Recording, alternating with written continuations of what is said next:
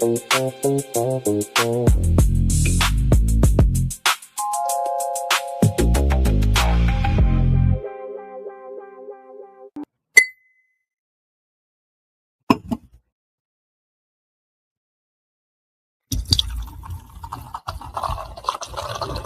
Layer's a hard place to live. Real hard. Ain't no soft landing nowhere in it. Smiling at you like it already know your name, already in the room when you walk in. That's the slings and arrows, you don't hear them fly, you just feel that sting and wonder where it came from. Whole layer wrapped in dark mystery. Old magic in the walls. Wizards whispering deals they don't keep. Dragons watching from the shadows, counting bodies like loose change. Succubus love looks sweet at first, then you wake up lighter than you went to sleep. Hard tax, soul pawn. It's war out here. Quiet war. Betrayal wears silk and smile real nice. Same cats break bread with you. Be the one selling your name 2 streets over. This whole thing a stone cold trip, baby. No fair fights, no refunds. So whatever shield you walk around with, it better be battle tested. Not shiny. Not shiny. Not fresh out the armory, I'm talking chipped paint. Bent edges. Blood you couldn't wash off even if you tried. Cause the Layer don't care how fly you look in your armor. They care what's still holding when the smoke drifts off. If you still here tomorrow, still breathing, still standing on your square, then yeah, you's a bad mother. Shut your mouth.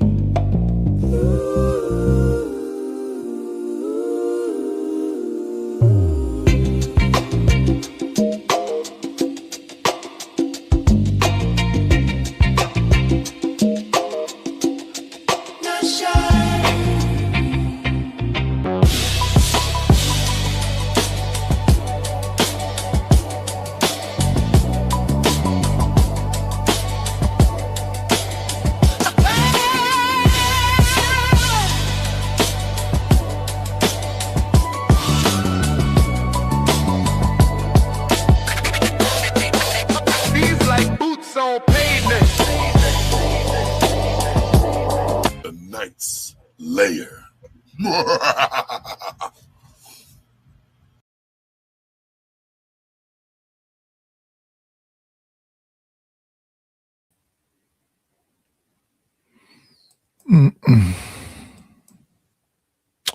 Yep. What she do? She out here on this young dick. Oh, ain't no doubt. She don't get smashed. She don't get smashed. She tried to get married. What you talking about, Willis? They happen. And that's it. So you got Larsa Pippen, you got Tia Mowry, you got what's Eddie Murphy old wife? What's her name? Well, anyway, Eddie Murphy old wife that was messing with You know who could get married right now? They old age, very valuable. Who? You know who get married right now at their age and it's very valuable? Oprah. Oprah? Yep. You think she gonna leave Stedman to get married to somebody? No. I'm just saying. Good morning, Supreme Goddess. PH, my ex-wife diva. Nigga Dizzle. Let's give her a little fucking introduction music. Let's see, 1.2 seconds. Let's drag down here. Da-da-da-da. This is where we hold them. This is where we fight. This is where we hold them. This is where we fight. PSD would be getting in. Yeah. She be getting in on, man. I said, this is a 36-hour stream, PH Diva. Oh, wow. Why? I just felt like trying to do it. Okay. All right. So how do you feel? Sleepy and a little tipsy. Okay. Okay, so that's why you letting Ruthless be up here talking crazy. What did he say? I'm Crazy. crazy. Explain yourself to the lady. How dare you He just being ruthless. He How being dare you ruthless. do something like that? No, he telling me to pick a side. He said I'm being too fucking nice to you women. Oh, Wait, really? Wait, Especially- why do you want to have animosity with women, Ruthless? I don't have animosity with women. Because So I then, really- nice. let me explain it to you. I don't have animosity. Because animosity. Okay, so when niggas in the pen have animosity, other niggas, we gonna take them out, right? So I don't have animosity with women. I ain't trying to take y'all out. I'm a little confused about why you guys are not resting your femininity and trying to battle with the men and where we're great at, and where you guys least great at. What? Who trying to battle with y'all? And where they trying to battle with you? Where y'all great at? We're great as warriors. Like we're great minds. We build. We subdue nations. And my only difference with Rufus is a minority of us is doing that. No. Right. Yes, Very few men are doing those things. But it's necessary. Right. Okay, but the thing is, like, to try and apply that to all men is Not all men. because Well, only a small number of men are doing those things. Right? No, not true. This is not true. Let me tell you why, B. Stephen. Let me tell you why. I understand that everybody ain't, I ain't gonna say everybody's Jay. I mean, like, what's the dude? Wesley Snipes. I ain't saying that, right? But most dudes, even if they're not built like that, if they see a woman under duress, they're gonna come and help. They're gonna come and help. It's just what it is. Like that girl said to do that trans dude. Yeah, I'm gonna have these six niggas get at you. You can put your hands on me. That rite of passage. An average man will, even though he can't fight that, he might not be Wesley Snipes. But if he see a woman in duress, 9 times out of 10, he's gonna pull up and like, hey, what you doing? Come on, man, that's a woman. Actually, you know what I mean? This is the way society's built. Yeah, but women do that as well. No. If they see a nigga getting stumped, they gonna keep it pushing. Oh no. If two men fighting, but if women see other women being attacked, women will try to intervene as well. So I don't.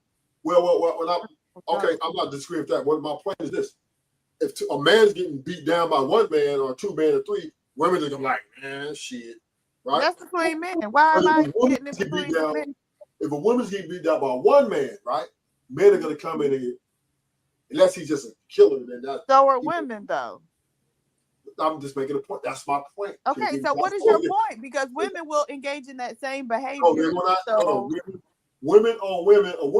A woman would not engage in a guy if let's say, he's just violently moving. They're just gonna yell, "Hey, what are you doing?" They're not gonna jump in. I've seen it too many times. They'll be like, "Hey, what are you doing?" They're gonna go get their cousins, their uncles, though. No, right? Women have tried to intervene. Man, like, look, you bugging on my homegirl over here. This nigga jumping on my homegirl, and that nigga gonna go and take that fade. Right? The woman's not gonna take the fade for you. Stop it. And a lot of come on, stop, because we see y'all act like men are this, force that prevent anything bad from happening to women, and that's not the case because now these men, you call these men, and even if they do come, a lot of times they ending up, getting the short end of the stick. So I mean, that's true, right? And so, but I don't think women are trying to. You said women are trying to battle y'all where y'all are great, and I'm like, okay, where's that? Battle y'all to intervene with where violent men are concerned. Like, I don't. It's like this, Diva. All I'm saying is this, right? You guys do have a right to complain about maybe some of our ways, right? I don't say be perfect, right? But it's gone too far. When you got the Queen Maker coming up here talking about, oh my God, men are incapable of love, but women are deleting babies left and right like it's going out of style. Let's take it. Don't bombard Supreme Goddess. Supreme Goddess, do you think that's a realistic thing? What? That men are incapable of love. Do I think that's a realistic thing? That's reaching. Say it. No, I don't know about that. I don't know if I would say that. Because somebody's daddy loves somebody's daughter. But I would say this. I think a lot of people who are born as a man don't want the responsibilities of a man. Huh? A lot of these niggas is punking out and pussying out and turn around. You know how many times I went somewhere, hoorah, niggas left in the car and I was there alone when I turned around? wait, what does that mean though? Like, how is that them like shirking the responsibility of being a man? Because they pussy. They, you know, everybody ain't that. Oh wait, y'all was going to be violent with people? Is that what you're saying? Yeah, I'm a violent person, yes. Okay. But let's not take the onus off women, right? All I'm saying is, and I'm not saying that men are perfect, once again, but for the Good most morning, part, Ed. Hey, good morning, y'all. What's up? Women have the right of passage by men. It's just a fact. I don't Guys even have understand what that us. means. What does that mean, Ruthless?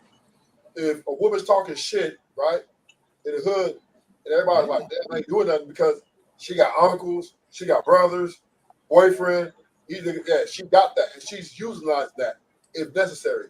We are the tools of weapon, right? We're weapons of destruction.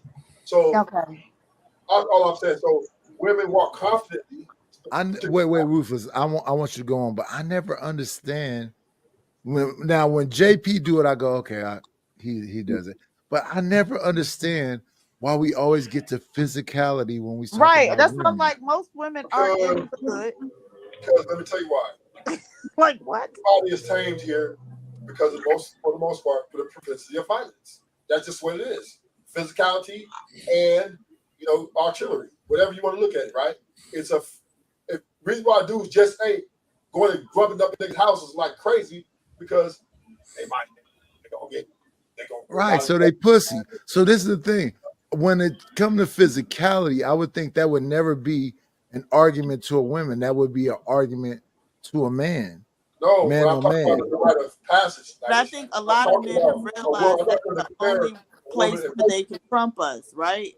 Hold on, what you mean by rite of passage? It don't sound like you're using it correctly. It doesn't sound like you're using it correctly.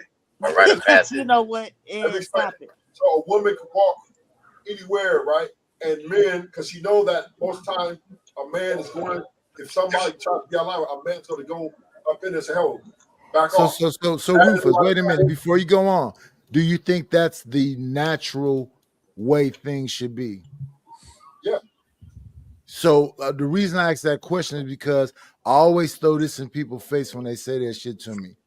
We go a couple years ago in the middle of the cough. I'm in the hood. It's a white woman running around in fucking spandexy, them like jogging yoga pants and a fucking almost wife beater like body thing and a sweater on with a little poodle running in the hood at 2 a.m. Ain't nobody fucking with her. Yeah, that black man ain't gonna mess with her. Because they concerned about if they fuck with her, they're gonna get locked up forever or what her man might do. Right. Isn't that the same way we should be?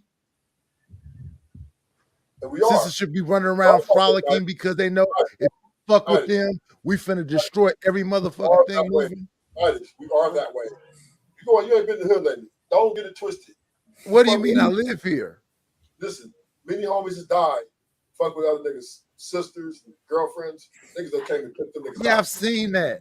So what I'm saying is a woman can talk shit and be in the wrong and do something to be in the wrong, but the guys most likely, if something goes down where it gets violent or physical, they're gonna take that woman's side. That's the right of passage. I would agree with you in the 80s and 90s. Right now, I'm seeing dudes walk the fuck away when shit happens.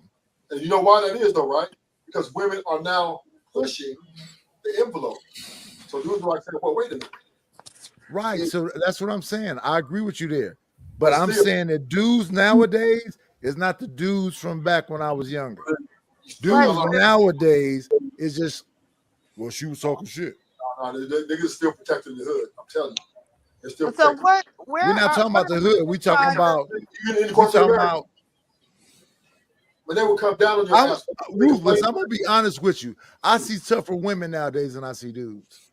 No, but where are women trying to battle men at? Like, that's what you still haven't talked about that, because all you're talking about is men will physically equality.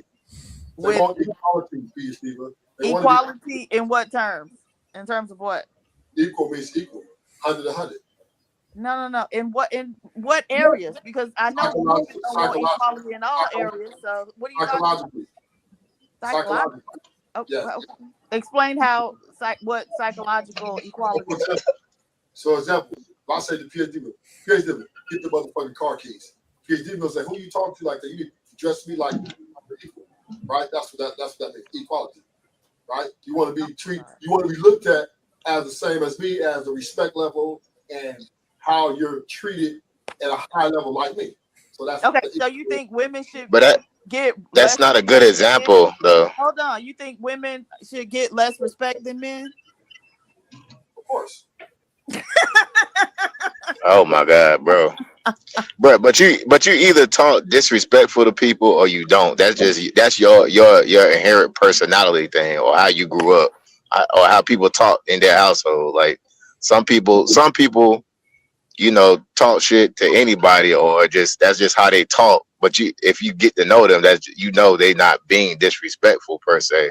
But if some men are taught not to even cuss in front of women, or they don't, so they actually show women more respect in that regard. As far as speech, they talk lighter to them, or not as harsh or forceful. So I'm kind of lost on. Wait, I'm lost. What are you saying, Ahmed? No, that he said he was talking about talking crazy to people. The women I know is like, bitch ass nigga, I'll beat your motherfucking ass. Who the fuck you think you talking to, pussy? Right. That's what. But that's a. But then you meet some women that don't talk like that. That's what I'm saying. For both sides, that's just like that though. What about them? But he's saying that niggas is walking the fuck off like once it gets loud.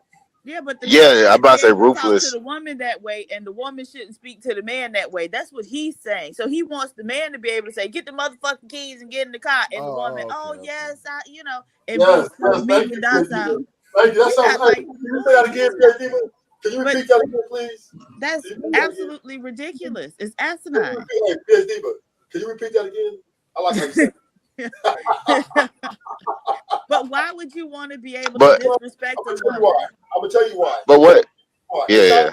I'm not really being literal. You taking it literally, PhD. Mm-hmm. I'm metaphorically. It's not. I mean, a woman. Hold on. I would not tell my woman get the motherfucking car keys. Right? That's not like she pissed me off or something. But just normally, I'll say, baby, grab the car keys. But no. Hey, Rufus, we gotta say the same because this is a conversation we had with BATL. You don't say baby, you say get the car keys. Bitch, get the car keys. No, I'm just sort of bitch, get the motherfucking car keys. That's what you said. Metaphorically, I said it that way because I'm just showing power structure. That's all I'm doing. But why? I mean, like, in what world? Like, what do you? What's the purpose, though? What's the purpose of this power structure? Right. That's why I'm losing. Okay, let me tell you what Rufus said the other day, because maybe you don't want to say it today. It keeps her wet. You know what? Oh my God! What kind of women are y'all dealing with?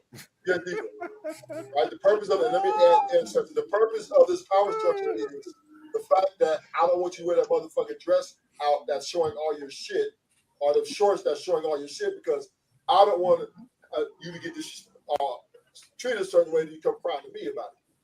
So if I'm gonna have to be the man to project this household, I want my woman to hide her shit in the respect, because all that belongs to me to look at, not other men. Yeah, but hide your shit. Belongs to you. The woman ain't property. It's her shit. There it is right there. There it is right there. I mean, but you know what? That's I get your point, but that maybe because you're older, but women that do dress like that, don't do that, Ed. We got fucking Amber Rose talking about slut walking. You know, you got to wear the fucking spandex pants and show the whole camel toe and don't Right. fuck That's with but that's what I'm me. about to say.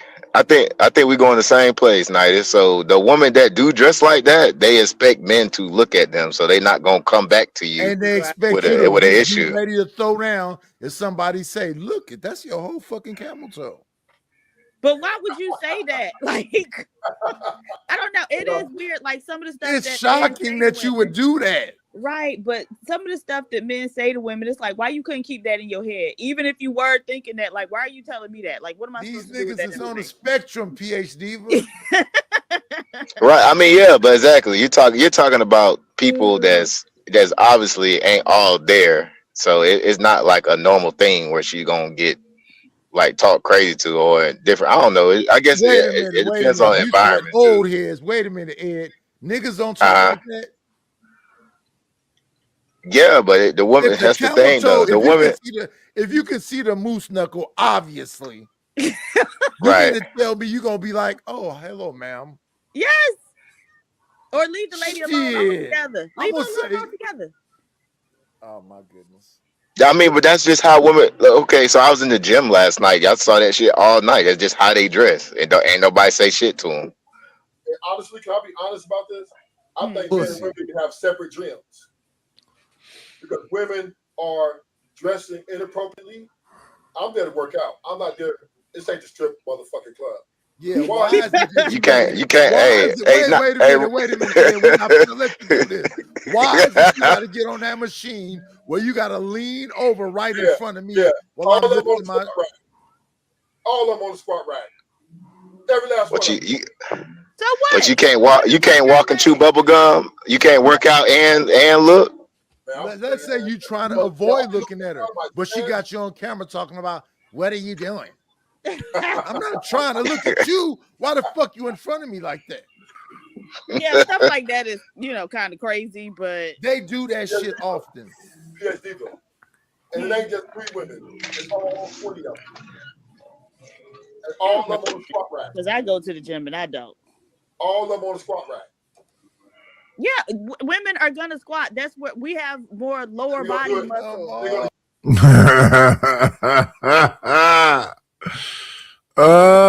Support the channel, y'all, with the Cash App. Come on in. Plan, it's always a treat when players meet.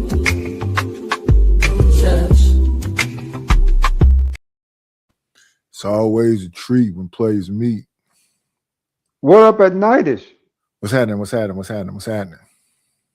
Said not much, man. Just We wind going down the back in evening. time. Yeah. Was that what back in the blackout days, right? No, that's the layer. Okay.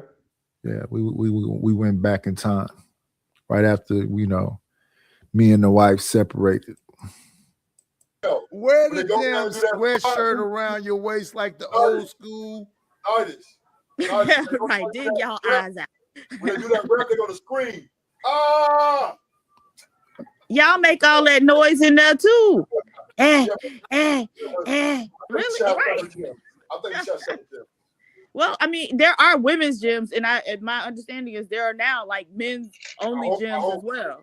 And there are certain gyms that only men go to anyway because of what they doing up in there. So I mean, Them powerlifting gyms usually be mostly male, but it be women in there too. Oh, do like it. The powerlifting ones. Yeah. Yeah, I know it's But not a lot though. But again, that's a location thing. On the West Coast, I would expect to see more women because they got more of a workout culture like LA. I don't like when men stuff come like up that. there and be disingenuous, Ed Unchained. How am I disingenuous? Don't act like this, brother. What the We fuck love is going Ed. on right now? It's a woman in the powerlifting gyms doing what? Being coy? No, some women. Nah, you'd be surprised. They be powerlifting. We need separate gyms. What? No. It don't be a lot. It be like it might be one or two. They be what? Powerlifting. That's all. Or they be doing that. They be doing that. Or you know what? You know what it is too. They be doing that CrossFit. They be doing that CrossFit stuff that just got popular too. I don't like that shit when people do that. Nice. I see the woman do a bucket squat and she yelled, ah! Everybody stopped to look, and it was like, damn, she got it. That is not cool. Whatever. Y'all need your own gym, your own facility. There are women's gyms. But they need all of them. Everything, it should be a law. I'm advocating. So make Damn. one.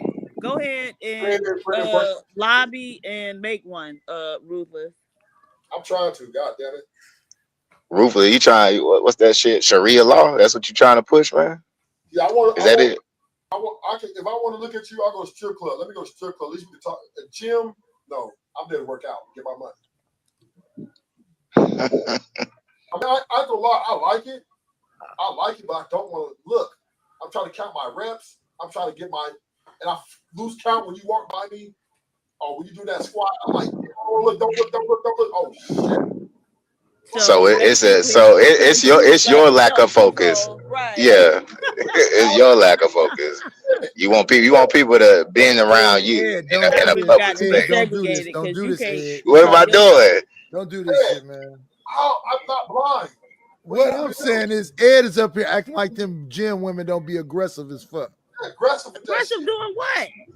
Walking by you, squatting in front of you, and they on the back arm rack, and they on the they do legs, squats, and back arms when they bend over. They sound like Shanae. You looking at me? You know what you. But that, and they be in the mirror doing squats with the dumbbells, and they ask you what and they be looking back. I've seen that. I've seen that on like social media, like TikTok little videos where the women try to set. Where the women are like trying to set and being all aggressive and shit. You ain't said nothing. I don't count. That's not a good. Oh my goodness, he's full of shit. Don't come up here caping, Ed. Damn, it's early in the morning. You know how fucking aggressive them women is. That's not true. You touching on you. What's? Hey, you be half negative, Jill. You said what now? Look at your avatar, nigga. So you know you be. What about it? You ain't got no shirt on, nigga. Yes, he does. Nah, man, I'm a bruh. This is play. This is a good angle. I'm a fat nigga for real. This is bullshit. Let me drop him down. Let him rest in his masculinity. We can't come up here today caping this early in the motherfucking morning.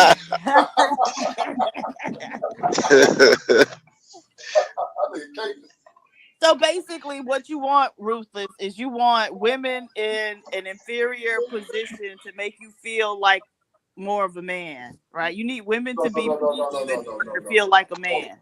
Okay, Steve. I want a woman. Listen, I want women to do what they're great at, right? I think women are great when they're making love, we're having great sex, and she's sucking dick, all that shit. Oh man, you guys are great. That's what you guys are great at. There's nothing greater than that, right? When y'all trying to be smart and trying to overtalk everybody and try to be manly. What you said, barefoot making eggs. That's crazy. That's crazy. Wait, what do you mean when we try to be smart? Right. That education killing y'all. Y'all killing the family. Because we're educated. So then that must mean y'all aren't very smart, right? If education kills the family, apparently y'all can't keep up. PS Diva. What? One thing about it, when it comes to getting that bag, y'all not in our league. What? And you know, and I'm glad you said that, PS Diva. Wait. Who not in who league? A lot of y'all ain't. No. Who? A lot of who ain't in Every who woman league? I run into, they always looking to compete with me. I can sell. Then they go out and see my car. They be like, "Hey y'all, I have a question for y'all. Should I ban Happy for cussing me out for 3 hours yesterday morning with her crazy ass?" But Ruthless. Yeah. They're thinking about starting boys in school a year later so that they can keep up with the girls. So they'll be a year older than the girls who start in school in order for them to be able to keep up, right? So stop it. Like y'all aren't education. Education is very good. I'll give you that, PhD. But education is not end all be all. And nobody said it is. It's just a tool that you can implement in somebody's company. So you need more than that tool. The parents got to be educators first before the kids even get to the fucking school. But the greatest men, right? The greatest men jump out of Hey, college. good morning, Cellulite. They don't want to work for nobody, right? They gonna run their own shit. This is why a lot of men are dropping out of college because they want to run their own shit, be their And own that's boss. fine, but very few Women- men are those men, right? Very few men are those men, But they're taking a chance, and that's right? all. And damn near none of them are black men, right? No, a lot of black men are taking chances. No, but they aren't becoming those top men. Why not? Why aren't they? There's a lot of black men out here being very successful. No. Okay, because when we look at the billionaires list, you don't find a black man until way down. Yeah. You Hey, don't you find should a you black should have man known. until You should have way known down she's on not the talking list. about being successful. She's talking about the absolute top. You just said the top men. You said those top men dropped out of college. PhD, bro. If you're a millionaire, you're good. You're gonna be a billionaire. It ain't a whole lot of y'all doing that. Okay, $250,000 a year is nice. It ain't a whole lot of y'all doing that. If you're doing that as a black man, you like in the top 8% are. 1%. Actually, we're No, the it's highest not. because 8%. 8% of black people hold the wealth in America. Look it up. What? Look it up. 8% What are you of black talking about? people hold the wealth. Right, and That's most of those are baby boomers or your entertainers and athletes. Okay, It ain't so no business owning black men. okay. What are you talking about? Most athletes own businesses. What are you talking about? Oh my God. Well, then why are they broke after 5 years of leaving Who? whatever league they was in? Who are you talking about? A Because they got lot 10 of baby. those Because they got athletes. 10. Because they got 10 baby mamas. Old days. Right, right. Now these Right. athletes is getting like LeBron James, all them. They get bread. LeBron James is an anomaly. Like most Anthony Davis, basketball players aren't becoming billionaires. I'm just saying, is basketball players are no longer getting broke like they used to back in the day. Oh my They're God. getting bread. They're getting $20-30 million contracts. They are, and a lot of them still blow through all of that money. Who Yeah, was it's the guy like who a baby lottery mama? effect. I mean, PhD. Wait, y'all. Let's have an Let me honest say this. conversation about that. They don't have financial literacy. It's like a 5-year period after their No. career is over, Give me and they names of asked that. out again. Right. Yeah, but you're talking about. But here's the problem, because you're talking about most. The profile of most is like the dumb. They're just dumb. They could just play sports. Most of them. They don't. No. They literally Yeah. don't have anything else going on in their Yeah, head. stop it. How you know, Put- Ed? How you know, Ed? You know Because this like we didn't grow up around people that played sports and stuff. That's literally all. Not all. I'm not saying all of them. Yeah, But, Kawanze Kunjufu did a study about this back in the 80s about how man, thousands I of was black boys were getting into athletics. And when it came down, I believe he was talking about basketball, 7 of them end up actually in the league. And And then those their careers last aren't about typically 5 that years. long. Right. athlete is educated. What are we talking about? No, they don't. That's No. what they do. Many No, of They them they skip don't. through that. They School. have people that cheat for No. them No. and fake them through No. a school, and they No. get out of there and get No. right into the athletics. And they're No. after that, they lose their money because they don't No. have financial literacy. No, you got a lot of It should be black better lawyers. now because people should You see the black have lady? historical markers to make them have better decision making. Man, And they're come on. getting paid now in colleges because they Right. used to just steal their likenesses and take all the money. No, That too. no. And they Black may be, men- taking care of their entire family. But regardless, Only the vast 14 million majority black of people in them America. aren't business owning moguls, right? It's only a handful of them who are doing that. How you know? Give me some names. Who Oh my put some God. names? Put some names with this. Who went That broke? what? I want to know who went broke. That went Who broke. went broke? It's a basketball player right now. His he got several baby mamas, and they one of them trying to sue him for child support. Now he broke. Wait I a just minute. heard the story last PHX week. Fish. Are you telling me I'm saying something that's not true? Only black athlete. You need to rest in your masculinity for 5 minutes. Time him out. Not Use resting your on riches. masculinity. Big ends. Get him. Not get him. Yeah, so that's the thing. Like we've seen it too many times. PhD And bro. again, that's still only a handful of men, right? I'll say I agree. Okay, I'm gonna give you that. Let's say I give you that, right? But here's the thing: money should not be the end all be all to have a great family. I'm sorry, I just don't agree Well, with that. it's very important to that. Money should certainly No, it's be not. It should something that a be woman takes into consideration, right? Especially since y'all so, such great men, right? Money shouldn't be an object, right? Y'all so smart. You want to run your own thing. Y'all leaders, you all these things. Y'all like to puff your chest out and then in the next breath say, "Oh, but don't look at how much money a man got." No. That's an indicator of all those things y'all talk about. Y'all so great at, right? That's not. But let me say this. Absolutely. They're not. That's.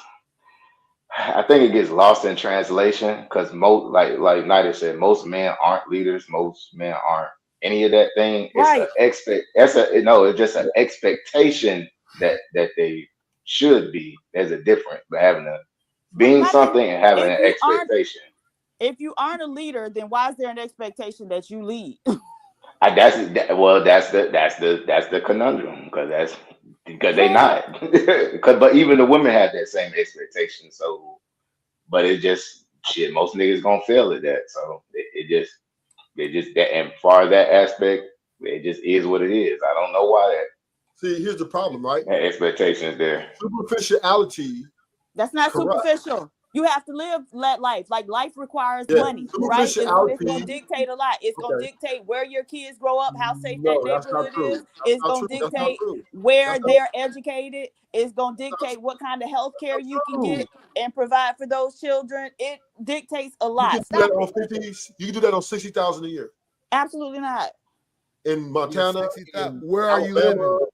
Okay, man, nobody. Okay, so where are you living think everybody wants to move? The thing is, in places, Atlanta's high, right? Atlanta, you got to live on the outskirts or something. In places where that $60,000 can go a long way, there aren't a lot of $60,000 jobs in those places. That's the problem, right? Because if 60,000 can go a long way, then that's a high paying job. It's not a lot of high paying jobs anywhere, right? And so in Montana, if you look at what the average income is for a person, it ain't gonna be $60,000. But what I'm saying is this, PhD. All I'm saying is this: the family's more important, right? And that's just important. Because listen, look at all the people with all the money, how they're leaving each other left and right. Mm-hmm. Like they work just as much as anybody else. Money is not making them happy. So I understand what you're saying, that money is a tool which can be very useful in getting something you want to get. I'm not disputing that.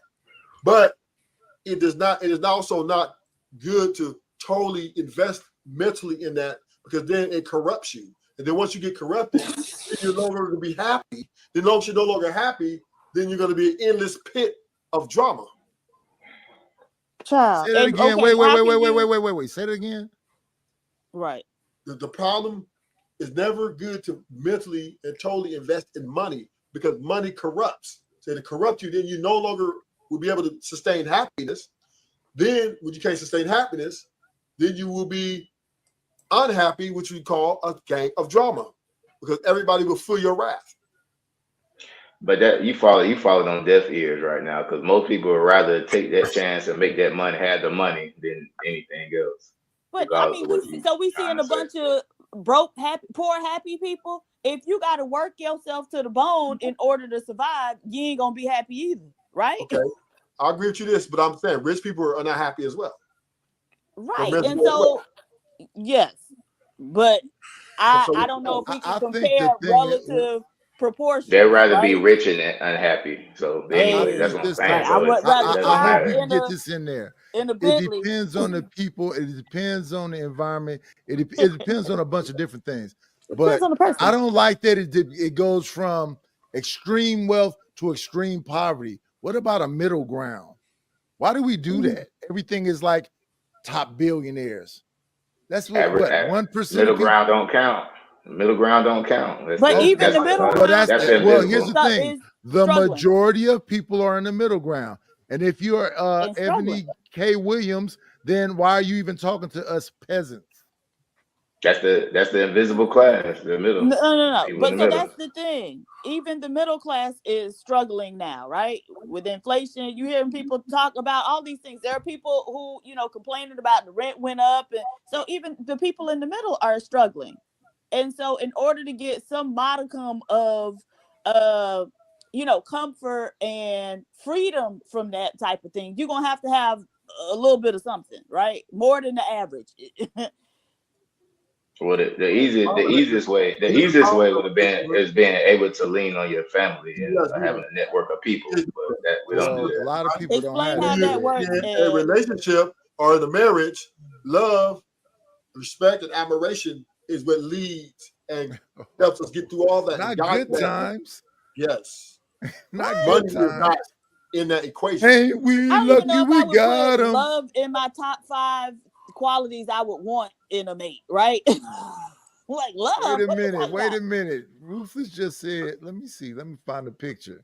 Ruthless just said, let me see if I can find it. 1.2 seconds. I'm a little Love, sleepy. admiration, respect will get us through a lot of bad times. Money will divide us. Keeping your head up Oh, for stop water, it. making the wave when you can, temporary laid off. That I ain't gonna love that work. theme song. You know what? Great relationships is built inside, not outside. Wonderful. I agree. I love, I buy agree. respect. But You can't you buy still love. need some money. Money divides people. No, it don't. No, it Divides don't. households. Stop it. Stop it. It does. Because what's happened? That's right. We still need some money. Hit the Cash App. Hit the PayPal. Let me put that up there. It's not scrolling across. The Cash App is $KNIGHTISH1. And the PayPal is paypal.me/IDLNO. Support the channel. We need your money.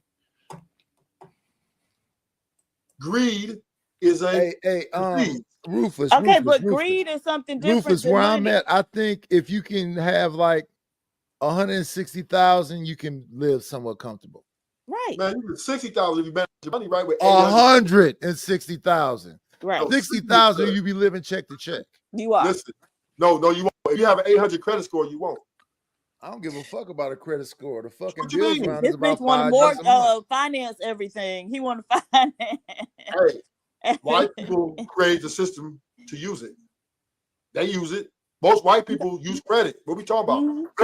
It's very rare that a white person is buying a car cash. I'll say again, about 160,000, you living okay. You can be okay. No. 60,000, 160,000 is 160. 10%. I'm in Oakland, California, Ruthless. No, I'm living in California. You can live comfortably off 60,000 if you No, know you cannot. There's no 800 way. credit score. Ain't no way. Because you're not because you're not. A lot of money's not Rufus, coming I don't out. know why you think I'm younger than you. I've been living in this city my whole fucking life. About 160. I'm in just as expensive city too. He might be right though, Ruthless, but 60,000 anywhere else in the country is considered middle class. I don't understand why Now, people if I have a was down problem there with where middle Kev class. is, it's not a that's problem, but they're different. struggling too. That's all.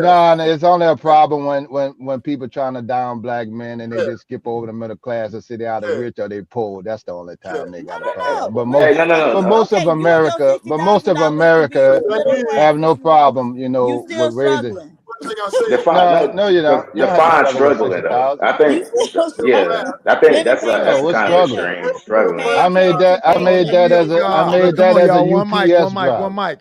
We had everything going real well. Listen, Right, struggling is Kevin one mic. Ruined it. The host is speaking. Listen, struggling is living check to check. Right. If you don't have no way of having no savings, you're struggling. Right. If you don't have 6 months of reserves, IRA, and all the other shit, you're struggling.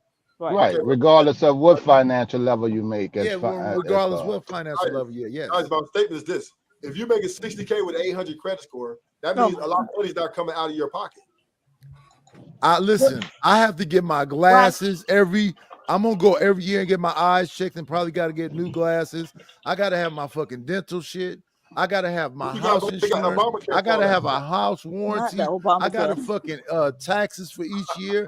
I got my damn mortgage. I don't know what you're talking about, Rufus. Having that's about $5,000 a month. That ain't gonna work because that's before taxes. So, like I said, about 160 is comfortable. Right. And with 60,000 in the rest of the country, you're not struggling like that. So I don't know why people always put that out there. I've See, lived I off think it. if you live in I like put kids through private Mississippi, school and North all that shit. Carolina, Right. How That's long not ago? an issue. How long ago, Kev? Now that I got an 11-year-old now. And you And put maybe them and I private only school made on and I only 60? made and I only made 30,000 last year. So Oh, yes, that's I crazy. could do it. Right. Let's And I ain't struggling. but here's the thing: he owns his Okay, but house. Though. expecting a woman to come He's in a and be homeowner. okay No, I with don't that need is no crazy. woman. I don't need that. I'm fine. We'll be fine without it. Well, that's what we're Either talking way. about. We're talking about relationships. So No, you were talking about men make the money men make. No, we were That's talking what about you said. relationships. in And Kev. context then we're of broke. relationships. Yeah, we Right. were So talking the about money doesn't relationships. make money does not make a relationship. Nobody That's the said telehealth that, test. but you important still though. need money. It's important. Right. Like, come on. Middle class money is fine. You could be happy and Girl, poor. okay, well, y'all be happy That's on true. $40 or $60,000 if you want to. I'm listening. But it's multiple people talking, and I'm too tired to drop everybody and do my regular shit. So go ahead. Was your family rich? Go ahead. Nitus, was your family rich? Is my family rich? Were they rich? What? Were they rich when they raised you? Who, my mother and father? Yes. I grew up with a single mother and it's fucking the housing authority, Section 8. Okay. And did you make it just fine in life? Oh my God. And that Section 8 shit, fuck no. Wait, I'm saying you all right. You educated. You sound like an educated man to me. Yeah, because I didn't want to be fucked up the rest of my life. Okay, then. So the money did make you made yourself as what you want to be. And that's I'm still struggling. Wait a minute. I'm still struggling. I want to get to that 160 so I can be comfortable. Everybody does, right? And this is what America sells a dream on. But reality is you have to do what you can make and make it work.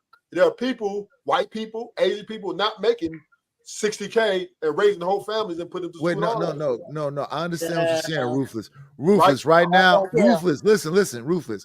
Right now, my bills are paid, but I don't just want to be able to pay my bills. I want to be able to thrive. Okay. So once again, these are two things you're gonna do, right? And I'm single. Or you're gonna take a risk. What kind of risk are you willing to take? What are you willing to pay attention? I'm not willing to take no risk. I need all sure things. Okay, to be happy with what you got then. No. I want more shit. If you get lucky and get a whole bunch of money, luck. I don't want it to be based on luck. Receive it. You have no choice. You have no choice. Because you just can't do. Yes, I do. Yes, I do. I'm not doing this 36-hour stream for nothing. Yeah, but we can maintain 300 people for 36 hours. Let's see if it make a difference. Oh wow. Nitus, you're not going to be a billionaire overnight doing this shit. You can do it 100 hours. We'll be a millionaire, but it's going to make a difference. Yeah, it's going to make some money, but you're still. Yeah. I'm going to take the equity from these two properties and potentially in 5 years buy another property. I think if I get 6 doors, that'll help some. Right. But all I'm saying is you raise your kids, right? And you work well. Yeah, they good. Okay, then. So what are we talking about? Oh, I'm not complaining. I just want more. I don't think you give up. I think you keep I just say give up. Yeah, we always want to strive for more. Nobody's saying that. But my point is that it's a bunch of motherfuckers settling and it's okay living in their auntie basement. Nitus. Listen, Nitus, this should not be the foundation of your family, though, because this corrupts and it divides it. Oh, well, shit. Well, say that again. What do you mean by that? Well, if your whole family only care about money, your wife only care about money, you care about money, everybody care about money, there's no love and everybody hates everybody. No, I'm not. I never said that, Rufus. Right. I never said that. What I'm talking about is a little bit of comfort. That's what we're talking about. And listen, my children, no matter what they may say out their fucking mouth, is some of the most pampered, non-whooped, talk to death to ass people you'll ever meet. And they cry like a motherfucker at all times. Not non-whooped. PH Diva, was your parents wealthy and rich when they raised you? No, we were middle class. Okay. And then you did okay, right? Okay, and the point is they wanted me to do better than them. They wanted me to do better than them. And that's me too. I want my children to do better than me. Middle class starts at 45, 50,000. That's where it starts at. That's the middle. Right. And like I said, they wanted me to do better than them. That's why they worked hard for me to be able to do better than them. Most people came up under lower middle class, lifestyle. Okay, let me try to do it again. I know my voice is gone, but I'm gonna try it again. Keeping your head up for water, like making a wave when you can. Nobody want to do that shit no more. Exactly. This is why we're losing. No, we're losing because we're quitting. We're losing because we quit before we start. No. Let me tell you why we're losing. Y'all don't want to be. What's up, Kasim? What's up, Too Strong for Life? What's up, Dirty Dude? What up, Eat a Man?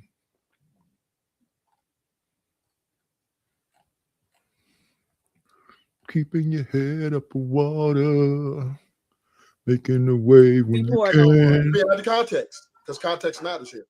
Soon as people lose the base, you know what they say? Nigga, how much money you broke ass, nigga? Like Logic came on the screen the other day. He was over there and he was off the mark. First thing he gonna say, why y'all broke ass niggas ain't at work? I said, Logic, not all of us have to go to work. Maybe you might come want to work for me. He was all like, oh my God. He doesn't know if I'm a high earner or not. What up, Sock Passe? But we just so stupefied about money that if we can't win a debate, we want to go to finances and start trying to struggle a motherfucker out. That is not. No. Ruthless. I do understand. I mean, Ruthless. There are those who believe in shitting on each other, but I'm not that guy. But I still want more.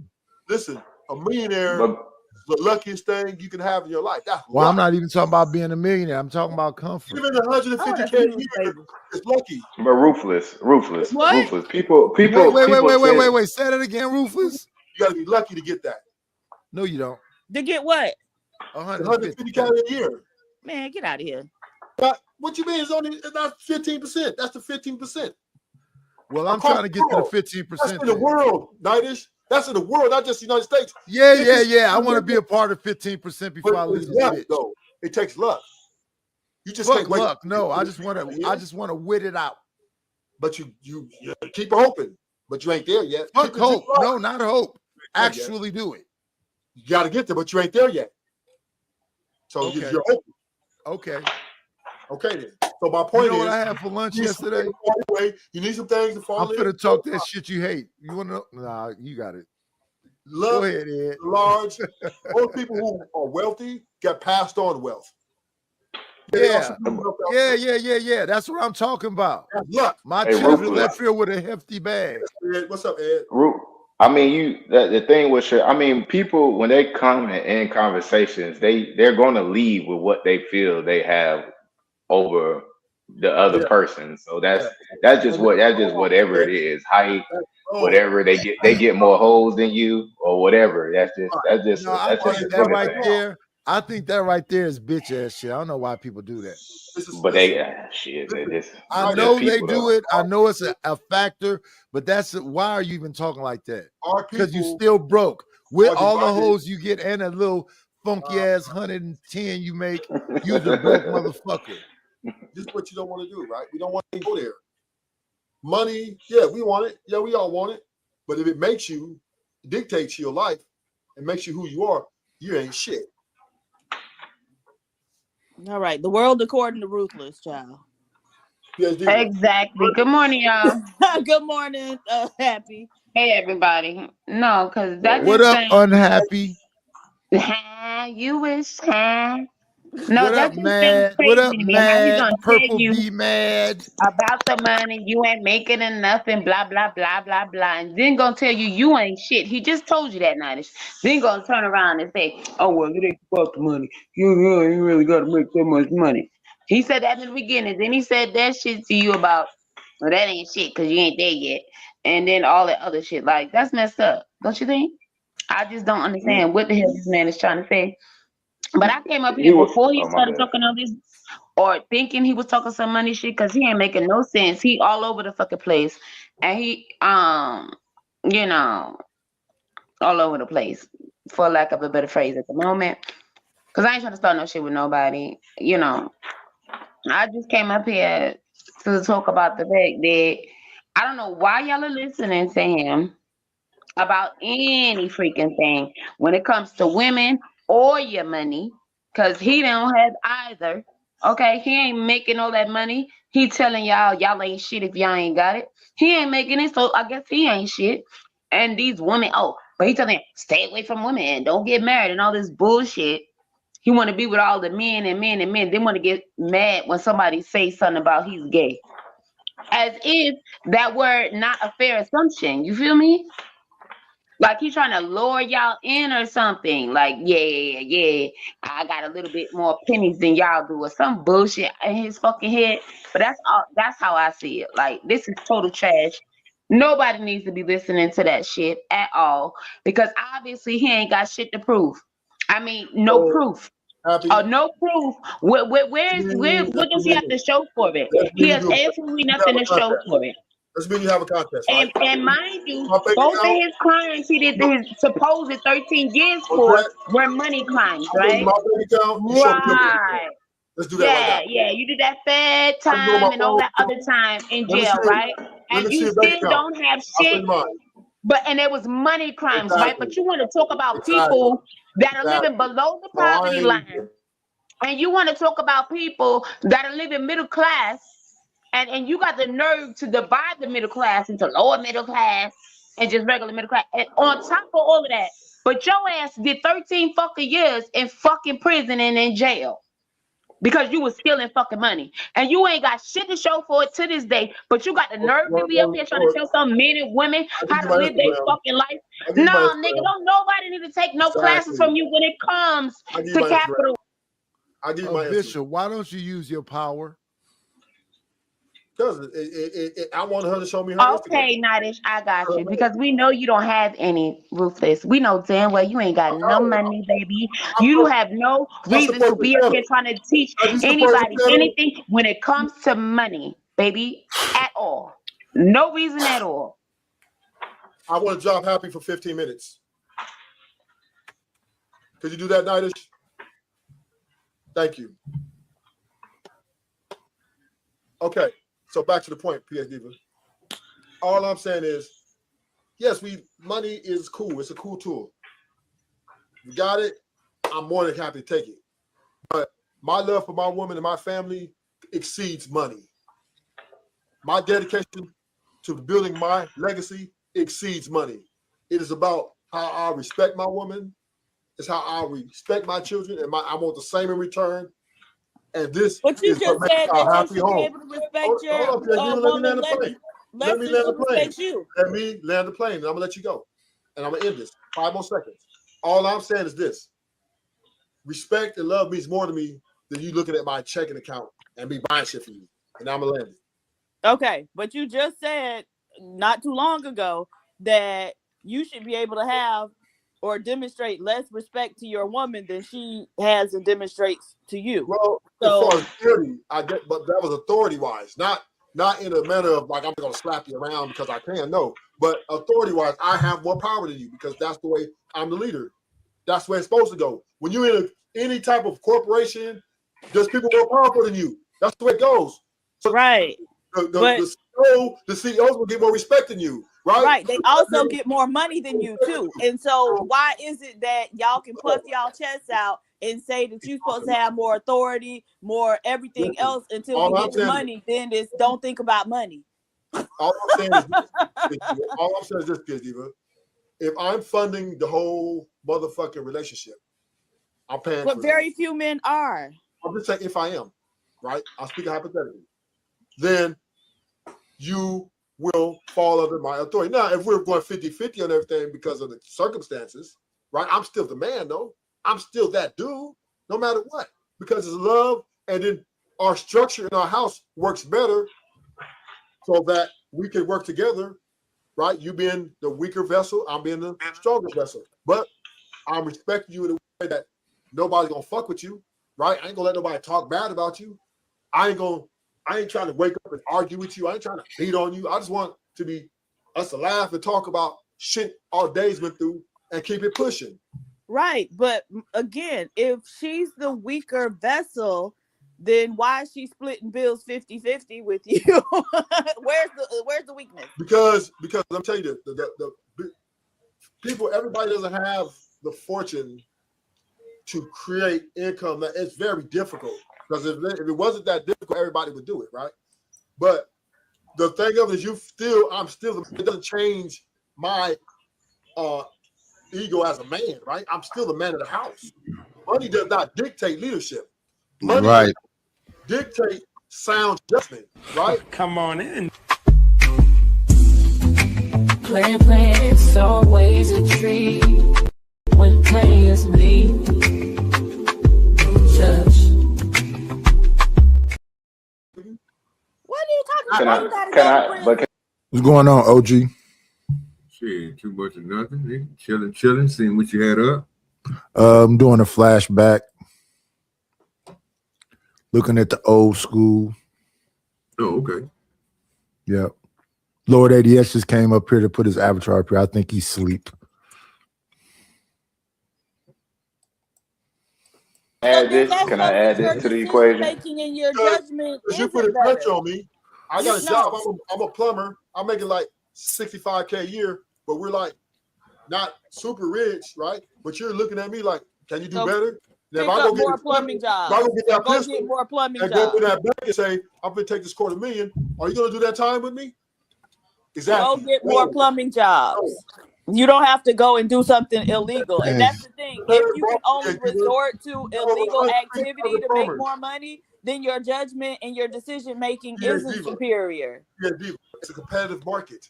There's so much competition out here. Yeah, but Rulers. Then go find something to do that pay more than that. But Rulers doesn't matter if you 50-50 or she making the most money. If you run your house, you run your house.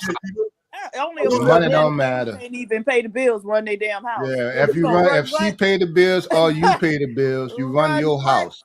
Oh yeah, run the house. Even if PhD happens all. There's a lot of cases where even married men, like their women run them, so it's not right. So that's not even 100 across the board. Right. So it really just depends. Where the women bring the money home. They got a lot of both cases. It's really a case by case basis. However you want to have it doesn't your really matter. Whatever works. Yeah. So, because most men ain't even on that. When men got laid off, then women continued to work. They brought the money home. So it always worked that way. That's called working together. For some reason, we got a problem with it in our community. Other cultures don't have this issue. Yes, they do. The 2 household incomes being a negative thing. That's the American way. White women. But and Asian women are. We got like fucked up. White women and Asian women are crushing them in as we speak. They are running their households. The women are. I deal with a lot of clients. Yeah, they do. Yes. And I go in there and I'm like, hey, you want me to do this? He like, ask my wife. I don't want to get in trouble. I'm like, damn, nigga. The other thing, yeah, exactly. That's exactly my point. Works, that don't mean she going 50. That ain't going in my household. Or that's not how my house gonna run. Nigga, move the table, and if my wife got a problem, tell her come holler at me. Yeah. Okay, well, just because a woman works don't mean she's paying bills. I know plenty of white men. You ain't no choice but to fall up under. So I know plenty of white men whose wives work, but the men still pay the bills. Those women spend their money on whatever the hell they want to spend it on, and spend some of the man money. That's why America is 80% in debt. That's why the average household is 80% in debt. Well, regardless of what they got going on. You're right. Right. You're right. You know why? And you know why that is? It's just white men are more simps than black men. We know that. That's not that. We know that. Well, they get married and stay married more than y'all do, so there's something to be said. You know why they tell you? I mean, but being married isn't a measure. I wish we would stop. I wish we would stop using marriage as some type of benchmark. Right, they got women that's more willing to work with them. Yeah, so I can see that. Yeah, other cultures, women are willing to work with them than ours. Ours are dismiss anything. Kevin, you're wrong. Look, yes. Ladies, dismiss no. Don't let no man make your life harder. Listen, them white women run the show, and they're smarter than all the other women about the American system. So the white men, once they get married, they're trapped. If this woman knows how to take all his money, he challenged all the access to his trust account. She knows everything at. White women ain't no joke. And the white man is stuck like, damn, I can't do nothing. My happy wife, happy life. Shit. That's what they rolling at. They let her run everything. And that's why they don't divorce that much, because white men will bow down to their women. Asian men will bow down to their women quickly. Black men, we the only one that bucking against, and black men try to tame us. I never seen that. I always seen the men run their household. Listen, I deal with a lot of women. In every area I ever been in, the men run the household, the men run the area that they in. Listen, I deal with a lot of clients, especially white clients, Asians. Oh my God, their wives come out. Yeah, I had this one Asian lady talk so bad about her husband. He ain't shit. I was like, damn, he just there looking sad like a motherfucker. I deal with a lot of clients over these years. They always got betas, man. They got that, but they got both sides of both situations. Listen, majority of white men, Asians, are betas and simps. Now, majority of black men are becoming that. We're not. We did used to be that way, but we're slowly. Black men are slowly conforming to what the women want them to be. Simps. How so? If the women still complain that they don't have them, how is that happening? You see Daryl Long, the simp guy. No, I don't watch that. Oh my God! I don't watch that foolishness. What you did? They's out here. What about Demons and Thought? Whatever his name is, whatever that nigga is. That he over there talking about. I watch like Medium Man and stuff like that. Would come with the facts and stuff like that. It's always shit that people throw out there. Like if you ask the top people, black folks, how many black men they think in prison, they'll say 30%. And there's not even 2% of black people in prison. So they always throw that shit out there, like we just the whole downfall. Yeah, we're at the bottom of the scale, and the women got the education. That's a good thing for black people in general. The men just got to keep pushing, and so does women. If the women don't want to work with the men, then fuck it. They ain't gonna have enough men for women anyway. So the brothers that's in the middle class, just find you a good woman, start your family. You don't need this elaborate lifestyle on girls. The city girls and shit. You don't need that shit. You can establish your own wealth without that bullshit. If they don't like it, let them move on. You can't tell a good one from the hoes these days. How you gonna tell the difference? They all naked out there. They all out there chasing. No, I ain't out there naked. No, I pass across campuses every day. The girls ain't naked. They got women in every college, university, historical black university that not looking for your money, don't need shit from you. And if you're a good man, decent working man that ain't gonna whoop their ass or cheat on them, they'll be happy. That's the average number. It's some good hoes out there too. Right. There's some good hoes out there too. Hey y'all, hit the like button, like, comment, and subscribe to the channel. If you have not subscribed to the channel, like, comment, and subscribe to the channel. We need subscribers, we need likes, and we also need financial support. Send $2, send $5. Be a part of the giving. It's Sunday, y'all. But we got 20 of y'all out there. Can you send a $5 ball to the Cash App or to the PayPal? Come on, y'all. Be good sports. Trying to give y'all good content. Let's go. They pay for their services. They got good black women out there and they got good black dudes out there. I said there's some good hoes out there too. They're not all bad people. You right, yeah. There's some good hoes out there. They're gonna be hoeing and they're gonna be good. How's that possible? Right. The thing for men, we got a bunch of options. As long as we productive, we shouldn't have no problem finding a good woman on any class level of finances. Ever. There's no such thing. No such thing as what? A good woman. I think they got good women out there, man. I think they got good women out there. But when they go to the extreme that they got to have that kind of man, those women that like the woman that won't date a bus driver, they just gonna be stuck out. Kevin, they make that much. They need a man make that much. They just stuck out. But unfortunately, they got influences over our younger girls thinking that they need that shit. You don't. But hey, Kev, I'm glad you said that because a part of the problem is men. Like when men hear women like that, they care too much. Just if those women don't want to date bus drivers, then bus drivers make good money. They make about 80,000 down here.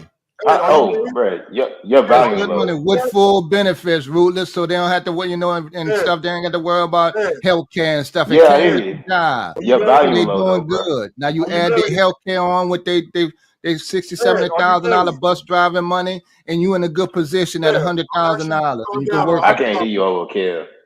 I'm gonna have to drop you down, Kev. You don't comply. So, this, Mr. Ed, are you married? No. Okay, why you ain't married? Since you're talking about this. Got shit. I ain't You good ain't find enough your to be girl? married. You ain't find your good hoe? I don't qualify for marriage, brother. You ain't found your girl? Nah, not yet. Okay, then. Nah, Okay, not yet. Mr. Kev, are you married? No, I'm single. Have you ever been married before, Mr. Kev? No, I have not. Why, Mr. Kev? Because I never wanted to get married. I wasn't groomed for that. You couldn't find your good hoe either? No, I found a good woman, but Oh, she you passed. She passed when my daughter was 3, so I've been a single parent dad for a while. Oh, so did you find no one to take her place? I really wasn't looking. I was doing focus on raising my child, but I am around good women. I do date good women. I just don't want to get married. I'm not a marrying type. Sit on this panel and tell me that you ain't looking for no women. I'm not looking to get married. So why not? You all these good women out here. Why you ain't getting married? Well, because I have a good woman that I can date, so I don't need to get married. Getting yeah, married was never one thing that I said that I wanted to do in life. And all I said I got good women out here for good men, whether you're married or not. I'm not religious like that. You not getting married, Kev? I don't want to get married. Why? Give us some context. Well, one, I'm not comfortable. I was never comfortable with marriage. Money, right? It was never something that I sought. I grew up in. Thank you for the money. Cheese, Betty, the dough. Buddha, scratch, Skrilla, paper. I don't want to put this person on blast. I believe this is your actual name. So I'm just going to say CM. CM, thank you for the Cash App. I appreciate you. I appreciate you. I appreciate you. Can more people be like CM and support the show? Thank you, CM, for the Cash App. The juvenile system, and I was always alone. So I was good with my own pace. Even though I've dated very good women, I just never wanted to cross that line. And then one situation where I was about to, it was a bad relationship, so I decided not to. What happened?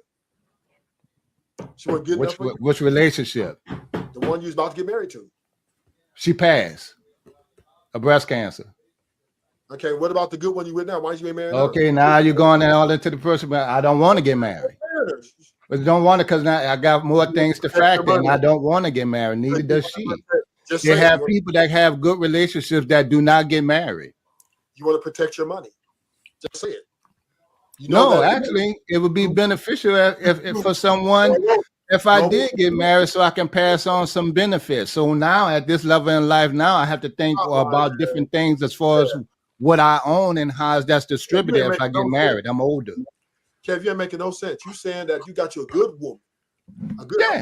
I date a good woman. Yes. And no, you said you got your good woman, but you don't want to marry her because you don't want to pass on none of your benefits? No, I think it would be good if I did get married to pass on benefits. So why you marry her then? Because I don't want to get married. Because you're scared. No, I think I'm beyond the scared part. That was early on in my life. I think I'm comfortable with it. I like you, Kev. Kev, I like you because you're a smart man. You're smart. You're not. Well, I've been through it. You're talking about my life. That's easy. Early on, I had a woman that tell me, say, boy, you are scared of love. Yes, because I've been conditioned with that. I understand me. Kev, I thank you, Kev, because you know what you just told me? What that? That ain't no good women out here because you don't want them to take your money. No, I think I was the way I was groomed was more the problem for marriage. I'm not groomed for that. Some people are, and I like to see them happy. I'm not. Well, why you I'm not. You're playing. Right. See, I went in the system at 12 years old, so I'm not. Even in the best of relationships, a situation with good people, I wasn't comfortable with it. But you're in a relationship. Me, right? I knew that. But you're in a relationship, right? Yes, I date. No, are you in a relationship as we stand? Am I in a relationship after I what? Are you in a relationship currently? Are you in a relationship currently right now? I date. Yes, I do date someone. Oh, so you're not in a relationship? No. She could do what she want. I could do what I want. I'm comfortable with that. So you're a player then? No. I'm just a grown man that made decisions on how we set the tone of dating. Oh, you like me? But it's not necessary that even if I am dating, that doesn't mean I have to sleep with other people. Oh no, you don't, Kev. No, I don't, man. And I'm too old to be running behind little ass every day or stuff like that. Kevin, don't say you just. The third thing is I'm a single parent father, so I don't believe in bringing all kind of people around my daughter ever. We talking about one woman. One good woman. Yes, that can come around my daughter. Yes. Don't you got you a good woman out there? I think she's a good woman. So why you bringing around your kids? I think she's a good woman. Same answer. So she should be married then, right? No, I shouldn't be married. I don't want to get married, and she don't want to get married either. Oh, so you're none of y'all good. Right. That's called a grown relationship. We decided that. None of y'all good. Y'all want to fuck each other people. Y'all want to fuck. But it sounds like you're putting. I'm not a Christian. We made our own arrangement that works for us. People make their own arrangements. You're putting marriage as the end goal for every relationship, as the measure of if a woman is good or not. But you don't. He doesn't want to be married though. Yeah, no, that's not what I'm doing. What I'm just trying to get him to see is he was just here preaching how there's so many good women out here, nigga, and marriage and all this. Then all of a sudden he don't want. I didn't say come on in. Plan, it's always a treat when players meet.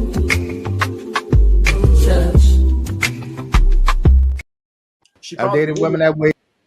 What's going on? Yeah, I got OG Dirty up here. A flashback.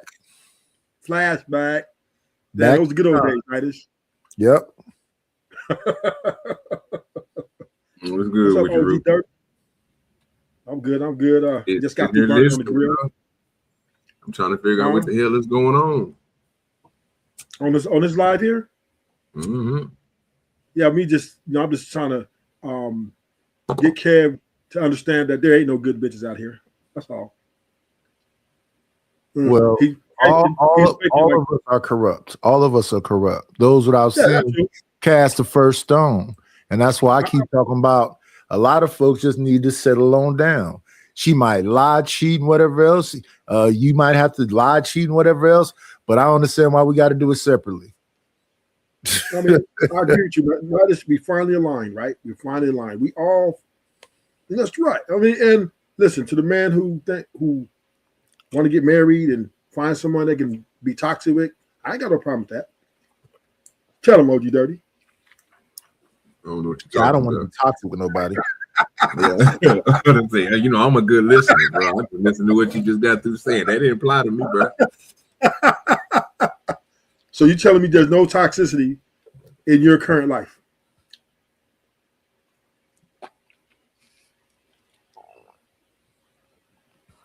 Everything is peaches and cream. Toxicity is just the way of life. Just admit it. I know it's fairy tale-ish, but I mean, a little bit of toxicity makes great sex after sex. That's just the way it is, right? Okay. That's another talking point, but go ahead. You know how I am. Saying, right? Y'all niggas say, when y'all say stuff like that, bro, that shit don't it has credence online, fam. Online. Most people, bro, ain't even going through that, bro. Niggas ain't arguing with their chick, bro, just to have sex with them. If you have to argue with your chick just to have sex with them, I'm sorry to tell you, bro, you in a failing relationship. Yeah, I don't want to be in a relationship where we got to argue, period. I want to be in a relationship where we reaping benefits of each other and we appreciate each other's presence. That's a whole thing. That's next gonna come now. I don't know what they be doing online, but they gotta stop, bro. But no, listen, OG Dirty, you and Nidus is. Well, I love the way y'all sound, right? When y'all said that, y'all lined right up, and it's true. Men, we really have you ever had a woman that likes you? Hell yeah. Hey, Zoomer, I said thank you. I just didn't want to say your name out loud. I said thank you, CM. Let me hit it again. Appreciate it. You don't have to tell on yourself either. Thank you for the money. Cheese, Betty, the dough. Buddha, scratch, Skrilla, paper. And thank you to Zoomer for the Cash App. I appreciate you. I appreciate you. More people and money, please. I take your twos and fews. It adds up. It beats nothing. Anything is plenty, man. And it's better than nan. Nothing at all. They're Deb and the dude, baby. Yeah, baby. Shit. That's out there trying to live, goddamn it, nigga. Track 4? Am I correct? Or track 5? Yeah. Anything is plenty, man. And nothing at all. Yeah. Why not? Nigga, that's what I'm talking about. Twos and fews, and we refuse to lose.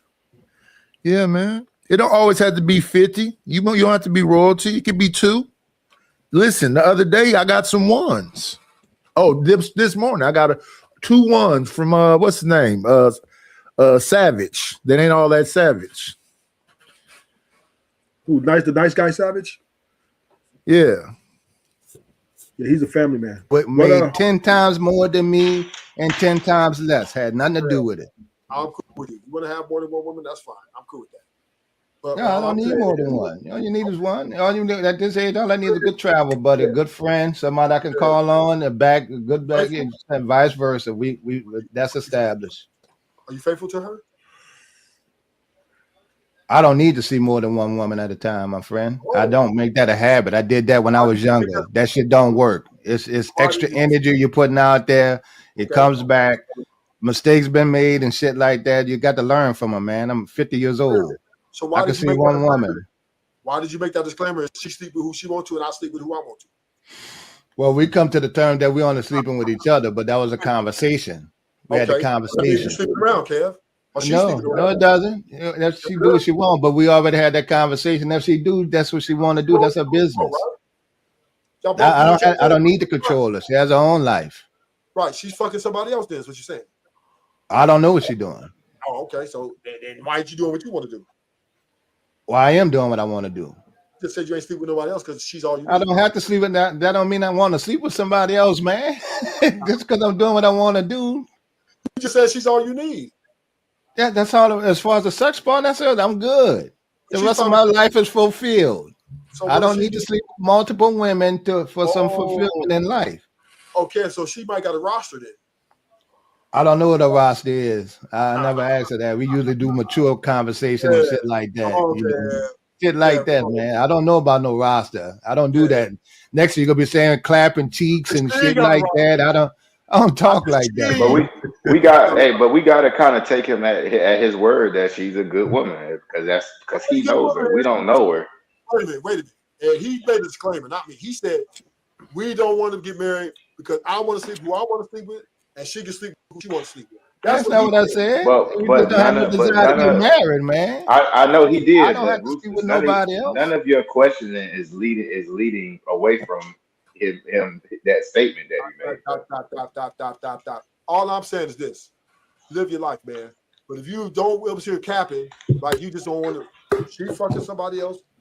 You don't want to fuck nobody else. Everybody not out here fucking somebody else, man. I don't know why they'll get this shit through YouTube. Don't know. Most people together are not screwing other people like that, whether they're in an exclusive relationship or married or whatever arrangements they have. How would you know? Right. I'm just saying most people ain't built like that. Most people not out here fucking other people and random people like that. One, it's too hard for niggas to be keeping up with all that shit anyway. Two, if a woman wanted to do that, she could put that to the side whenever she wants. She'd be done with that. People just looking for good people. How do you know this? That's what my belief. Yeah, that's where it's at. I'm not looking for all the wrong that possibly could happen. I'm really looking for my own private, personal joy. And I want to be joyful to that person. And hopefully they want to be joyful to me. We're supposed to be building together day by day, small increments, baby steps. And you are, you have a right to feel that way, but it's those days. Feelings. You always talk about feelings. Feelings is what women do. I'm talking about actual shit. It's not. That's not realistic, right? Women are not looking. It's definitely realistic. It's definitely realistic. Women are coming in to win. Simple. They don't want to. What you mean? We gonna build together? No, you got it or what? That's what women are doing. Yeah, they win, but to Nida's point, they win when they get you. So no. I win. We both win, right? The winner. No, you say you don't win. You say she's just there to dictate. You say she's just a dominatrix, and you just a sub. No. I'm not. No. You That say woman's dominant. all men are subs. These women is running shit, and they all she gonna spend all her energy trying to break you down. Now when we talk about general, That's yeah, what women you said that. Right. So in general, yeah, women are winning. Yeah, so in general, that's what when you go into relationships, that's how you look at it. She's trying to break you down and take your money. Yeah, and I'm against that. So yeah, that's why I won't go into a relationship because I understand you said they're not gonna change. That's who they are. So whether you're against it or not don't matter because her job the whole time is to be hypergamous and break your ass down. Yep. You throw that pussy on you in the right way, where you have to think about it for a minute and then run your pockets. I agree with that. That's not a relationship to be in. I'm telling you that right now. But that's the relationship Rufus is always describing. What's up? Drip. What's good? No, that's Drip. That's his name at the plug. Yeah, that's the new channel. That sounds like a indictment. But I agree with you guys, right? But you're not agreeing with us. You said this. No. But no, we're saying that we said that we believe in women that actually like us first, understand our financial situation second, is going to pool the resources with us, and we're going to have a meeting of the minds where we understand we have certain goals. We want to make certain markers each month, and over time, when she see okay that the thing is working out the way you said it was, then she can say, I trust your leadership. Those days are long gone. No, they not. No, they not. Yes, they are. No, they not. If Nidus found a woman right now that acquiesces to the way he want to live, and she's down with everything that he's doing, and she adds value to the relationship, nigga, he ain't gonna have no problem with her because she's gonna be everything that he wants, bro. He gonna be good. But what you telling him and you telling me is, oh, they ain't out there. You ain't gonna find that. And the only thing she's gonna do is run your pocket. That's and what I'm saying is this, OG Dirty, because if it was the fifth, we all be drunk. We didn't say if. We said if is a man, come on now, bro. Well, if that's the case, then it's a lot of us drinking fifths without getting drunk because we ain't dealing with the same thing you dealing with. That's crazy. So, OG Dirty, and I'm gonna be honest with you, you're becoming the minority day by day, right? Well, we can't arrest these people. No, I'm not, bro. I told you in the next 10 years, you got in the next 10 years, OG Dirty, married men will be a small minority. Healthily married men. Healthily married. Let me put a on that. You see us online now, brother. That's what I'm saying. Like, I don't know why y'all. No, well, on this panel, bro, but on other panels and everywhere else around YouTube, you see them on panels, bro. I'm not. They're the minority. I can't be the minority. No. Yes. Keep on talking about it. Bro, is everybody on here? Is everybody on here married? No. So how can we be the minority? You got most dudes on these panels are not married. Majority. What I'm asking you, I get you on that, but you're telling us the ones that are married and the ones that are doing the things like me and Nidus and everybody else who I've been telling you about because you see them online all the time. You telling us that we're the minority, and there's other relationships out there where they just married and feeling. And once again, right? Let me disclose one thing. You know that's on the percent. Let me say this. Let me say this, OG Dirty. We needed to make it clear: healthy marriage. So just because somebody's married, don't mean their marriage is healthy. They're married though, and that's no. And we'll take those numbers. That's no flex. And we'll take those numbers. That's no flex if you're unhappy. Take those numbers. That's no flex if you're unhappy though, right? If you're not getting what you want, it's a bunch of lonely people losing their damn mind now. No, they're not. No, they're not. Bullshit. No, they're not. Because explain that. Again, right? Explain that to us. How they not losing their mind, sir? If they online trying to get answers from a person who ain't got it all, how they not losing their mind? That's the exact example of losing your mind. I should send you some receipts. There are a lot of people online are married and they're online dating. So once again, most people online is single and people who are married looking to upgrade or to move on. Yeah, or trying to cheat. Period. Just want to cheat. So once again, I preface it. That's why it's a healthy marriage. That is rare. That is rare. I'm not saying that there's a lot of guys that are married, but most guys are unhappy. They're happy wife and happy life, and they're miserable. They're just paying the bills, going in their man cave, venting, and going back, right? Sexless marriages, the communication, y'all don't talk no more. Some people living in the same house and separate beds. So all I'm saying, OG, I'm not saying that your situation like that, but what I am saying is most situations are people who are married are at odds with each other, and they just stay together in large parts because it's for the man, it's cheaper to keep her, and he believes in a nuclear family, and for the women, right, until she finds something better. I think this might be the first month I got no royalty in all these years. Royalty. Yeah, man. What's up, Stanley? Oh, here comes Stanley now. They speak of the devil. He's finna probably buy somebody roll with it like that. There's no. I don't know what you talking about, Nash. I think Stanley would be okay. Stanley said, you know, he got his paper together, his life is together. If a woman come along, he gonna be able to treat that woman well. And that's how it's supposed to be. You don't supposed to look up to her to make your life right. And that's the problem, Rufus. You got to start with yourself. Like Nadish is saying, bro, start with yourself. Get yourself together. I agree with that. And OG, we align on that. I don't think nobody should be living for nobody else's happiness. That's my rhetoric. So I agree with that. I'm not sitting here telling a man to walk into a burning house. I am anti-marriage, so you should know that. So who are you talking to? Yeah, but you are telling every man, bro, that every woman out here, bro, is gonna have that burning house that they're gonna walk into. You're not telling them that no houses have a fire extinguisher in it, huh?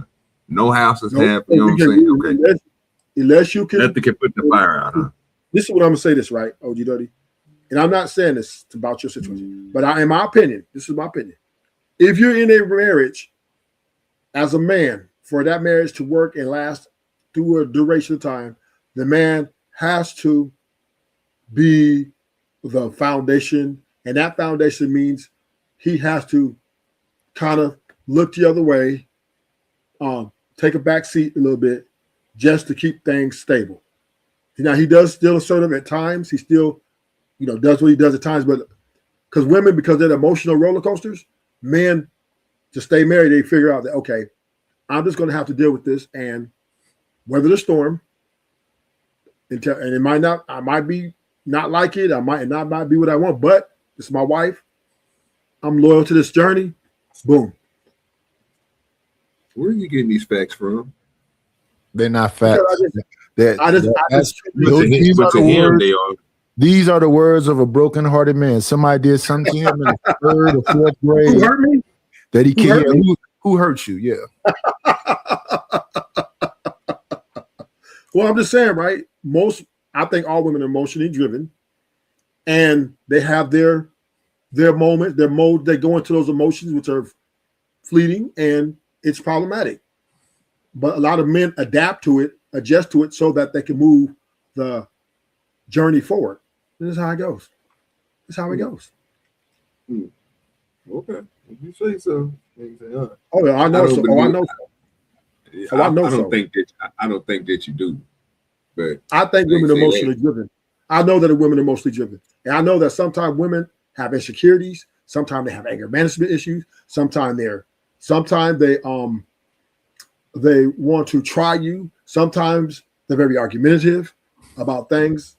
Just because. So I mean, women come with challenges, and I believe that's all of them. It just, as a man, what can you put up with, right? Some women might challenge the way you got to get rid of her. Some, you might say, okay, I can deal with that. But that's just the name of the game. How do you get a woman out of insecurities? Validate. No. Explain that to me, Nadish. You just be the man that you told her you were going to be. Exactly. Well, the insecurities. weird, bro. That's the whole But the point. insecurities can be not necessarily about you. It could be about her. So, for example, That's her she issue. could be insecure. She could be insecure of her weight, right? That's all you her can do about it. So what you gonna do, Rufus? You gonna tell her that she fat, or you gonna work out with her? If I want to stay with her for a long time, I'm going to say, I'm gonna validate, nigga. No, you still skipping. You still skipping. Only gave you two choices, bro. Are you? She insecure about her weight, like you just got through saying. I understand what you just got through saying, right? But I'm asking you, if she's insecure about her weight, are you going to tell her you're just fat, or are you going to work out with her? I'm going to This is what validate. we're not just talking about. So you won't talk about I'm going to validate, sir. But validate. we So let me talk tell you about what somebody- validation means. Let me tell you what validation means. Wait before She you tells try to me, tell me. Wait before you try to No, tell I'm- me something, you Rufus. don't know what it Understand means, what though, I'm. I'm answering your question. You know what validation means? Yeah, I know what validation means, bro. Go ahead, Rufus. Validation means if she tells me, baby, I'm fat by my weight, I'm gonna be like, you're beautiful to me, baby. I still think you're a bad bitch. I'm gonna validate. And then So if you're she not- says, oh, I'm gonna go to the gym, then I'm gonna go with her.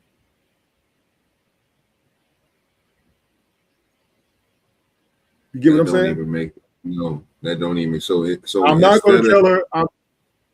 Go ahead. Go ahead. So you're not going to help her out with her insecurity at all. There's no way to help her, because if she says I'm fat and I tell her, yeah, you fat, it's going to be a problem. I've been through down this rabbit hole with many women. The moment you don't validate, you say I'm fat, I feel fat. You be like, yeah, you fat.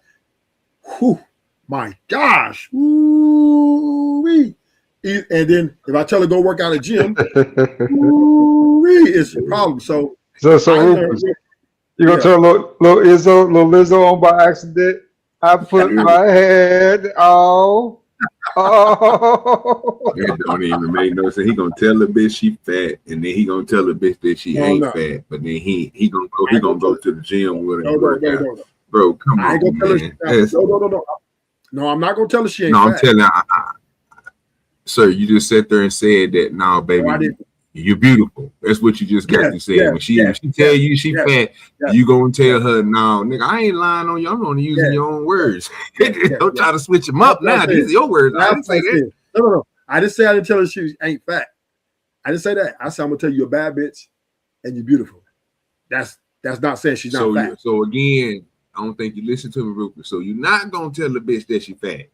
What you gonna do to her is tell her that she beautiful and lie to her ass because you see No, her she as do. fat. No, I'm being honest. I'm being honest. No, you're She still not look being good. honest. She's still beautiful. She might put on a little weight, but she still look good. So I'm being This nigga honest. here is never lying. But see, what I'm doing is the psychology of it, right? She asked me, "Do she look fat?" I'm gonna tell her, "You a bad bitch," meaning I'm focusing. You look good to me, and that's it. That's all. And then that there validates that her, and then she goes to gym, and we go to gym together, and we work out. Cause she'll come back to me with the idea, "Babe, I'm gonna go to gym. I want to get a gym membership." Okay, let's do it. That's it. That's what I do. That's how I learned. That's how you. Because if you tell her the truth, if you don't validate, oh my gosh, I don't even want to go down that rabbit hole. But you didn't validate though. Yes, That's I did the when I whole told her. point. You keep on saying that. Because the only thing she wants to know is, do I still want her? That's all she really wants to know. I see why you That's not it. married. I'm not married because I send bitches packing. That's the only reason I'm not married. I done been proposed to on multiple occasions. I done been relationshiped over 16 times in the last 90 days. What made you not take that woman that proposed to you? What was wrong with her, Rufus? Too emotional up roller coaster was it became once she poured it on me and made the emotional twist about me and disturb and compromise my peace of mind, my mental health. I had to get rid of her. I had to do it. And it wasn't necessarily about her weight, but it was other things, right? Yeah. So it was to the point to where I wouldn't even want to take her nowhere with me. She's like, "Oh, where are you going?" "Oh, I'm going to Here, can I go? No. We'll do something else. And let me give you an example. OG30. It was my birthday, right? And she said she's gonna treat me for my birthday. You know, I said, I want to go. Right? Huh? You know, I didn't ask you none of this, so you giving permanent information that you want to give out. Yeah. I don't care. So it was my birthday. So she said, I'm gonna take you out for your birthday. Ooh, I'm like, cool. I said, where you want to go? And I told her I wanted to go to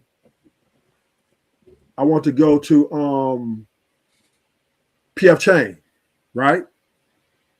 And I want to go to PF Chang by Disneyland. She said, no, let's go to the one in Long Beach. I said, no, I want to go to one by Disneyland. She said, no, we're going to go to the one in Long Beach. And I said, I don't want to go to that one. I want to go to, it's my birthday, and I want to go to this one right here in Anaheim, California by Disneyland.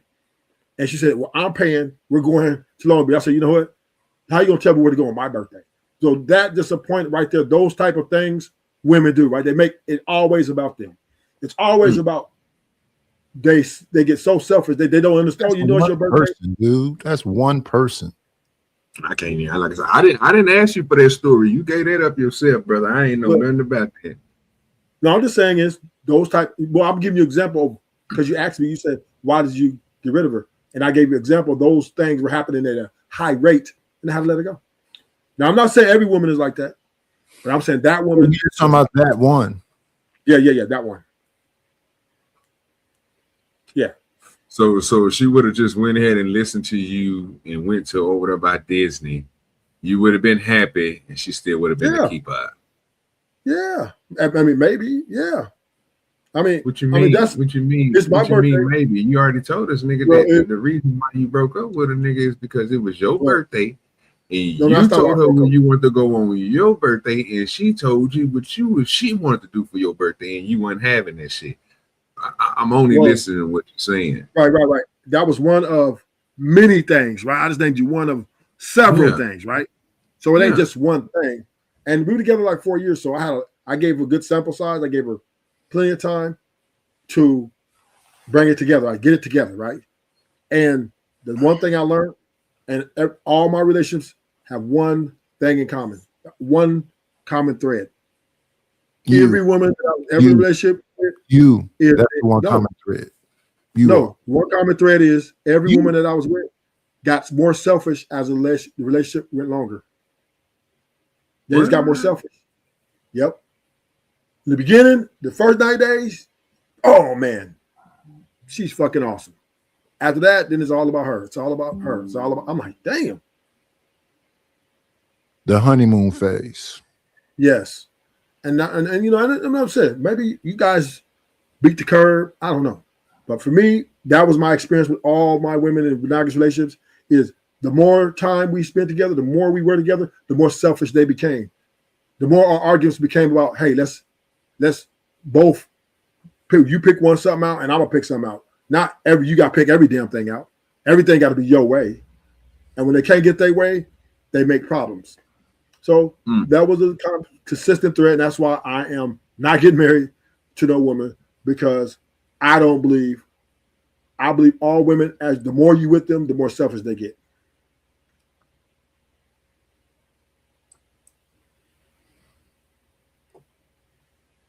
Now, some guys may break the curve. I don't know, but that's the way I view it.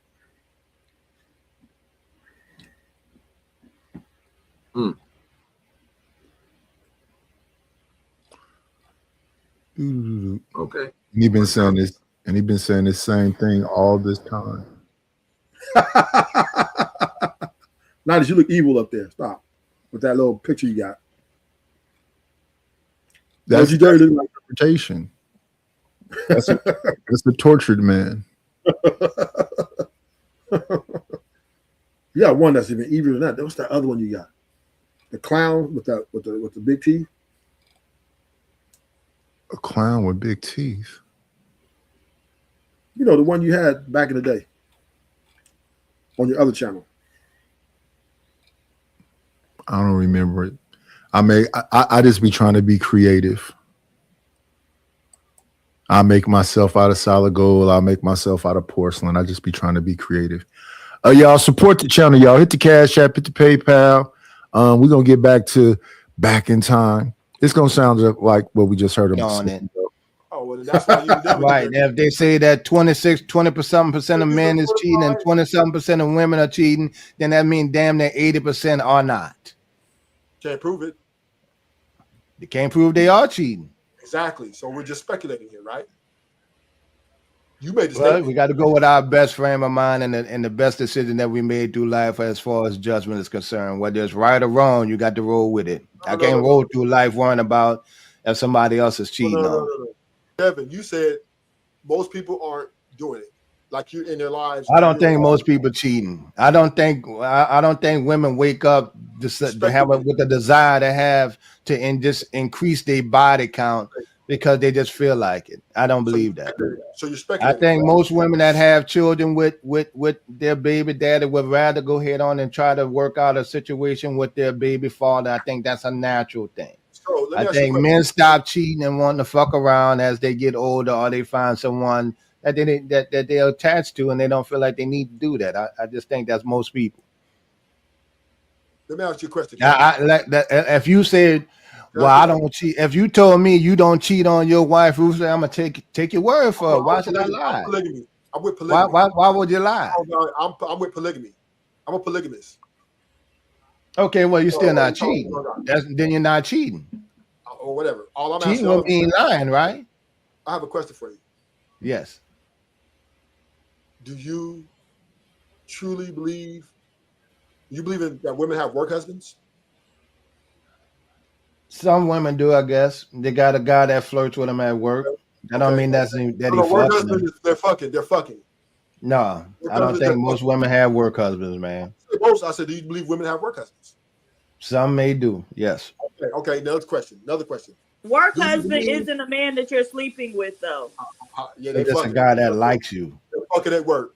They're fucking at work. No, Well, that's what not about what a work work husband wives? is. After work, they get off. They go to a motherfucking hotel and fuck. Absolutely not. It's That's the not- man at work that you chill with. That, what? Why you call I'm a somebody work woman. husband when you ain't fucking them? I'm a woman. I've had work husbands. You have not had a work husband, have you? So I'm telling you, it doesn't mean that you're sleeping with the man. I've been a work husband. That's the you don't gotta sleep with them. What? Y'all niggas is crazy. You know that bitch call you a work husband and you ain't get no pussy? Nigga, that bitch was man. Because it's not that serious, brother. It's not an actual husband. you taking the husband part literal. What does it mean? Explain that to me, Mr. Ed. It's just because y'all the opposite sex and y'all like real tight at work, so y'all be doing shit for each other. Y'all be looking out for each other. Like what? Can you be more definitive? What do you mean shit for each other? Like buying each other lunch. She might bring me some food from the house. Oh no! Bring me a plate. She can't be bringing no food from the house to the no nigga at work now. She might bring me a plate. Kev. Yeah, I have a problem with that. Now you can't be bringing food out the house to your nigga at work. Are you guys kissing? Are you kissing? No. What? Y'all hugging? You was a motherfucking lie. PhD was lying to you. Y'all got each other number? I consider that cheating. The number. Work husband is cheating. Of course. Fucking. The hell? You mean Of tell course, me? I got a number. Why Y'all wouldn't I have a co-workers number? and colleagues. But No, y'all that's it. No, he said work husband. That's different. right. Exactly. You got a lot of co-workers. You That's only who got your one work work husband husband. is. That's why you have Work their husband number. is a Because y'all are relationship. co-workers. You have other co-workers number too. But that's just Yeah, your work just the husband. work husband code not worker. In most jobs, you don't need your co-worker's number to work. But you end up with your co-worker's number for any number of reasons. Yeah, I don't. All right, do guys, that. I'm You don't gonna need no drop, co-worker. brother. That's a Thank lie. you for having me up. They don't give you don't automatically get that. Salute. You gotta be like I thought you would have something to add to the conversation, but I appreciate you for coming up. each other to get that. That's not true. I got shit. My boss number, my co-worker's number. They got mine. Where you work at? Where you work at? None of Real your estate, damn right? business. You're a real estate, right? Oh, you're in the hot seat, No, I'm not a PhD. real estate developer. I don't. All that ain't necessary. Okay, Diva got 2 or 3 boyfriends. My ex worked at a bank one time. What you need the niggas that work at the bank number for? PhD won't cheat Both on of me. y'all are teller. Both of y'all work bank tellers. Y'all don't need each other personal number. All you, hey, all PhD gonna sit here and tell me she had a work husband that she ain't fucking. But she got his number, bringing food and kissing. Ain't nobody kissing. Ain't nobody saying about no damn kissing. Y'all kiss that word. Y'all No. If someone trying to sleep with you, that's not a friend. But that's it's not about the person trying to sleep with you. You just Yeah, but tied we it. all grown and we know if someone is, and that's usually what relates to a work husband. No, absolutely not. It's just the person that you tight with at work. No, the work husband ain't sit down. That's just a co-worker. Work husband is somebody you got some kind, there's a little extra No, play it's with not. that. I love how y'all men trying to tell a woman what a fucking work husband is when I've had work husbands. Have you Well, had they a got work men with husband? work husbands You don't know too. what the fuck a work husband is. They got men out there with work husbands. Have you had one? I never had one. Right. Man. Well, then you can't tell me I because didn't I've say that. actually had one, and you don't. Well, have that we can still have an opinion on it, PA's Diva. No, I've had married work husbands. Are you crazy? I've been a work husband. You haven't. You haven't had no work husbands because y'all ain't Yeah, fucking. whatever. Y'all just was liking each other. That's it. No, it's not about liking each other. You just hate with that person. That's the person you kiki with in the meetings. That's the person after the meeting y'all calling each other so you can talk shit about people. Thank you. But it's just a turn. It's not that deep. It's just because y'all are the opposite sex and y'all cool with each other at work. So it's just it's just a work husband and work wife. You a sucker. If you ain't fucking, you was a sucker. I guess. I'll be a sucker. That's fine.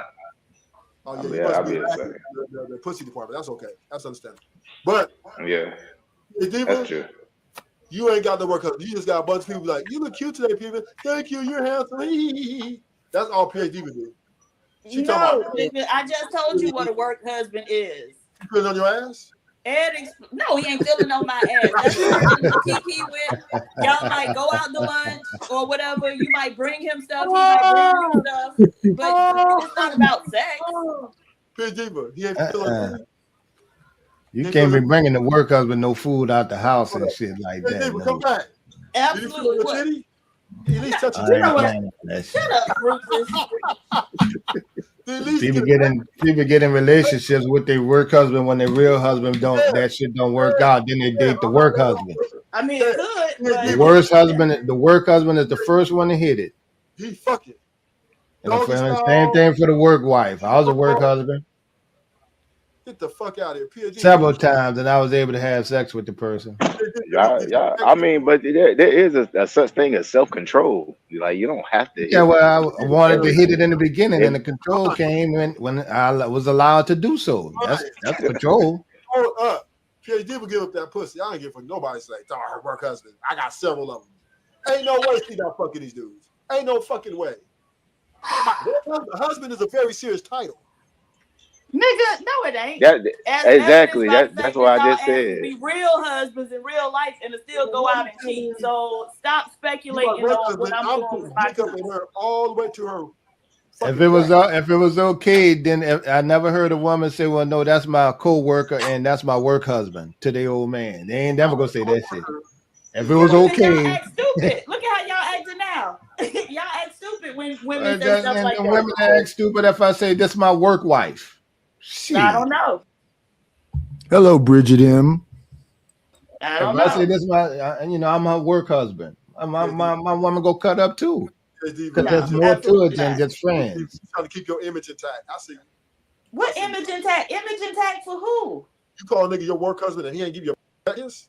No, at all. Never. No. Well, y'all just look at each other in the eyes and say, you look cute, you look handsome? No, I just told you what we do. Yeah, we Like, just what are you lie talking and about? sit, and then you just get dumped one day. You know Wait what? a minute. This shit is crazy. All right, that's right. Nidish is an expert on this too. And then all you got to do is put up through the test. Okay, if that's your friend and just a work husband, okay, call him on speakerphone and tell him you want to sleep with him and see what they say. That's crazy. I'm gonna Nobody try to should do come up that. with just a trench coat. They do it all the time. You see them do that stuff. They do it on TikTok all the time. Give you a version? I would not like do that. You know, no man would be able to get me to do that. No, it ain't gonna be able to get you there. You got to keep your secret. You're older. You know how to keep secrets. Okay. It's called being discreet. You are a liar. With your work husband? With your main man? How you gonna be discreet? You gonna have your work husband? She is a habitual liar. Not a liar. She's a habitual liar. She gonna talk about she got a work husband ain't fucking. Get the fuck out of here. Hey, no everybody is not like you, Ruthless. Everyone's not a degenerate, sir. Diva, if you call me your work husband, I'm putting dick all the way through your backbone. What the fuck? Good morning, Pastor. But you're a degenerate. You're a degenerate, so that makes sense. Very professional and classy. What? No, you're not. I just like the fuck. What you talking about? Pastor, you ever been a work husband? I've been a work husband. I gotta come up here and ask you to agree with. I gotta come up here and agree with Rufus for the first time. this is the first time. Look, a woman just got her work husband beheaded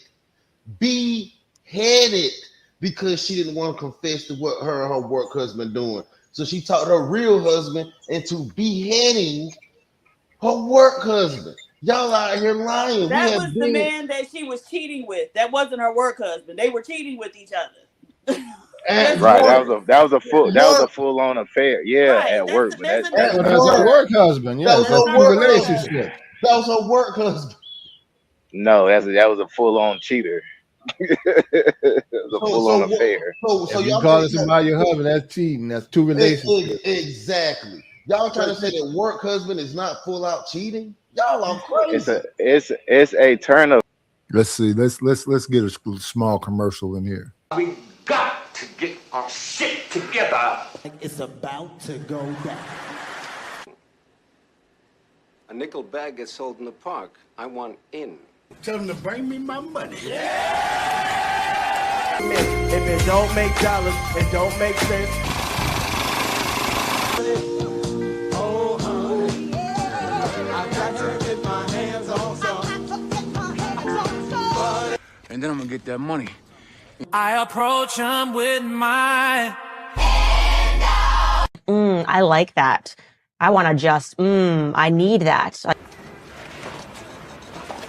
I take your money. Support the situation, y'all. $KNIGHTISH1 or PayPal.me/IDLNO for this great content we bringing y'all right now. Look at how good a sport PH Diva is being while Ruthless talk about fucking her, putting dick all up in her back and all kind of crazy shit. She ain't cussed him out yet. Phrase. It don't mean anything. Even if it's physical or emotionally, or even if it's just hold up, nigga. If I'm married, right, to my wife, right, and she come confess me, baby, I got a work husband. Nigga, I'm coming to wipe you out, nigga. You better get that pussy and make sure it's worth it, because I'm coming to get you. The fuck you talking about? You gonna risk your life for this bitch? Get the fuck up out here talking about you ain't getting no pussy. Nigga, you sick. Y'all niggas so insecure. Y'all so insecure. Y'all crazy. Well, Ed, that's because you've been knocking down work wives, man. We get it. We understand that. You know, I've been on both sides of that. I get it. I'm coming to but the work husband guy and the work wife get more perks, man. You heard that Diva said she'd bring on fresh food and lunch to him. The average man don't get that. Ed, the average husband complaining about food. You see me, Ed. What the fuck you gonna say, nigga? If I say, nigga, my woman say, you, nigga, I need that. Is you finna take that fade, nigga? What if you want to fight me? If you want to fight me over that, then you just gonna get knocked out. You just gonna get knocked out for nothing. You can't fight the work husband, man. That's on you. That's on your wife. I'm coming with a pistol, nigga. And these husbands, they're not fighting work husbands. They showing up with rifles. Fuck a pistol. Yeah. Like down here in Texas, multiple men have ran up in doctors' offices, hospitals, because they found out they wife that works in healthcare was cheating with a doctor or another nurse. They have that's normal. Are you crazy? Take you out. Y'all niggas are crazy. Well, hey, wait, hey, come bring it. Hey, I carry every day. I'm in North Carolina, bro. Yeah, I'm with you, Ed. I don't worry about them niggas either. You carry at work, Ed? Of course. Where you work at? The police station? No, I ain't gonna tell you all that. Exactly, man. You're a security guard. So think about it. You carrying a gun. Police officer, you carry every day. Think about it. Why not? Think about how stupid Why not? this is.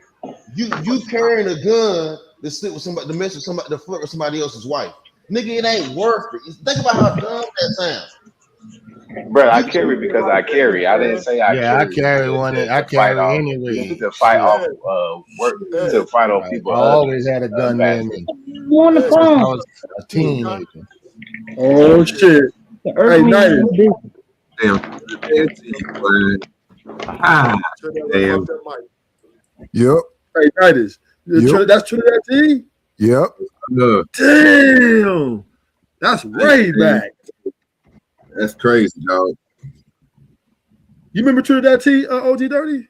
Yeah, she used to come over to the porch all the time, nigga. Oh shit! I didn't know you knew her. Yeah, nigga, she used to come over there all the time, fam.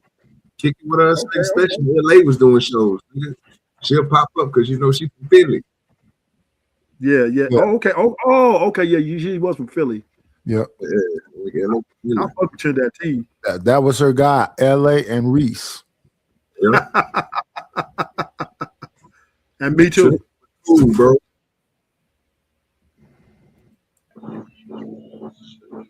What's all that noise, Trinidad? Mute yourself. Can't hear you. Hey, hi everybody. What up? You got background, Trinidad. Yeah, my dog. He want to do this when I'm on the phone with y'all. All right, I'll put it on me. The fact that y'all up here defending the work husband position, y'all are crazy. You know what it is. Yeah, that's just the backup old man or the nigga you're cheating with. We get that. I'm putting up at that motherfucker with an AR-15 and I'm coming to take your life. There ain't no ifs, ands, buts about. What up, Chicago? What up, Chicago? Yeah, I mean, I just want, like, if people are wholeheartedly believing that this is happening, people don't believe in why shit. you keep talking about it and not taking action? Because they full of shit. Exactly. Because they full of shit. It was bullshit the whole weekend. It's gonna be bullshit if it's talked about tomorrow. It's bullshit the whole time. And even putting that word on somebody is a huge violation without absolutely proof. And they haven't given a fuck for a year. That's a fact. I was actually shocked when it came up because I was watching from and I was just like, again. Like I've been explaining, oh, you don't have to say grape, you could just say the word. You don't have to say pedo, you could just say the word. Charleston White do it all the time, and I'm not Charleston White. Charleston White didn't figure it out. Hasn't he been kicked off shit Charleston over and White over and over and over walk again? around with bodyguards. Charleston White also walk around with bodyguards. That's right. So, but listen to these grown ass people's arguments. Now, why the fuck would you bring him up? And then I got my damn second in command just doing his own thing. It's goofy. I don't want to have a debate about it. Wait. So I just came back. I saw him in the back. You dropped him? Yeah, he's saying he. Oh, all right. I gotta drop him or whatever the fuck, you know, the thing they do. He defending the Black House something. I don't know what the fuck he talking about. Nor do I care. Because to me, it's a goof. Tell me if this is not a goofy conversation. I fuck with you. Now let me violate you over and over and over and over again. That's a fact. That's just crazy.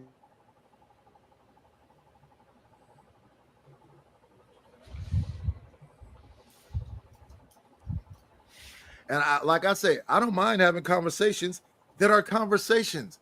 Baiting somebody into a conversation they don't want to have is not a conversation. Well, Nidus, how do you feel about this? I think it's bullshit. And even though I respect you ladies, I think y'all pulling some Karen shit on me. I'll be very specific and very direct to the people I'm talking to. Because what they want to do is get you in a gender conversation. And I always get myself right up out that motherfucker. Like when they get me into this pedo conversation. Well, what do you think the age of consent is? I don't give a fuck because I'm not a minor, so I'm not finna talk about no minor shit. I'm That's a fact. 53. If you ain't above 35, I don't give a fuck what you're talking about. You're a child to me still. Oh, that's not answering the question. I'm saying I'm not finna answer your question because it's a fucking trick. It's a loaded question. Well, it's a conversation, and they just want to. Yeah, I hear the conversation. I don't want to have it. I'm not going to have it. I'm not going to be baited into it. Yeah, a 16-year-old consenting to a 16-year-old is some kid shit. I'm not a child. It jumped all the way back. Where were we at? Let me see. Where were we? There we go. About right there, huh? There we go. Position, y'all are crazy. You know what it is. Yeah, that's just the backup old man or the nigga you're cheating with. We get that. I'm putting up at that motherfucker with an AR-15, and I'm coming to take your life. There ain't no ifs, ands, buts about it. Me and the judge and DA can talk about it later. I mean, well, my understanding, because I in the workplace, the people that were actually cheating on their spouses, they didn't even have.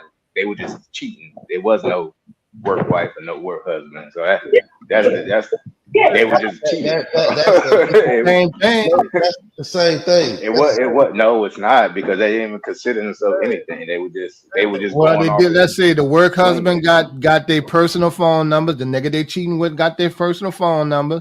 The work husband get to joke a little more with the co-worker. The nigga that's cheating get to do that. They meet each other after work. Only difference is one having sex, one not, or one about to, or one getting some kind of emotional attention from the other one that they not. They're still cheating. It's still cheating. Hey, Even if they just like the attention, male or female.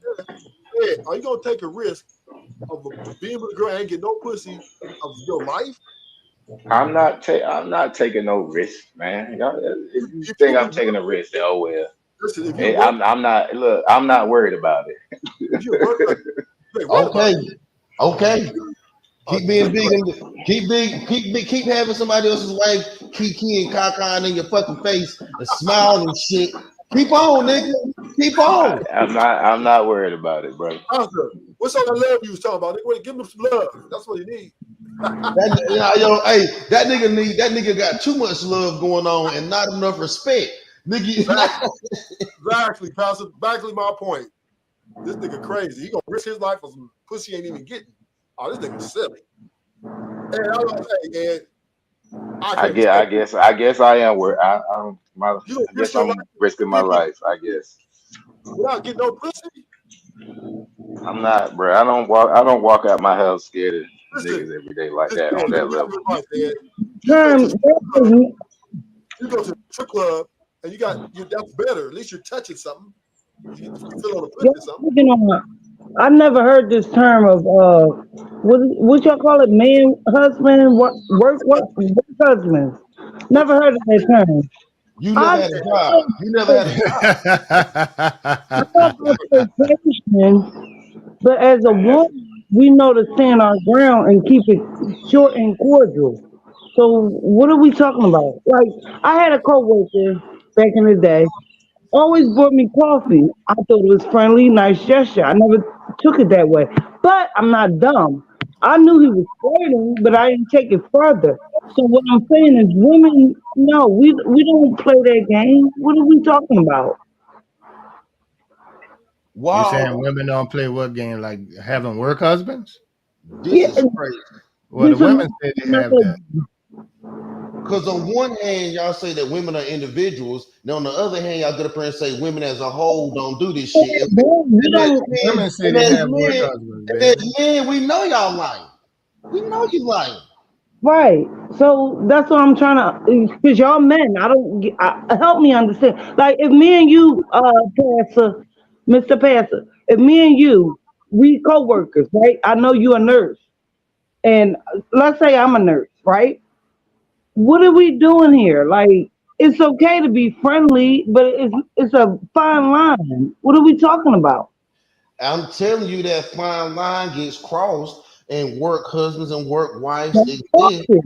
and Don't people cross start cheating. Matter of fact, I think they cheating when you first call somebody that work husband. That is cheating. That is an emotional attachment that you have. You automatically in your mind saying, I am emotionally tied to this person and I need them because they're my work husband. Think about how much time we spend at work. Some people spend more time at work than they do at home with their own husbands and children. Husband and children. They sleep majority of that time. I can agree to a certain point. I can agree to a certain point because we spend most hours with the males and females. We spend most hours because we're working, we're doing our job. So I can agree to a certain extent. However, like all that, no. That's why they got laws, sexual harassment laws and stuff. Well, What that's is- if somebody Ain't nobody harassing harassing you. y'all. That's Ain't nobody different. harassing you. You are volunteering for this shit. Yeah, shit. A lot of I don't know relationships about that start life. off in the Oh, I workplace. don't know about that life. Trinidad, you know you ain't no man. Trinidad, you too crazy for that shit. You kill everybody. And hey, you know what, Pastor? You don't count though. You a nurse, bro. I watch Grey's Anatomy. Y'all all some fucking hoes. So Okay, Why, your opinion. come I don't count? I see this shit probably. I see this work husband dynamic probably Nah, more. y'all don't do that. Y'all just be sleeping around. Y'all don't call it nothing. Y'all just be in the break room. Mr. Kev, hold on, Mr. Kev. I got one better. This internet space, right? These people they call each other boyfriend and girlfriends. They married now, X, Y, and Z. Like what? No, it's none of that. It's not that. It's Yeah, not. that might be it for them, no, baby. I mean, some motherfuckers need that. What are we talking about here? Some got emotional attachment with motherfuckers online. So And have okay, all men. let me ask you, Mr. Kev, real quick, Miss PhD, even not to be.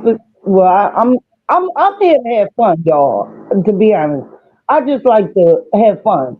So if I was, GAY, and I wanted to hit on Miss PhD, y'all would consider me GAY, which is not true. And like if I claim her my wife, like what are we talking about here? That's what people doing, baby. What are we, like who else? Is there another? Oh, Miss Happy. I could say Miss Happy, my girl. That's my girl. That's my side chick. Miss PhD with my wife. Like what are we? Okay, but here you go, Trinidad. What if they calling each other and talking to each other consistently on a regular basis now, and after meeting each other, that's a different type of dynamic of relationship now.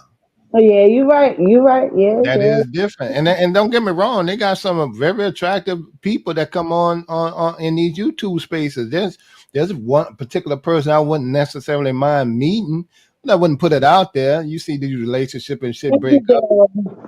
People this is the way people meet now. No, you got a point. You got a point. However, it's crazy to me that we speaking on what is this work husbands y'all say? Like I don't know. I'm trying to feel. Yeah, but we just saying that because that happens in a lot of day-to-day life. Like I worked at UPS, they had some people that had marriages, but the work husband was the good lady. I mean, work wife was the girl that worked in the office, and she was married. And they just extra close and extra buddy, that kind of shit. Worked in hotels. Every job I had, I worked on, somebody was in some type of little extracurricular activity in a relationship shit with an old man or wife at the house. Like I said, I had a coworker buy me coffee, buy me breakfast, and it was just in my stance, it was just friendly. But his stance was wanted to get with me. So when he gave you that coffee, did you bat your eyes and smile and raise up your teeth? Yeah, and I didn't want to get too personal, but yeah, the You smile. did all that, right? You did all that, right? Yeah. I see what y'all saying now. See, Yeah. that's just your option, Trent. Women got more options than men. So, now I right. see So they got it. Oh, you got somebody that like you. If something go wrong, there's someone. And I was told that men are visual creatures. Like y'all visualize us women. But us women, I can only speak for myself.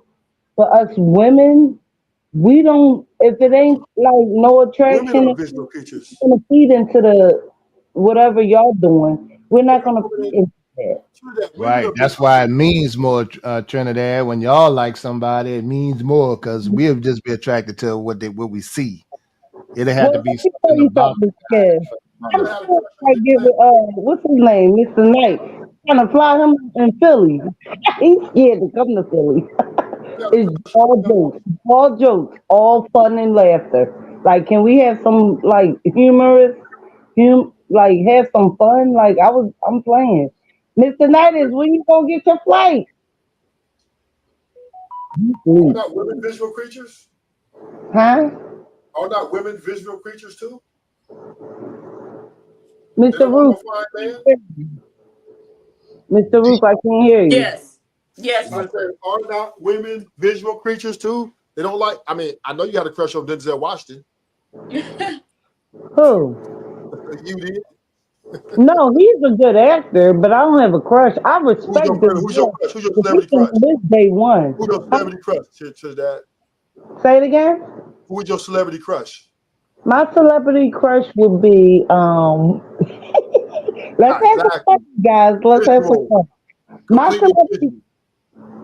Okay. What you say?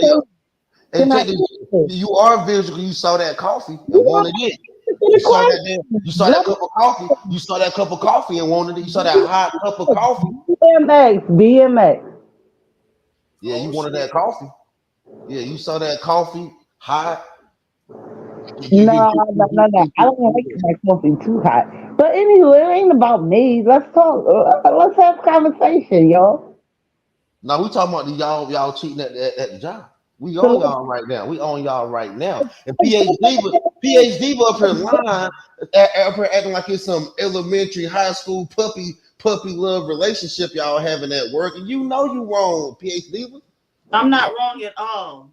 Everybody's not a whore going around just sleeping with everybody, right? So you can have relationships. No, we didn't say everybody. We said the work You husband. can be fond of people and not lay up in the bed with them.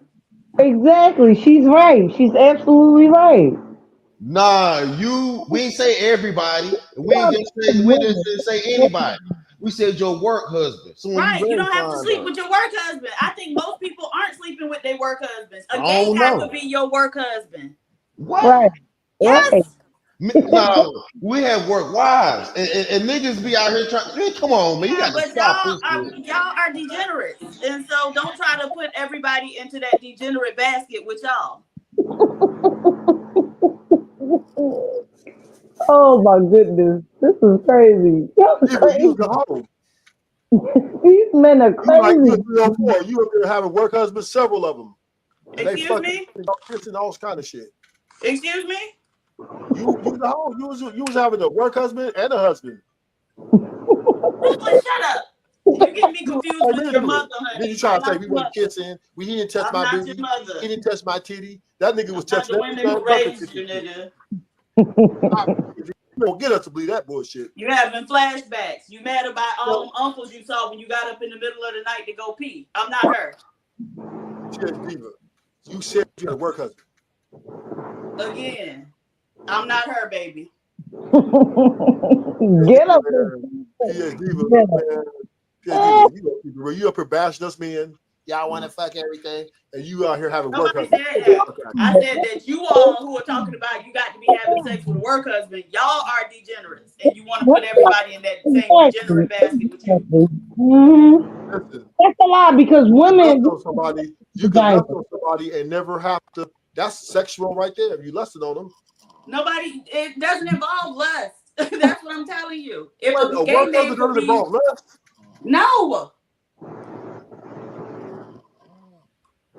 Mr. Root, listen to me. Women, we protect our vaginas. So the way you said, like you opening up, not. Are you kidding me? You got to be kidding me for you to just say what you just said. Are you serious? I'm asking the question. Are you serious about that? That's what you think of women? About what? they just want to plop their legs open to put something in them. Like, what are we talking Okay, let me be Hey, clear. Trinidad. Yeah, get him, Titus.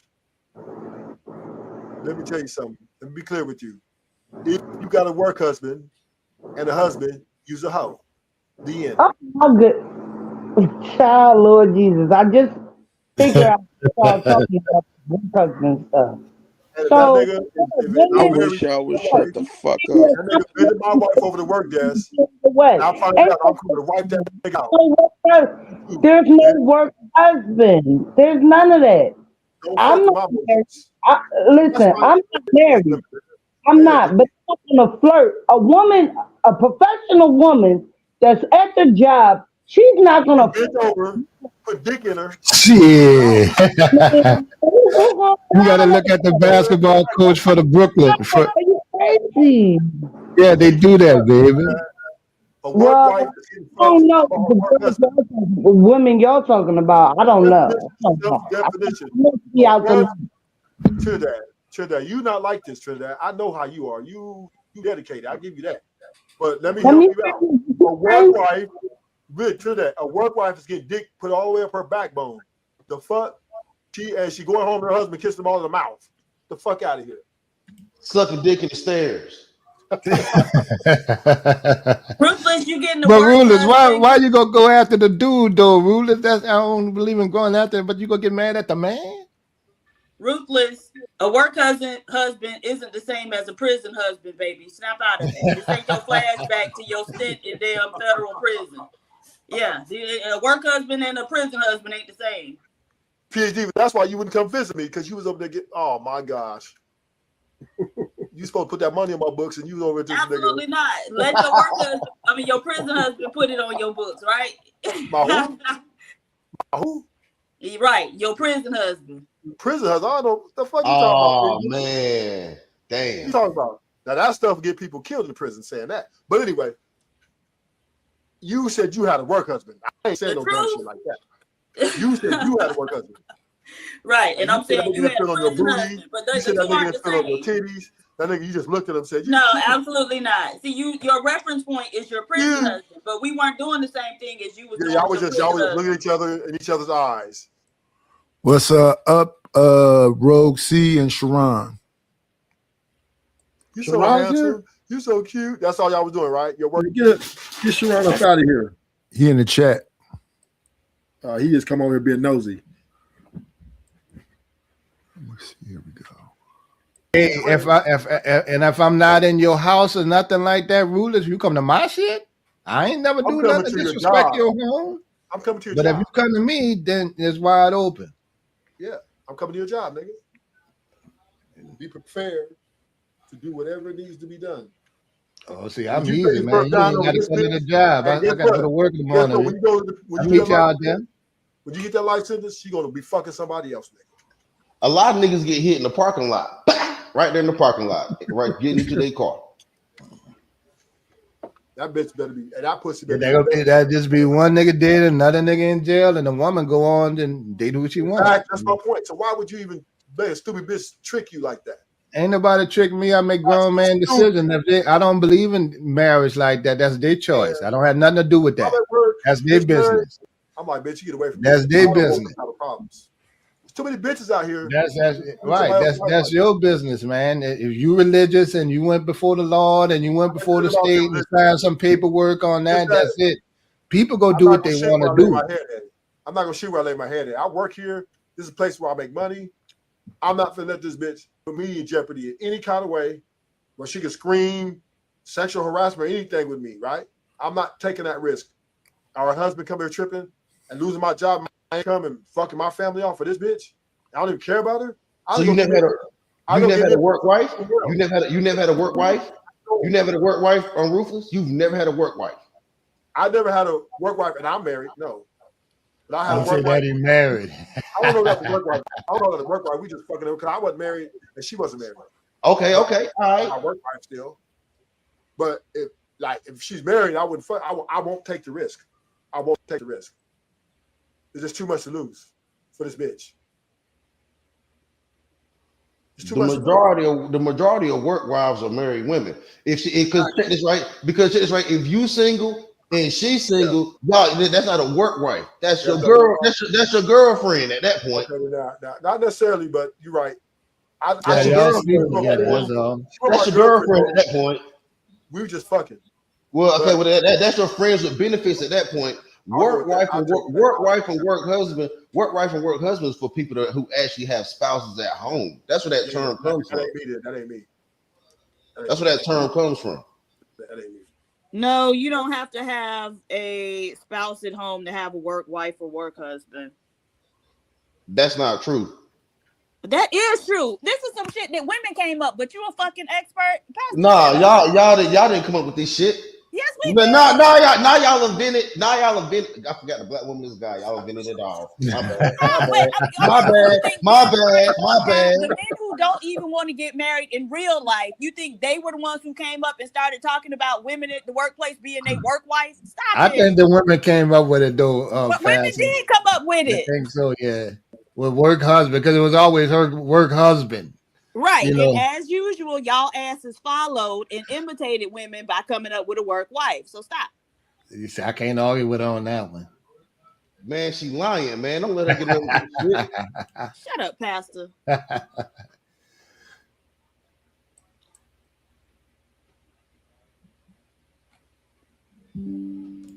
So I had that shit happen to me. That's my friend. Okay, well, tell him to come over, hang out.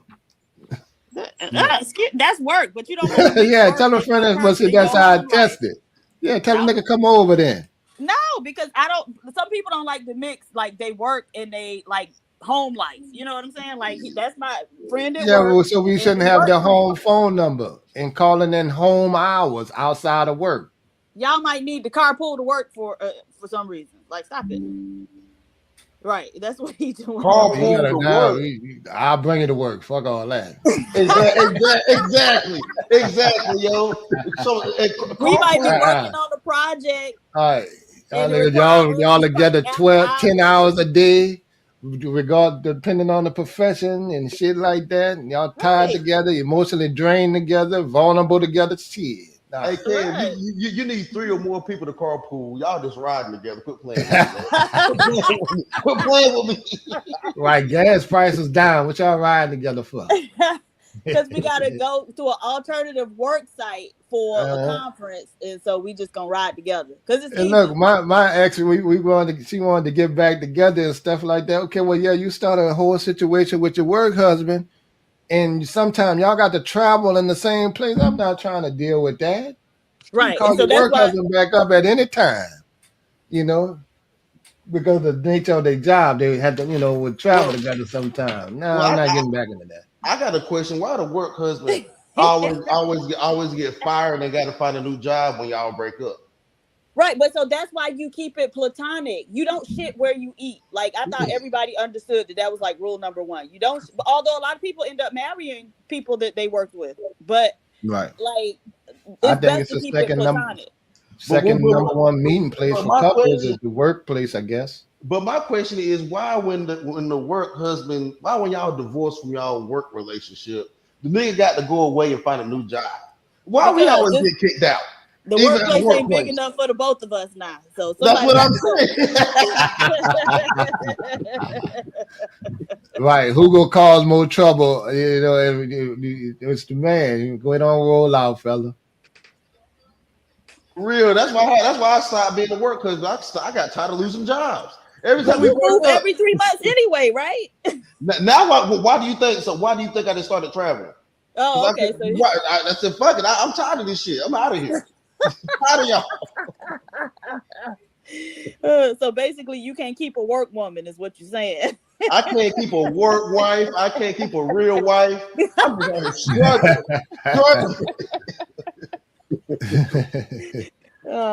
That's how it was with me, pal. I just say, you know what, I'm just not gonna be married. Then I just don't see it for me. I'm not comfortable with it.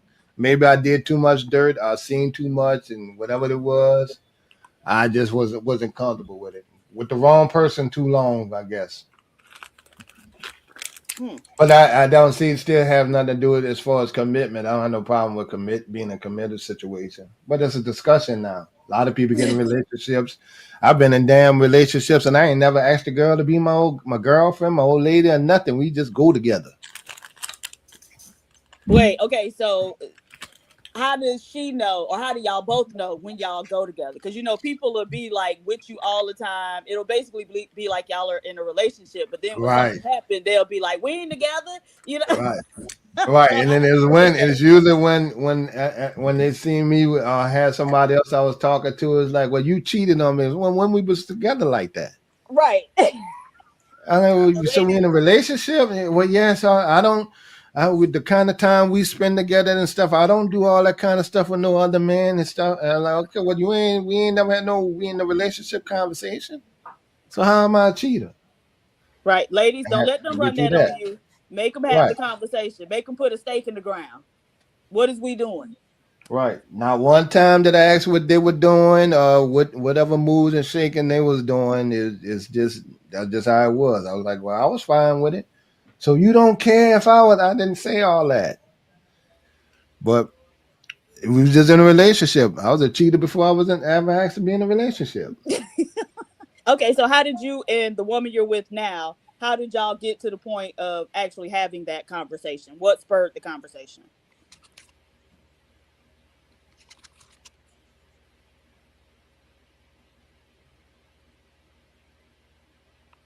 You know that chemistry and energy. Come on now.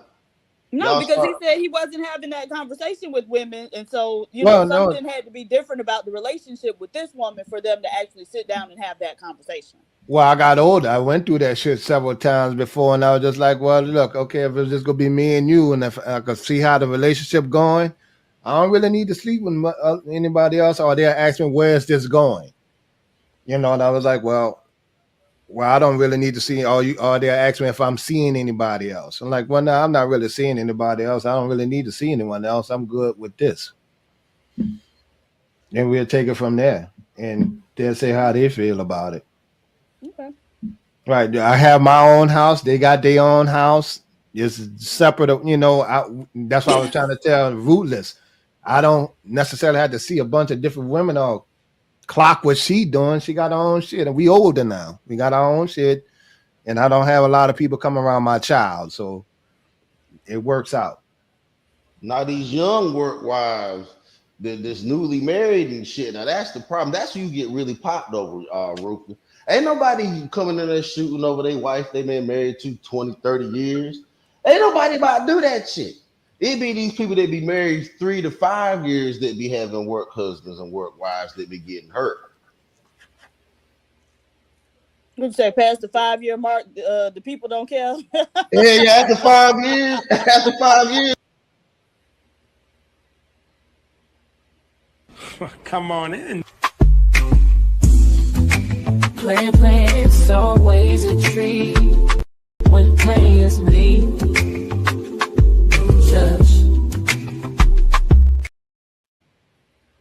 Assalamu alaikum. Oh shit! Here come a new Muslim. Wa alaikum assalam. Now, you know you is not messing with no Islam. You eat all the pork you can. Okay. I know what the response is.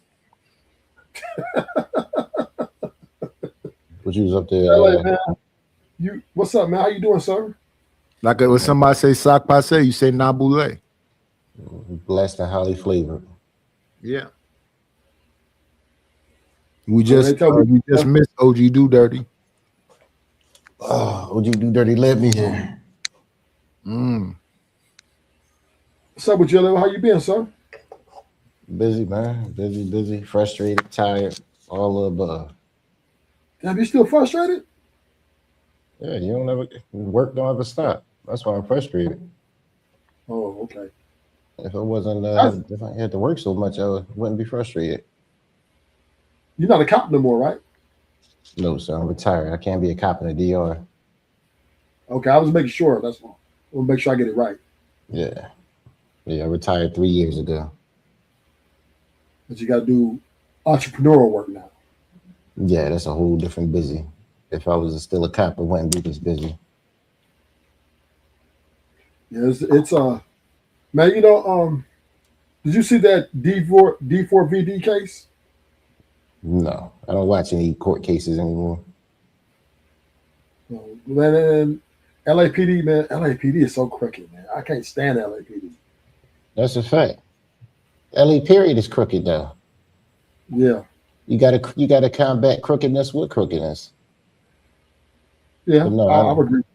I don't watch anything police related anymore. I have no desire for it. I leave that deal. Let me ask you a question, because this case is the fucking craziest case, right? So this guy, David Fuder, he's a singer. He was like, he's 20 years old. He homeschooled, 2-parent household, dad's a lawyer. And he started making, he used to be a Fortnite player. So he started making music. So he made some songs that got really popular. So anyway, he ends up blowing up. Bam, now. He blows up now. But his music was the very dark music, right? It was, he killing people, back of his mind. He's a vampire. He's all kind of stuff in his music, right? Basically it's kind of devil music, pretty much, right? Murderous music. And he blew up. A lot of people, like he had like 10 million streams, 40 million streams, right? He's gonna go a world tour. That's how big he's getting. But anyway, he catches a hot one, right? So he's dating this minor, right? Yes. And so he's also having a relationship with a gay dude, an Asian dude. So he's in like a love triangle, right? So anyway, the girl comes up missing. She gets deleted, and she was deleted for a whole year before they found out. They found her in a trunk of a Tesla that was in his name. So she was dismembered. She got stabbed and she was dismembered. And then for a whole year, body was moved around, and they finally found her in a trunk of his Tesla. They get a singer, D4VD. They found her body partially frozen in a trunk of his Tesla. And at first, they just brought him in for questioning. They let him go. And the district attorney was trying to get him grand jury indicted, right? And they tried to get him indicted 3 times, and the grand jury will not return an indictment back. And so 7 months went by. LAPD is ran up on and arrested him. There was no complaint, no charges. They just arrested him, took him in, and put some notes on the district attorney desk, and then the district attorney finally charged him, right, with first-degree murder, with special circumstances, lying in wait, financial gain, and killing a witness or something to a crime, right? And then they charged him with lewd acts, sexual acts, and the weapon, some sort of weapon charge. So he's facing a lot of time. You know that. That's plus. I think the death penalty is on the table. So what do you think about that case, man? Now here's the crazy part. Before I ask, do you think a guy would go to the trouble of taking somebody? Even though his name is spelled D4VD, is David. Yes, David. Do you think a guy would go that much trouble to take somebody out, then dismember their body to only put it in his car with his name in it? Do you think somebody would be that dumb? Yes. Oh shit! Oh, my gosh! So you say you see some shit dumber then, huh? Yes.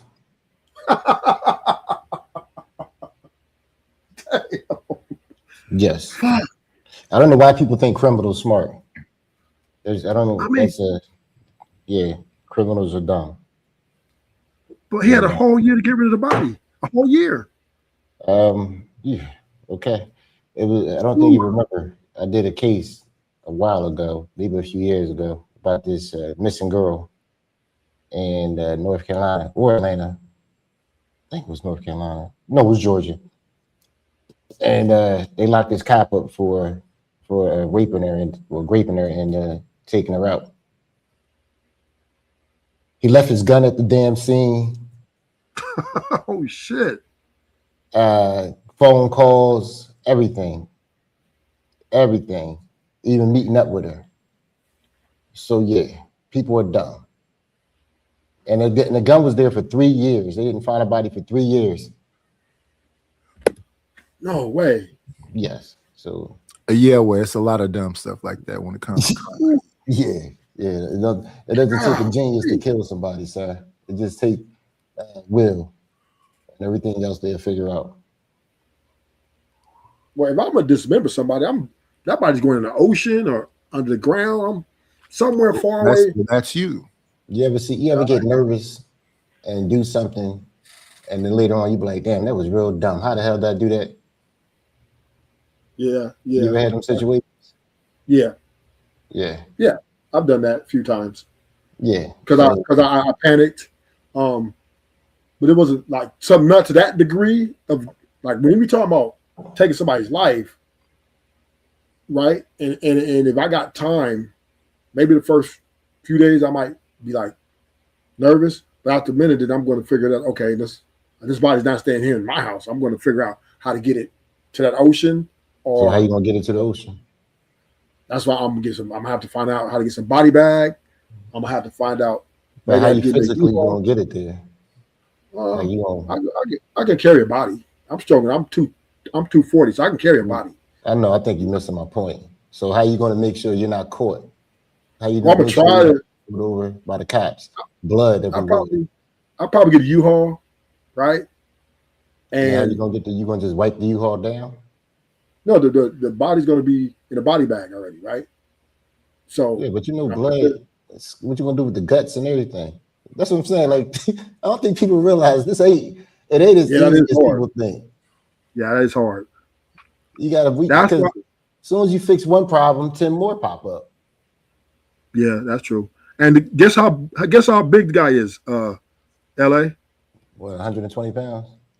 Exactly, 5'5", 125 pounds. Yeah, that's about right. How the fuck do you move that body? What you think, Nice? You think he panicked? He could be getting set up by his manager, whoever he said was driving that Tesla. I think he's getting set up because I don't know. I could be wrong, but you're right. LA. You said people do dumb things. Guess what else he did? LA. What? So this guy orders from Amazon a chainsaw, the thing that burn bodies, the cage burner that you burn bodies in, and a blue pool to his house. My goodness. That's what they're saying he did. I'm with Nidus. It's just and how she died, right? She got stabbed some. It goes exactly with a video he did, right? That showed that he's stabbing some cartoon girl. The murder, and he had a video of dismemberment. He stabbed her and dismembered her in a video, right? And then the murder case is just like the video. I'm like, now that is, I don't know though. You think so? That is beyond stupid though, right there. I think that's insane. Well, then another thing they say is that sometimes these people want to be caught. Yes. I mean, if you live in your car, you might as well walk down to the police station with the body and just say, "Hey, what's up? What's good?" Well, I mean, your car with your name in it. I've never seen nothing like that. But it's the first time for everything. I don't trust the LAPD, but that body in that Tesla, I don't know. I think he might have got set up. Either he's stupid or he got set up. That was one of those two things.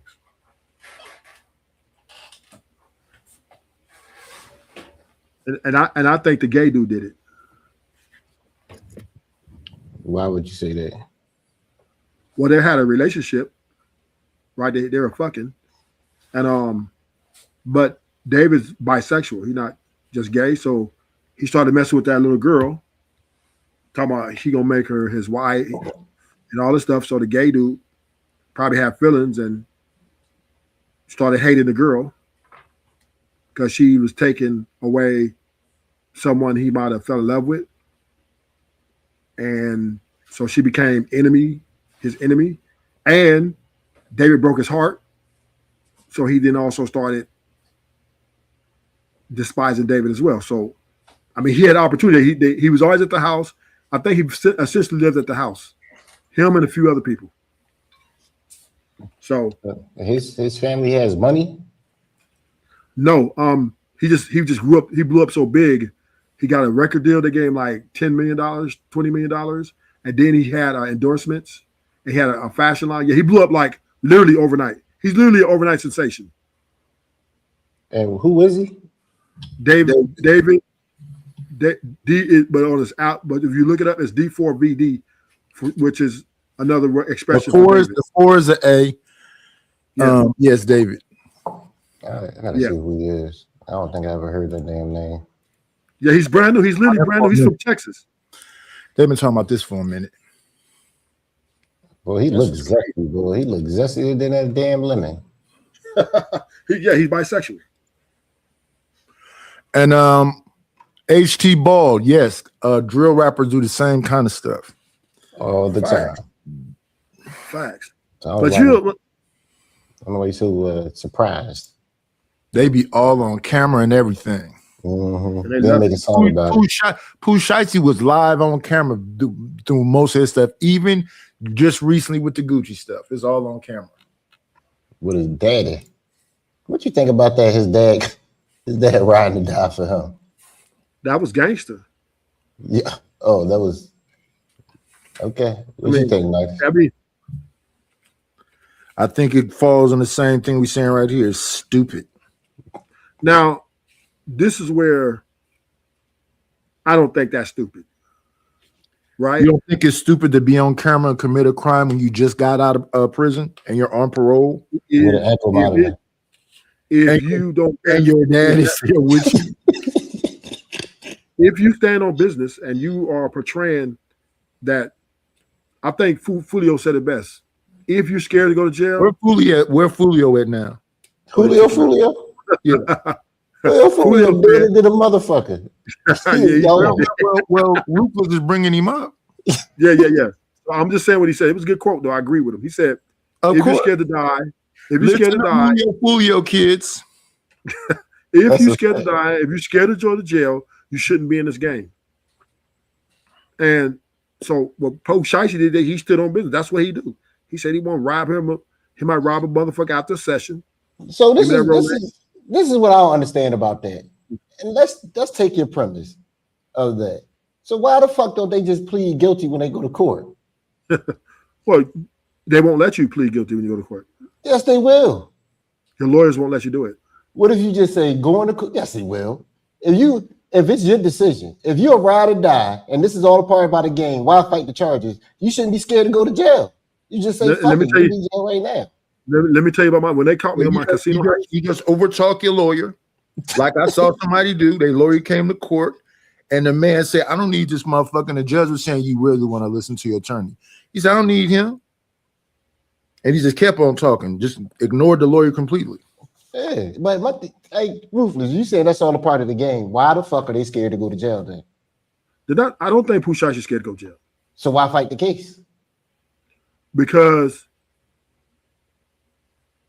maybe he's trying to get the best deal possible. The nigga don't want to go to jail. Daddy, am I going crazy right now? No, he's good. No, he's going to get time. He just wants to get the best deal. So he doesn't have a problem going to jail. But if he can get a good deal out of it, going to jail. That's why they calling Gucci Man snitching and cop and all that other shit. No, he ain't calling that. That's the public is calling him that. And the only reason they call it Gucci Man doesn't really matter no more. They don't. It don't. They didn't have so many people tell in Atlanta. They're calling them Rat Atlanta now. Yeah, but snitching has been. I don't know why people they over exaggerate snitches. They've been accepted. Oh yeah. But I mean, I respect the nigga as long as Pooh Shiesty accepts his consequences, whatever, and he'll do his time for his crime, and don't get out crying, oh, why I didn't. Then hey, that's gangster. It's the life you live. And you're a gangster, part of being a gangster in that type of life is jail or death. That's where you're at.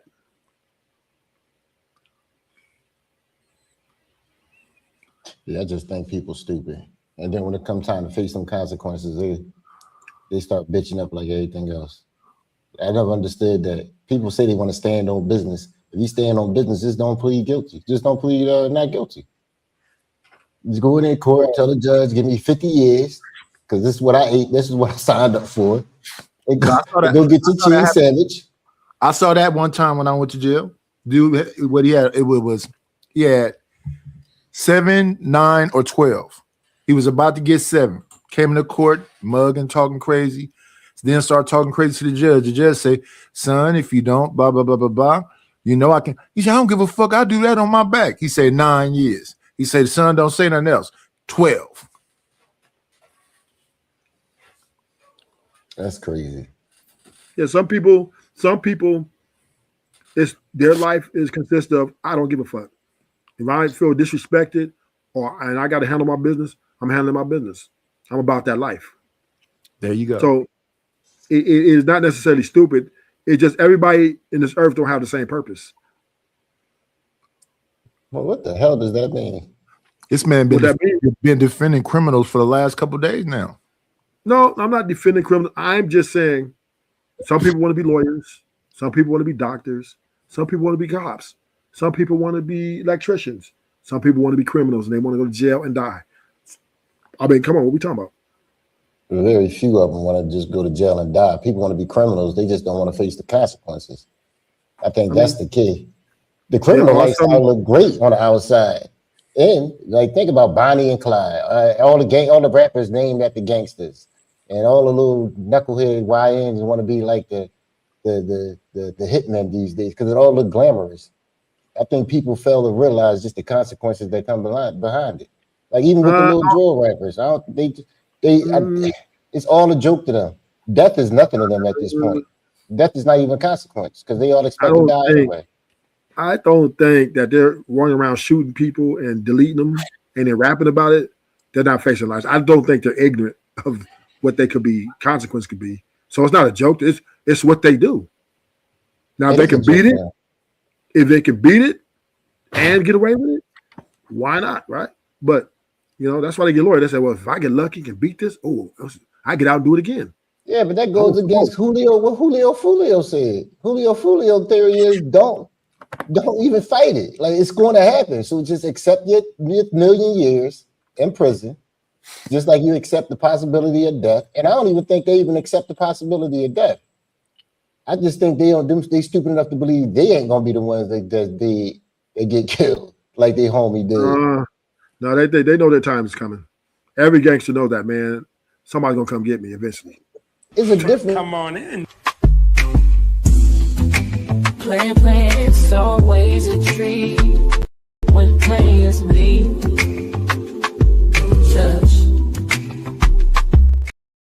Good evening. My nigga Rella. Man, peace. You muted yourself. Peace to the guys, man. Hey, right. A church, tabernacle, synagogue, and mosque in that order. You understand me? Let me go up here. I've been listening for a minute since I've been on the way home from work.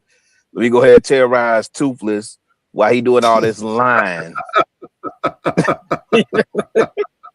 Hey, rest in peace, Trinidad T, man. Damn, we done seen some shit in this space, man, in these couple years that we've been on these platforms, man. Toothless, I can't believe, hey, bro. Hey, man, you did Fed Time and State. And you tell your story well, but what confuses me is You know, I'm an L7 square, man. I be telling these young bloods, hey No, man, you're stay not. out the No, streets. you're not. Don't No, play. you're not. Yeah, I'm No, a you're square. not. I'm a square. But No, look, you're hey, not, stay out Pimpin'. these No, you're streets. not, Pimpin'. Don't No, you're not, don't Pimpin'. play. Yeah, No, yeah, you're but not, don't Pimpin'. play in these streets. No, These you're not, streets is not Ism. for you. No, No, you're no, not, Ism. listen. I'm Ism. I'm a nerd, man. I had AP No, classes I heard you, and nigga. honors Don't try to classes. clean up now. Listen, I Don't wear try to clean up now, glasses. nigga. Hey, I heard the you up old here. heads call me professor. I heard you up here talking about that ism. Toothless. Chip. You gonna cut me off? You been talking all night. Yeah, but I just want to let you represent your ism. Nah, no, that's Sir Ism. Shout out to Ism though. Shout out to Oakland. Shout out to the Bay. That's Shout all I out to want you to do. yeah, That's shout all I out. I want you to mean, do. hey, listen, but you know what? In Toothless, if you ever heard my story, I talk about my uncle all the time, who at 70 is a Mac. You understand what I'm saying? And but he was well read. Like the reason why I have a library, why I collect so many books and read so much, is because of that man, right? And so it's not that I celebrate the ism or the pimping. I just understood that for me to traverse the earth, I had to have understanding on both sides of the game. You can't be out here as a square and just totally green. That's how you become a Vic, a Mark, a Goofy. Like, you know, and certainly I've had my experiences, but yeah, no, man, I don't celebrate the pimping like that. I just understand the lessons and keep it moving. But the fact though, that you would, you know, because I think what LA saying is spot on. Like, hey man, y'all taught Billy Badass, and then what's old boy that was up there, AR Ab. I seen him do it. Yeah, take your time then. Take that time that they finna hit you with. We ain't gotta fight. You ain't gotta fight the case. None of that. What Jeffrey, what's his name? Jeffrey Williams in Atlanta. I know they pinning that on Fonnie Willis and all that stuff, and she should be scrutinized too for how she wasted the people's money. But nah, man, you've been on records for years talking about you King Slime and you this. And listen, I personally know what they did over there on Cleveland Ave. My seeds, they uncle was subjected to some of that violence, right? So if you standing on business, then yeah, take your time, take them football numbers, and go do what you got to do. And the crazy thing that bugs me out, Toothless, is I ain't heard you say, "Hey, young blood, yeah, you need to stay away from that. You ain't ready for that." How I navigated in there, hey, that's me. You ain't built for that. And you know most of these, hey, Toothless, you know most of these young cats ain't built for what you had to go through in there. Well, I think these youngsters are way far more. I know I was pretty savage, but I think this youngsters, man, they running around and pulling up with. They good with when it's a switch. When they got a switch and when they got a tool in their hand, they good. I put your dick beaters up, fam. Yeah, but they will dead you. So. No, Toothless. Tell them young bloods to put their dick beaters up. That's not going to happen. Are they running the fade? Yeah, they got to. Toothless. Oh man. I did like years in county jail. You got to run that fade, or you're gonna get packed out. I'm saying scale that out, Toothless. I'm saying think. So what I'm saying, this is what I'm saying. Yeah, go ahead. All I'm saying is, I'm not praising none of this shit, right? But I'm just saying is, when like the gangster life, the gangster paradise, whatever they call it, there are some who are faking. I ain't gonna lie, there's some who pretending, but then there's a lot of them that are down to die or go to jail behind it. And okay, so you say majority are willing to die on it? I think a minority. That's what I was trying. And the ones that are doing it, I think some of them are being pressured. I think it's some wild boys out there, really wild, and they making them other people go. Now if you can lock up them, then that group will die down, and they be talking about free the guys. And you can see it in different cities when they snatch up certain people, it'd be over with, and they be waiting for whoever that is to come back. And if he on the same stuff, they get right back to it. No, it just carries on after that guy leaves. Right, gangs here in Los Angeles. No, and that's what I'm saying too. That's what make your rhetoric so dangerous. Because I think you, as I'm listening to you now, because I was saying my disappointment is that you don't speak at scale, but I think you just really think in Los Angeles, and I maybe I gotta curtail my critique of you in that regard, right? Because I know them cats that's in New York that then all of a sudden picked up California, well, not all of a sudden, but they picked up California gangs and LA gangs in particular, right? Without, well, no, let's say names. What's old boy Casanova, the Trey Wade, all that. Hey man, it's quiet for y'all right now. All of y'all, the Gorilla Stone Bloods, it's quiet right now. Jim Jones is looking like a goofy representing y'all faction right now. You understand what I'm saying? And that ain't my faction. No, not you. I'm not saying your faction, but he's making my point, which is they took them heads off. And that's what they did in Chicago too. There's going to be some new people that'll fill in eventually, yeah, but they took them heads off and stuff is a little bit calmer.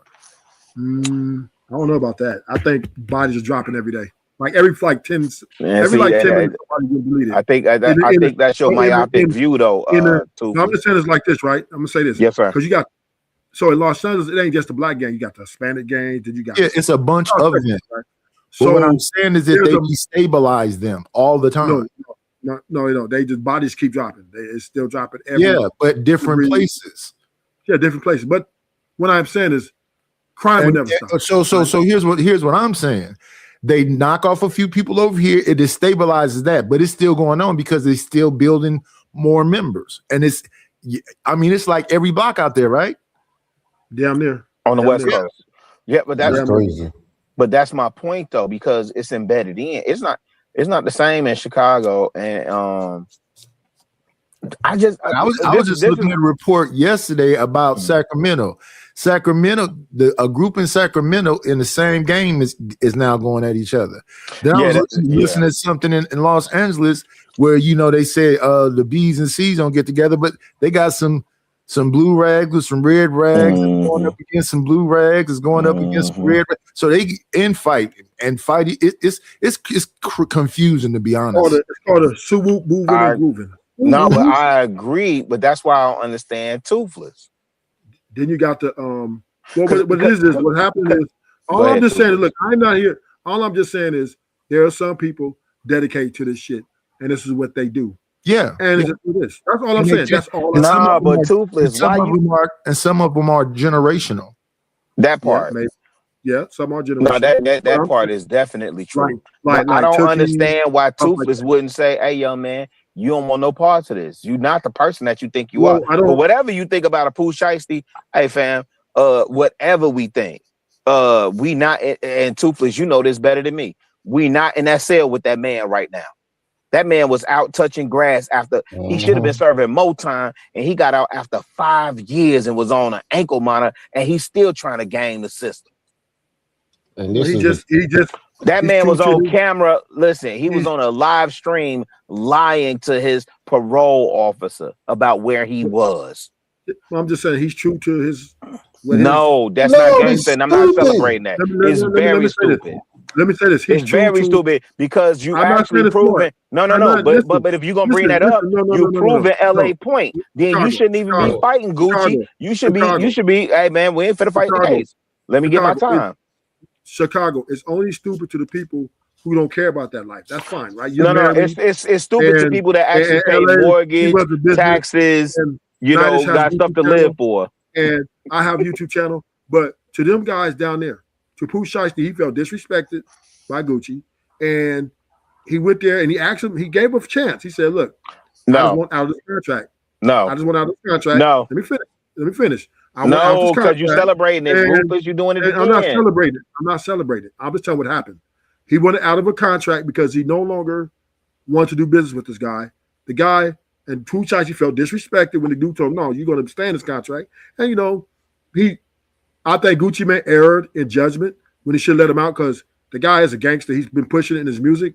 So he should have said, okay, we can't do business no more. That's fine. I'll let you out and we go our separate ways. No, he wanted to try to gangster him. He tried to gangster a gangster into a bad contract. And Shiesty said, okay, I'm ready.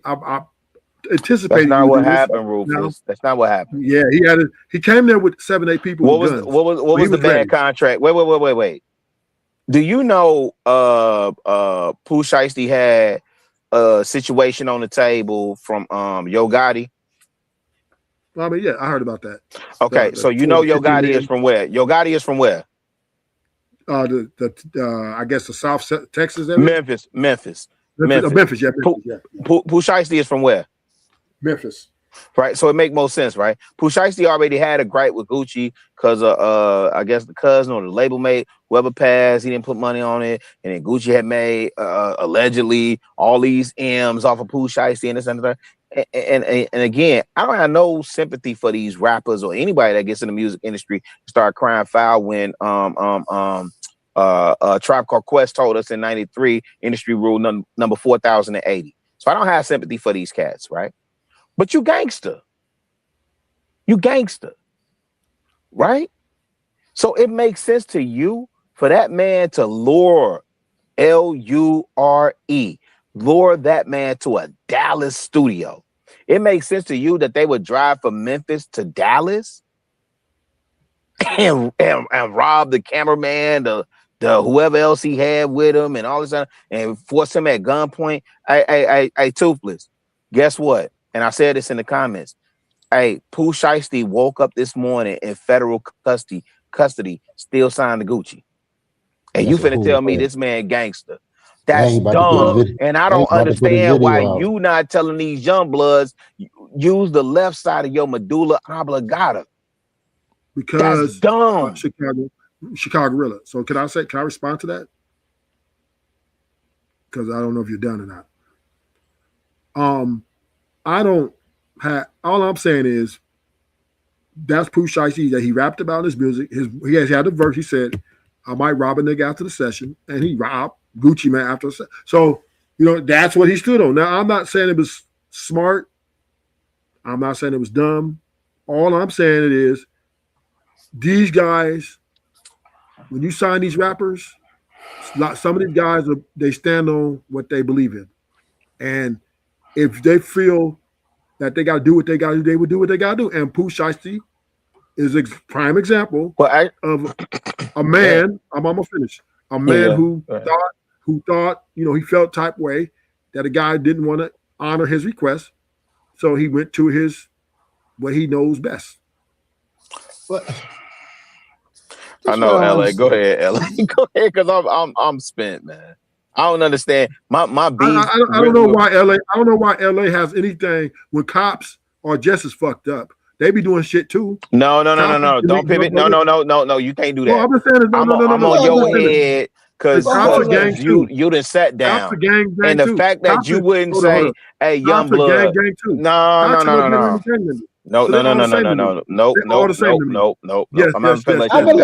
let them have it though. I'm not even gonna deny it. But this is the kicker. Being dumb is being dumb, but the point I'm kind of trying to get across, like his father being there, right? This is why I'm in the back of my mind, and I'm swear to God, I'm saying this is why niggas ain't gonna ever be rich. What's the other quote unquote? And this is the part, I'm a gatekeeper for hip hop, man. I hate that they assigning these rapper titles to all these guys, and we just let them get away with that. But wasn't there another artist that did some stuff? And then his daddy told on him. Well, that was Queso. You see how you know all these young cats? And this is the part that ticked me off. He made a song. I liked it. Let me say this too. Should have been dead. Let me say this too. All this money y'all be spending, fam. Hey, listen. My alma mater. I'm gonna make a post on my community page too. My alma mater. Hey man, we just had four seniors graduate with their associates before they walked the stage for their high school diploma. Congratulations. But but Nightis, this the work we be putting in, man. This the work that I support. And I say I'm hyper focused local, but this is why I got so much smoke for Toothless, because at least the OGs will come back. Even the Four Corner Hustlers that was terrorizing the school will come back and say, "Hey man, stay in school with the Santa Third with the man." These shorties don't have no chance, no protection, because we'll celebrate and talk about how they stood on business and they gangster and they some and listen. Pooh Shiesty did the dumbest thing a nigga could ever do in his position. That shit ain't gangster. That's dumb as fuck. Young Lil Durk, dumb as fuck. His Lil Durk, hey, Toothless, let me say this, I'm gonna go on mute, I promise. You have a right to that. Let me say this, I'm gonna go on mute so I can hear you respond. Hey, Lil Durk actually should have been looking at Chief Keef. Chief Keef got ran out of Chicago, took his ass to LA or to the West Coast or wherever he at, settled his motherfucking ass down, got sober. Hey, look, he got sober. He still perform his music now, but he got sober and said, hey man, if you listen to him in interviews now, that mofo say, hey man, I was tweaking, I was dumbing out, I had to come out here, calm down, settle down, whatever, woo. And his message is completely different now. Now the fact that I can't get a Toothless to say, hey, young blood, we need, like, listen, I've been there, I went through that, so you don't have to go through that. That's crazy to me that you would say Pooh Shiesty standing on business. No, nigga, you say he threw his motherfucking life away because he did. I'm on mute. I'm gonna let LA say something. LA might want to talk shit. Go ahead, LA. I just don't understand his father. I get it. I understand the dumb Negro part, but my thing is protect the bag, son. Listen, we got you are the dollar sign for the company. We're gonna teach you, and we're gonna do this the right way. We're gonna show you, man, because we need to protect this bag. There's other ways of doing it, but they just went out and they and just on camera with the ankle monitor. The daddy drove from Memphis, LA. Yes, that's what I'm saying. Went to the Kinko's to get the damn contract printed up, and then they going, and then he asking him, "Hey, is this signature valid?" And this, and the daddy advising him on camera. So I'm gonna say, but this shit is gangster. Hey, LA, but this shit is gangster. No. Once again, right? And this is a good conversation. I like this conversation because, we have people who have, and this is my argument for years, right, about the hood, right? Everybody in the hood ain't the same. Everybody don't aspire the same thing. Because we all in the ghetto, everybody don't want to be a gangbanger. Everybody don't want to be a bank robber. Some niggas want to shoot hoop. Some niggas want to be lawyers. Some niggas want to be drug dealers. Some niggas want to be post office. I mean, we all aspire differently in the hood. We're not the same. So what I'm saying is, since I've been around the hood, since I'm out the mud, there is just some people. There is some people. There is a minority of people who love they love the chaos. They love the style of, doing the bad things. Keyword minority. Yeah, minority. I'm not. Dude, I've been in this argument for years. It's a minority. I know, but you're not the minority no more, Ruthless. Well, I am part of the minority. So why you can't call it? Why you can't call a thing a thing? Let me say this, Chicago Rilla. Yes, you have to understand. You have to understand, right? Everybody has their desires, right, and what they want to be inspired in life. No, I have to understand that. Everybody don't value what everybody else values. Some people I don't have to understand that. No, you don't. But some. And you don't have to understand that, but y'all only make this type of everybody some argument, and y'all only do this when you're trying to make your point. No, I'm not praising nothing. I'm just having a conversation with you. No, you're not. It's a disingenuous argument. No, it's not an argument. It's just the facts, right? No, it's not even facts. Go ahead. Show some courtesy. Come on, can you show courtesy? How about that? Yeah, I can for you because I fuck with you. Yeah, go ahead. Okay. All I'm saying is some dudes don't value things with other dudes. We are not a monolith. Okay? Everybody doesn't aspire to be married and have kids and to go get a job, work 9 to 5. Majority of dudes do, but not everybody. Not everybody has that inspiration, right? Some dudes want to live a fast life. They want to take the shortcut. Some dudes want to have a bunch of women. Some dudes want to, Boy, this shit sound like what the female. Well, I don't even know what the fuck he's saying. No, what I'm saying is everybody has a different inspiration about what they want to live their lives. Nigga, everybody don't want to be a cop, nigga. Hey, no. Some only want to, and some, and not majority. And no, nigga, I'm gatekeep. I don't give a fuck what y'all said. I don't care what y'all saying though, bro. The good niggas gotta speak up in this motherfucking season, man. These motherfuckers just gutted. Hey, listen, they just gutted the Voting Rights Act of 1965, and you niggas up here, man. Listen, everybody I'm on don't your want to motherfucking head, Toothless. Everybody don't want to get married. This ain't even about getting married. How does marriage got to do Hey, with Toothless. Hey, Toothless. Can my grandma? Hey, Toothless. Can my grandma just come outside and pick the weeds out her motherfucking yard without being harassed by these goof ass Pooh Shiesty niggas? She just need to wear a bulletproof vest and she good. Oh, now she got to wear a bulletproof vest in the house that we the motherfucking lived in for 53 years. Yeah, because bullets might, Yeah. Now you see how your goofball ass validate and co-sign that shit? I'm not co-signing nothing. It's the facts of life. That is not the fact of life. You're not going down there and telling niggas nothing. I'm not going down there. Oh, you're a bullshit liar. I'm active. Listen. No, you're not. No, you're not. No, you're not. No, you're not. You're not going to the hood, telling niggas put them guns up. Again, Toothless. Now, well, let me concede at least one point to you. I will concede when I came back on the block, when I moved back almost a decade ago, when I came back, the people that I remember, because there's only 5 original families on my block, but all of us have been there for like for the time I can remember, and I'm 52 this year in August. And my family moved on that block a year before I was born. They moved there in 73. I was born in 74. Okay. So I will concede that there are new faces on the block that when I pull up, it's like, who this nigga? I will concede that point.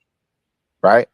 But as a 52-year-old nigga, hey man, no, we not having these same conversations, Toothless. I'm active in Roseland. I'm very vocal. And I speak often about Roseland, south side of Chicago, wild hunteds, documented and proven. I'm proud of you, but no, you're not, because I don't understand why you won't tell these young niggas, hey man, you can get money and you could create the lifestyle that you want, and you ain't gotta harm people. Rufus, are you out here harming people right now? No. Correct. So I don't understand why you would propel a message that Pooh Shiesty was standing on business. No, Pooh Shiesty was a motherfucking goofy. To you? No, to you too. No, because that what is it? First Day Out, FDO. I ain't even listen to the song, and they said that shit did numbers. That shit did numbers. So if I was, if let me say that this. shit did numbers, and then this motherfucker, hey LA, this nigga goes to force, like he think he in the 5 heartbeats or something. He go force Gucci at gunpoint to release him out of the contract again. He woke up in federal custody this morning, still signed to 1017, nigga. Okay. Anybody dropping the album on him? Like, Gucci can take the Masters and drop a whole Tupac type album, man. What are we talking about, Rufus? Really, you're not Yes, being sir. fair, really. You're not being fair, right? Because Well, life isn't fair, right? Everybody has a breaking point, right? If a man No. feels disrespectful, No. damn. I just want to finish, man. No, you're acting like I am, but Toothless, because I think that's bogus what you're saying. Listen. Now he had a breaking point. Go ahead, I'm gonna go on mute.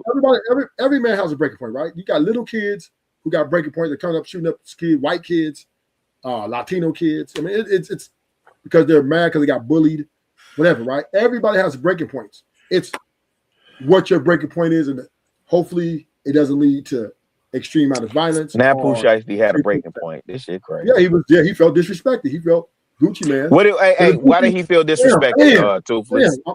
Because he asked him out the car. He didn't come in there with the guns out. He came, sat down, had a conversation with him, and said, "This is what my wishes are." What was the original meeting about, Toothless? He wanted out the contract. That's not what the original meeting about. The original meeting was no. It doesn't matter. It does matter because you're trying to make it seem he was there on some noble intention. Gucci didn't even know. Gucci didn't even know. That's what the nature of the meeting was about, them doing a track together and doing music. Doesn't matter. That's why they was booking the studio. Once he posed the question to Gucci Man, hey, that's not a business meeting. out this contract. I wish to separate myself from you. Gucci That's Man. That's not what. Should have honored the man's request. What? Why, I mean, why wouldn't he? If somebody doesn't want to do business with me no more. Hey, why would I force him to do business with Toothless. me? Hey, Toothless. Because it's business and ain't no somebody don't want to do business with. Nigga, you Oh, so now- contractually now- so- obligated. so- And so- listen, so and you- I'm also you go said ahead. so Gucci was the gangster. Gucci Man was also you celebrating Gucci then. No. Go ahead and What keep I'm your argument saying straight. is, I think I was clear when I said industry rule number 4080. However, So you're promoting the robbery in the industry of young artists. You're saying that you're promoting the niggas doing the robbing. no. What I'm But you saying just is said none of us should have sympathy, and none of us should be surprised when they get caught up in these deals because they already know, but they want the fame and the money. You are crazy. Are you telling me you're supporting that these dudes Hey, continue did to you have a rob problem with others? Meg Thee Stallion and how she did what's his name, Carl Crawford at 1550? What is it? Nice might know better than me, but 15 whatever label she was signed to before she jumped to Rock Nation. You have a problem with that? No. You didn't. So she was signed to this man, and Rock Nation came and presented a bigger bag, right? And this man has spent all this money, invested all this time in her, right? It really jumped her shit off. And you saying because Rock Nation come along and they the bigger label, you don't have a problem with that. No, because it's a legitimate business. So what makes Gucci's different? His artist requested him to let him out of contract. Yeah, Meg requested to be let out of her deal too. Okay, and then she went to Rock Nation. Yeah, and they strong Rock arm. Listen, they had to pay like they weigh, and they strong arm. I think his name is Carl Crawford. He was a baseball player. So they bought her out her contract, right? Kind of, sort of, yeah. Kind of, then. sort of, That's yeah. They legitimate business. did. That's legitimate business. So why did he just buy his contract out then? because he probably thought that Gucci Man didn't give him any money that he thought he should get. So he's like, fuck it, I'm just gonna take that as a loss. Just And then go let's to cut jail. ties. So that's what I'm saying. And then go to jail. That's the This is point. what I understand. That's the Ruthless, point, this don't LA. make any sense. Like It didn't either mean way, but hold on, Ruthless. Let's say he thought he was going to get away with this, right? Which I still don't understand how he thought he was going to get away with it. But he honestly thought he can hold him at gunpoint, make him sign the contract without lawyers or anything. He's just going to say, "Oh, yep, I'm out my contract now. That's it." Like it's a process. I'm pretty sure that ain't it. I know I got to be missing something. Is it just that simple as you just signing the contract and next thing you know everything you done? You have to do nothing else. This is, in my opinion, right? This is my opinion. If I'm in Gucci Man's position and I have a disgruntled artist, because first if he asked me, I want out the contract, and I'll be like, okay, is there any way we can reconcile this? Is there something I'm doing wrong? And he says, no, I just don't want to deal with you no more. Then I'm going to honor his request because I'm not going to force nobody. Now we got to go through. I'm gonna tell him we're gonna have to go through, get this finalized by lawyers, but it will be finalized in this many days. You cool? Cool. And we go around our business. I'm not finna just make them. No, you're gonna stay signing me because you gonna stay signing me. And I said now, Gucci Man obviously, right, felt that nigga, you're not getting out of this contract because you're my best artist. So I'm not gonna let you go. You're a money bag. And dude felt disrespected because he did not honor. Now, once again, how he handled it is not the corporate way to handle it, is not the business way to handle it by society standard. But Gucci Man and Pooh Shiesty are the same people. They rob people. That's what they do. They Gucci Man do the same. Pooh Shiesty and Gucci Man are brothers. Like, and they're the same type of person, right? So what Pooh Shiesty did, Gucci Man did to people too. Gucci Man been in jail too. I mean, so this is what they do, right? So what are we talking about? I'm saying this is what they talk. Gucci Man is Pooh Shiesty, and Pooh Shiesty is Gucci Man. So what Pooh Shiesty did, if you flip it, Gucci Man would have did the same thing. Oh, you think you're gonna let me out this contract, nigga? Okay. Break yourself. So shit, Gucci Man already did it. You know they told Gucci Man robbed the nigga. Yeah, right? He went to jail. But what and he year got and he was catching body. He caught a body. Well, how long ago was that? This was like about 10 years, 12 years ago. That's what I mean. He ain't doing that no more. He been rich too long now. He was Shiesty's a young man. Right? So he's still in his prime. So Cool. Gucci Mane older. And that's why he was able. That's why he used paperwork to get him to use predatory terms against your boy. What I'm saying is against Pooh Shiesty. He learned the game. Now he's doing business. Listen to his now album. you jeopardize your life. But you're risking your life for what though? Who risking their life? Gucci Mane, the guy Duke drew down on him. That ain't gonna ever happen again. He gonna have more security around him. He gonna have procedures and protocols now. He probably won't even meet any of his artists anymore. He probably ain't gonna ever go to the hood. Gucci Mane label's over. Are you kidding me? Yeah, ain't nobody signed to him no more after that. This nigga robbing people. Niggas there's so many labels assigned to. You got quality control. Niggas ain't fucking with Gucci no more. Like, damn, that's how you do your mans. Dudes watching. And then you went to the police and made a police report. So a lot of guys looked up to Gucci and now they lost respect for him because he the one said Gucci Mane said on camera, I've seen it, I don't go to the police. And he went to the police. Well, and for me, I don't care, right? That doesn't bother me. But he is the recipient of the culture he created, right? You created this gangster culture, robbing niggas if you feel your so you signed an artist who's just like you. And then when he came and asked you out the contract, you didn't think to say, I better I'm gonna try to negotiate, but if he's just not feeling it, I'm gonna let him out this contract because I know he's me. I mean, Gucci Mane was a little, he got a little, and then you went to the cops. Nigga, where your homie at? Nigga, go get your homies. Who is this in the back? Come on camera. Who is that in the back? Dude with the SpongeBob. Come on camera. Yeah, the motherfuckers doing some weird shit on these. Yeah, they doing some,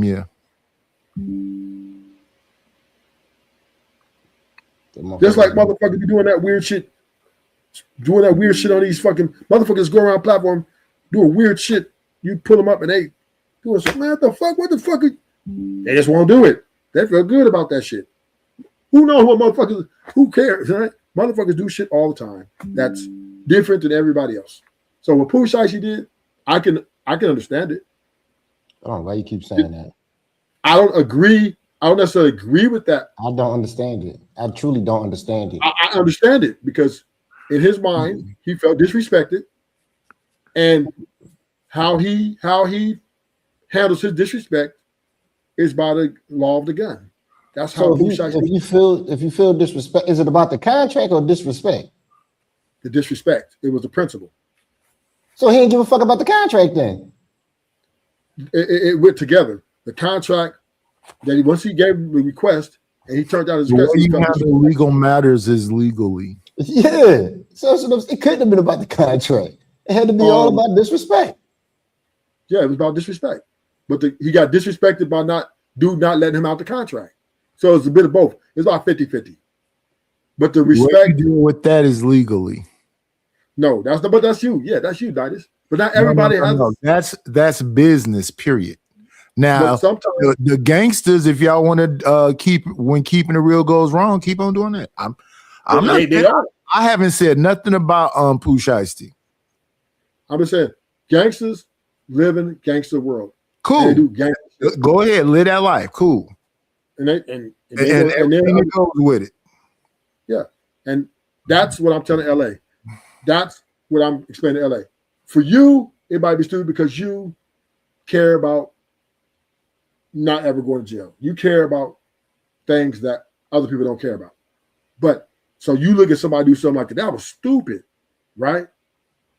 But some people may think, man, that was gangster. Some people look up to that. So some people think that was stupid. I don't care about those people. We talking about Pooh Shiesty. His goal, and Realist kept saying it, his goal was to get out the contract because it was a bad deal. I don't think he, that's what I'm saying is stupid because this way was never going to get him out the deal. Matter of fact, now it's probably going to make Gucci more money. And he's never getting out this deal. Okay. He- I don't know he- why you think absolutely. Gucci. I don't know why you think Gucci is finished. Knight Oh, has he's just done. told you this. How? He's done. Just like Death Row fell, Gucci is done. Remember Suge Knight did all that shit? Death Row went straight down this shit. No, Death Row fell because Tupac died. Good. Right. Right. And nobody else was signed to Death Row. And Who's nobody that? else was signed to Death Row. He did have people after him. Not, He had not no, all of them. He had all of them. He sold Death Row. so yeah, because once again, right? Suge Knight, what he did, how he ran Death Row, he lost a lot of artists, a lot of people. He lost Dre. He lost people. He ran the business into the ground. Yeah, but He didn't need Dre. He didn't need Dre, and Dre wasn't Yeah, he on did. most of the beats over there. That was Battle Cat. That was Daz. That was DJ Yes. Quick. That was a lot of those albums Dre signed off on. Dre didn't do. Well, Jay is right, Dre, but Dre did final production on most of that yes, stuff. yes. Dre made sure Scott that Storch, but listen what I'm saying. Listen what I'm saying. All those other people that was around that stuff was still around that stuff. but Death All those Row people went to to this shit. day say they have not gotten paid. Death Row went to shit. He sold it. Yeah, because it was shit. Then why did Yeah, Snoop? the Why did multi-billion- Snoop buy it back if it was shit? He would if Suge Knight ran it. Why like he did was supposed Snoop just buy it back then? because Snoop, for him, it was sentimental, right? It was where he started his career. No, And- he bought it back for the copyrights and and sentimental. the masters, the copyright masters. And Daz sentimental. now his cousin Daz is fighting Snoop for the same reason that Daz was fighting Suge, because they got Right, the but the- copyrights and masters. But the point I'm making is Suge Knight ran Death Row into the ground. All he had to do was pay everybody and treat everybody with good business sense, and Death Row would have been $1 billion So industry. now you're contradicting yourself. You said gangsters do shit gangster way, right? No, I'm saying if. No. Listen to me. You just said moments ago, gangsters do gangster shit gangster way, right? Yes. And Suge considered himself to be a gangster, right? Yes. So that's why I didn't pay nobody. And I'm telling LA Wilkes, that's what I'm saying is I'm showing him these people don't care about success, because if they cared about success, they would have ran it right. But So because that's they the don't give a same fuck, thing it was just saying about Pooh Shiesty. If he That's- cared and about that's getting my- out of the contract, he would have took it the legal way. But you say Pooh That's right. Shiesty's gangster, right? yeah. So you're making my point now. So no, I'm not. So Suge Yes, Knight you is are. gangster. Yes. That's what Right. I'm saying. So what do you mean he ran into the ground? He did what gangsters would do. That's my point. That's my point. Gangsters don't care about doing good business. Gucci man didn't care about But doing see, good business. but here's the thing about that, and stay right there where you at. How does that help the so-called community? It doesn't. Exactly. So the reason why you have people that'll say that is dumb is because at the end of the day, you end up fucking yourself. So at the end of the day, everybody from that label didn't get paid, and Suge himself now was sitting up somewhere getting old. And You understand how big a company that was, how much money that was? Oh my god, dog. That shit was crazy. Suge Knight could have had $1 billion. And wait, stay right there. And Gangsta took precedent over making money and staying successful. Yes. Same Because thing that's with what we care same thing with Pooh Shiesty. So I understand exactly what you're saying, and I understand exactly what Chicago was saying. You fucked up. You might not care about it. You might not care about it at all. You might rot in jail. But hey, if keeping it gangsters, that's why a lot of times people say, you wouldn't say that shit in my face. I would never be anywhere near you. I don't run in them circles. I make it a point not to. Because I can't even have those kind of conversations. Let's go, hey, y'all, let's go fuck our life up. I can't even sit in those conversations. All I'm doing is saying is that you're saying the same thing I'm saying. No, I'm agreeing with you. I'm agreeing with you. But what Chicago is trying to get you to understand is that why don't you say the whole thing?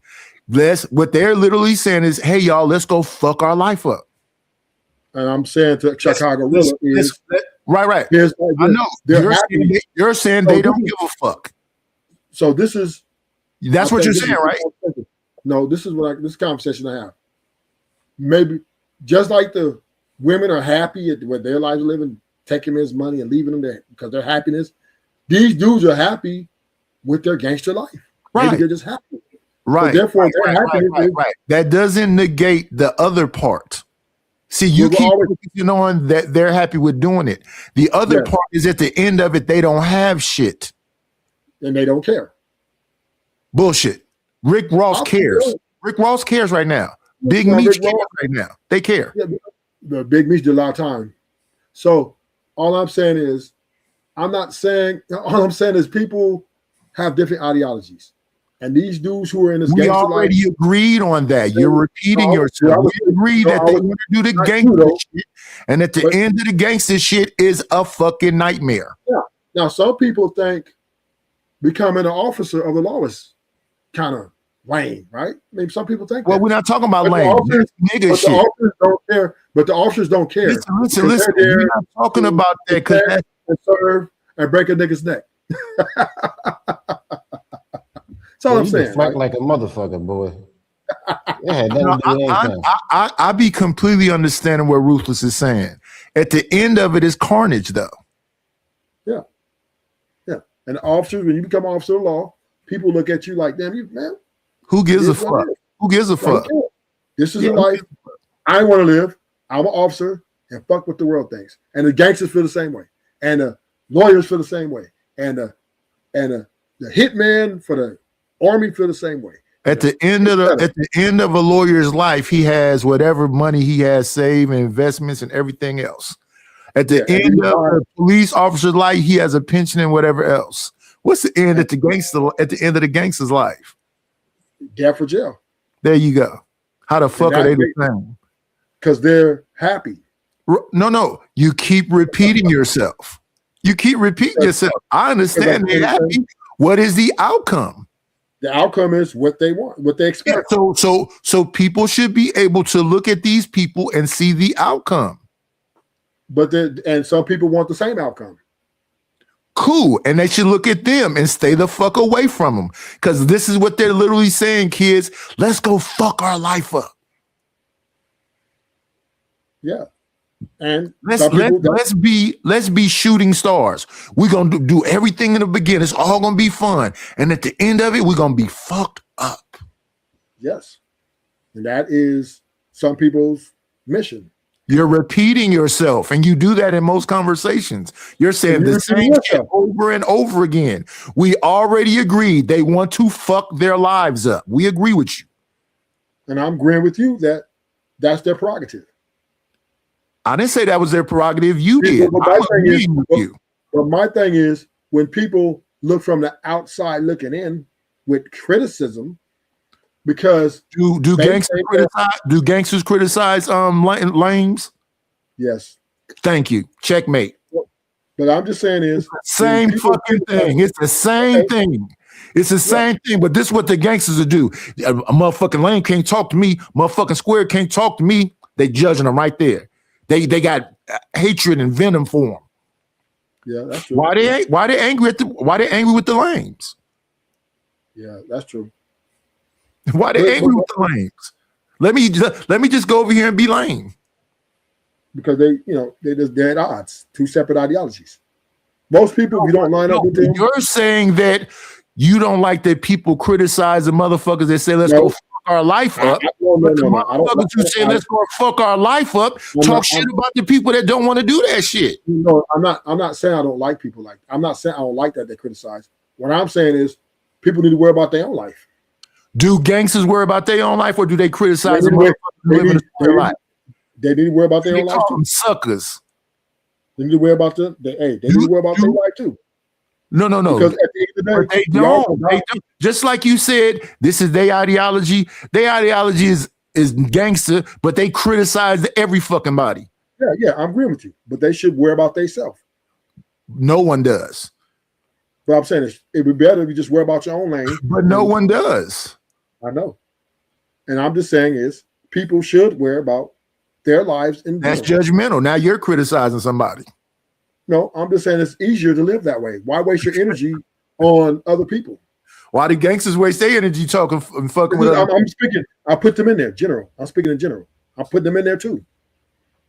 Right? Why waste your energy on people that you would never ever meet or ever have any type of interaction with?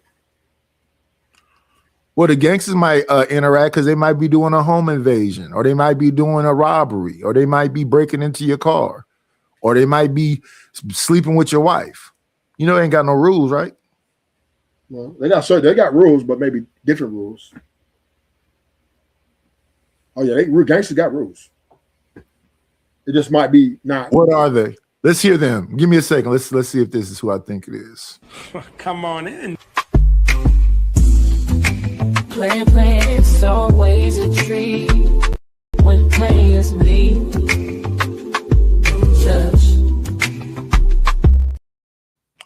Is this Josh?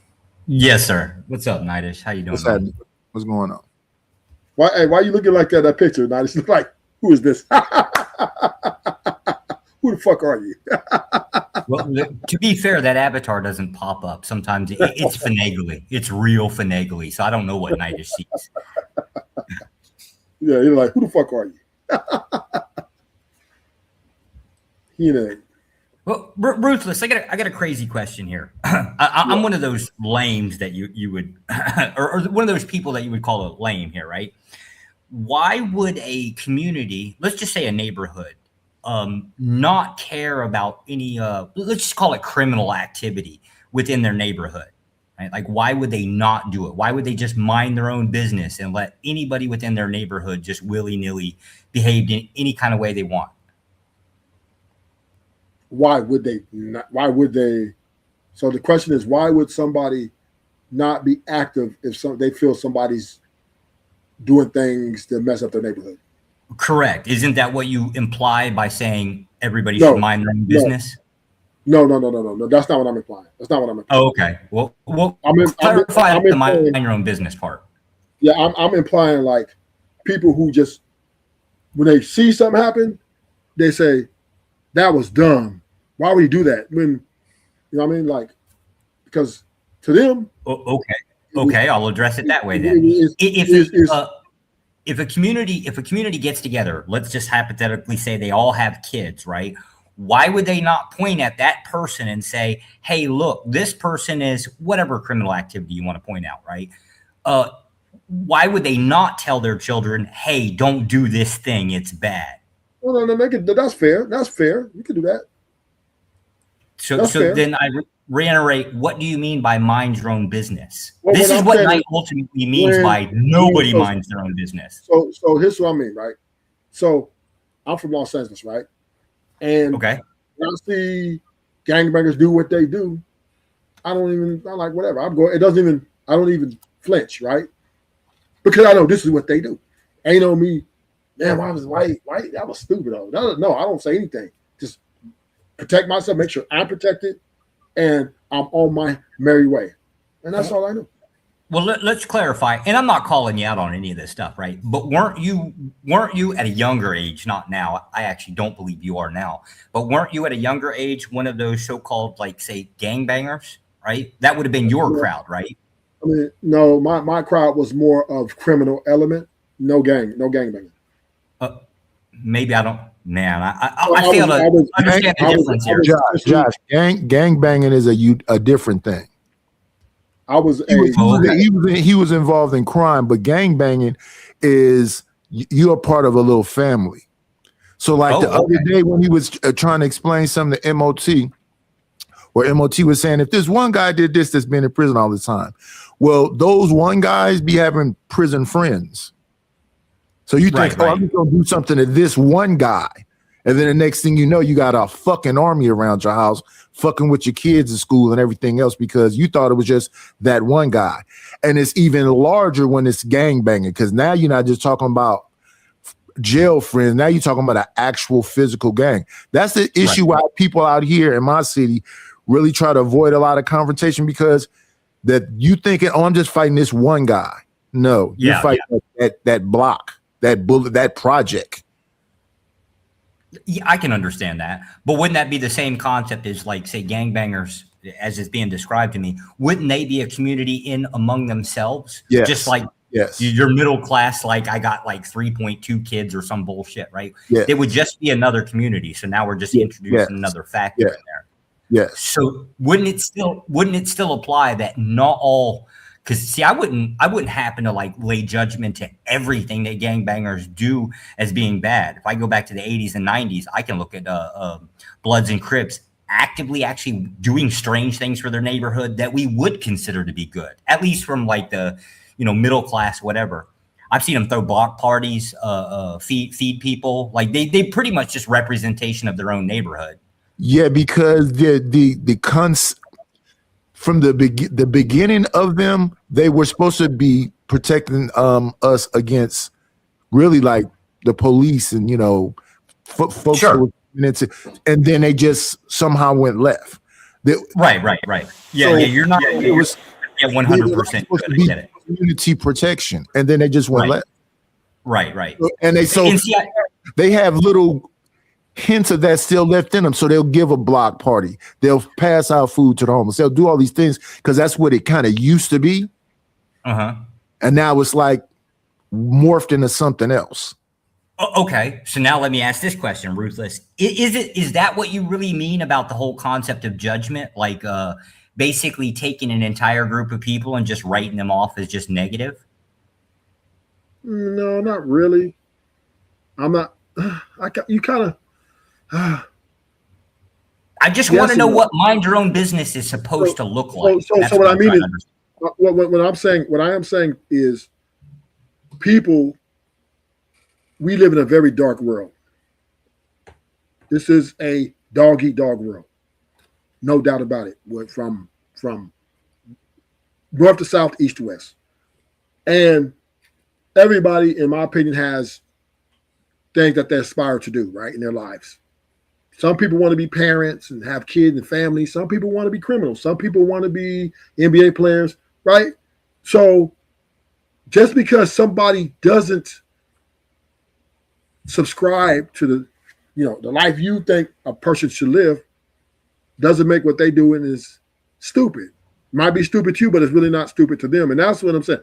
It just doesn't have any, in my opinion, what gangbangers do with their life does not affect me one bit. It does not make me. How do those groups compete with each other then, right? Without having some type of confrontation. So let's hypothetically say hypothetically the middle class, like 9-to-5ers that are just trying to raise kids, right? Why would they not push back against another group of people that they feel is infringing on their, in this case, let's just say it's like just neighborhood, right? Like we have our gated neighborhood, right? We want it to get bigger, right? Because we're going to raise kids, right? And they're going to basically move outward, right? Why would we not want to push back on another group, regardless whether they agree with them or disagree with them? I mean, you can push back in the sense of if you don't want them around, it's like they're coming in to occupy space and bringing in the the toxicity and stuff that you might not want your neighborhood to experience. See, Rufus, that's fair. But listen, Rufus, when you talk like that, it's like you don't know exactly what they actually do. When you know what they actually do, they smoke weed. They might want to fuck outside and piss in your grass and do all kind of shit. That's just like they don't give a fuck. Yeah, I would say that. To be honest with you, I really don't be bothered with people that's going on about their way, but they don't go on about their way. For example, something that happened not too long ago, maybe about 6 years ago or something. I'm with my cousin. My cousins live in all these areas, right? And all this stuff. I'm born and raised in this city. So I'm in my cousin's house one day and her daughter comes in with a guy. He says hello to everybody. We say hello to him. The following day, I'm going into the liquor store that's right by that house. Him and his group of friends are all like around the front door where you can barely get in. I'm going in the store anyway. I don't care. When I get inside the store, he's standing inside the store. Oh, I look at him and I recognize him. I go, hey, what's up? Then he looked me up and down. So since he didn't respond back, I went to the back of the store and got my stuff. He got two more of them dudes right and came into the store. And he say, hey, OG, you know me? And I like put my head down like this. I said, look at this shit. I said, yeah. He said, where you know me from? I said, you was with Mookie the other. Gee, I didn't recognize you. But why would you be fucking with an old man, period? Now that you recognize me and you know, it's but why would you be fucking with an old man, period? To let you know what type of person he was, huh, Nitus? Well, I already knew what type of person he was. I just was speaking to the man because he was in the damn front of the damn door, like they wouldn't let nobody in the fucking liquor store. And then you know they be having a relationship with the Arabs or whoever owned the store. They kicking them down or something. They like in cahoots with each other. Now I don't live in that area no more, but I was born right there where I was going in that liquor store. That's my I first lived on 73rd and Fresno Street. This liquor store I was going to was on that is 74th, I believe, in East 14th. It's called International now. So like people be saying to me, oh, you won't go around the youngsters. I walk around in my city. I live in my city. I don't understand what people be saying.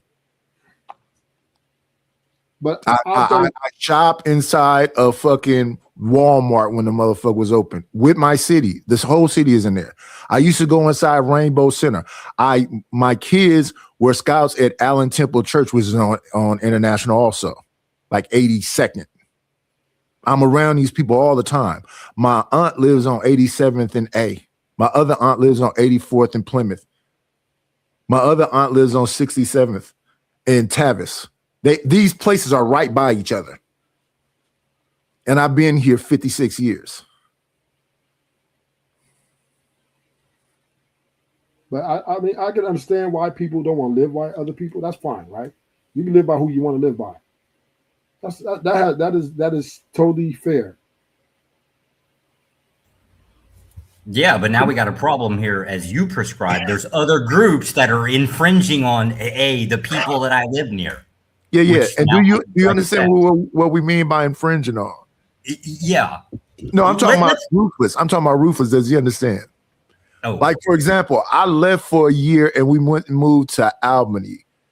Me and the wife and our daughter at that time. I don't think we had no other kids. When we came back to our original house, her family was living in it.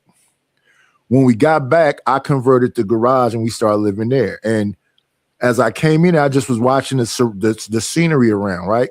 So the first thing I had to do is get some youngsters that used to come to the house up out of there because they was grinding. Now I started, interacting with the neighbors because I like to know my neighbors. It was some Asians, some Mexicans, and some black folks at the end of the street.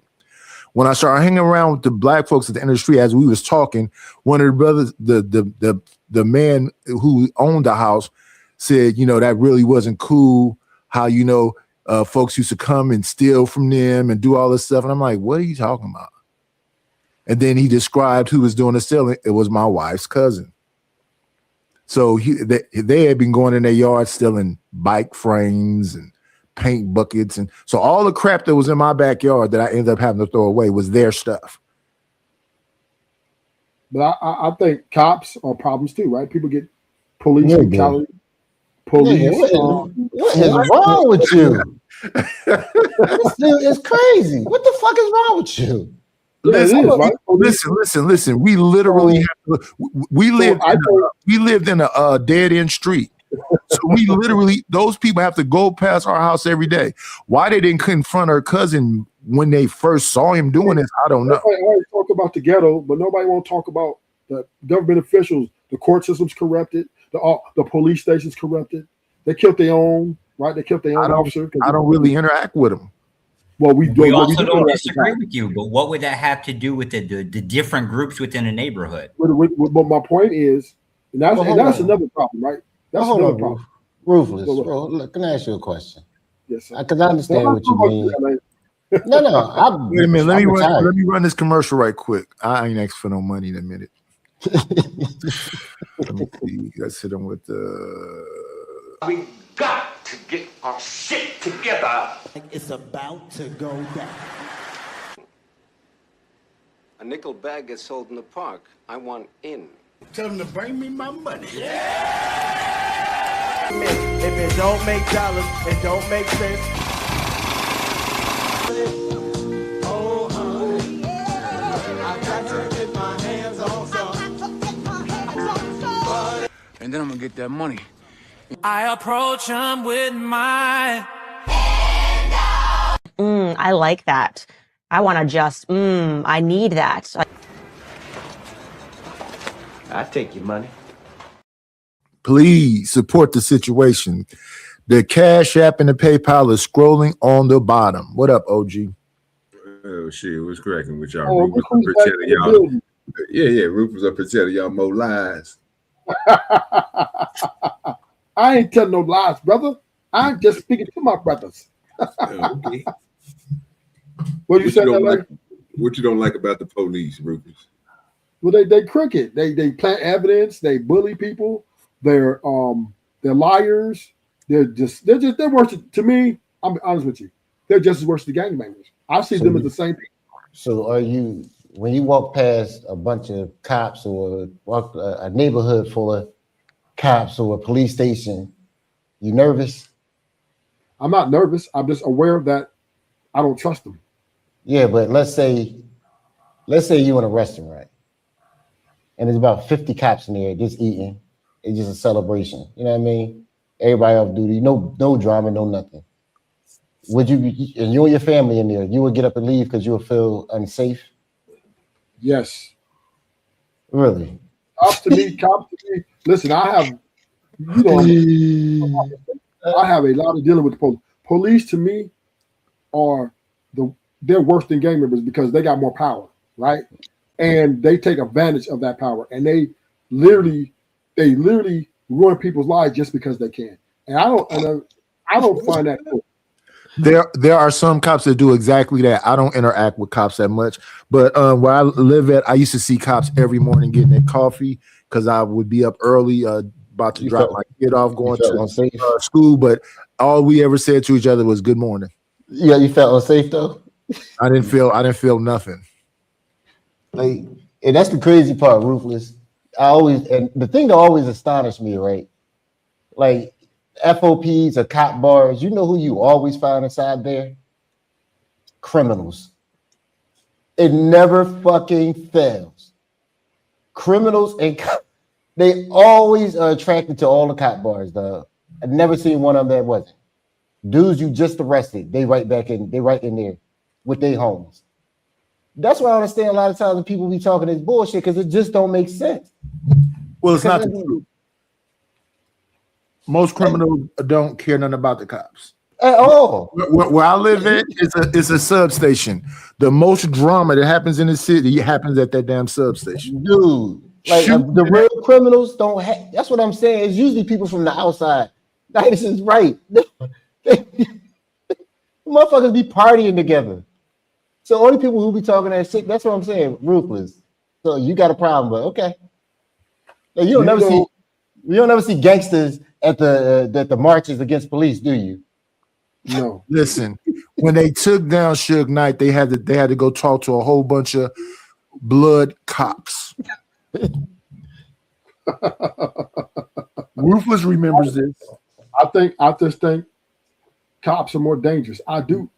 Isn't Reggie White a cop, an ex-cop? Yes, he is. Yeah, Reggie White. There's a few others. A bunch of them. Let me say this: the police are in the business with the gang members. They're in business together. This. We just said that shit. It goes hand in hand. It's like yin and yang. The cops make sure they sell the drugs. They have a place to sell the dope.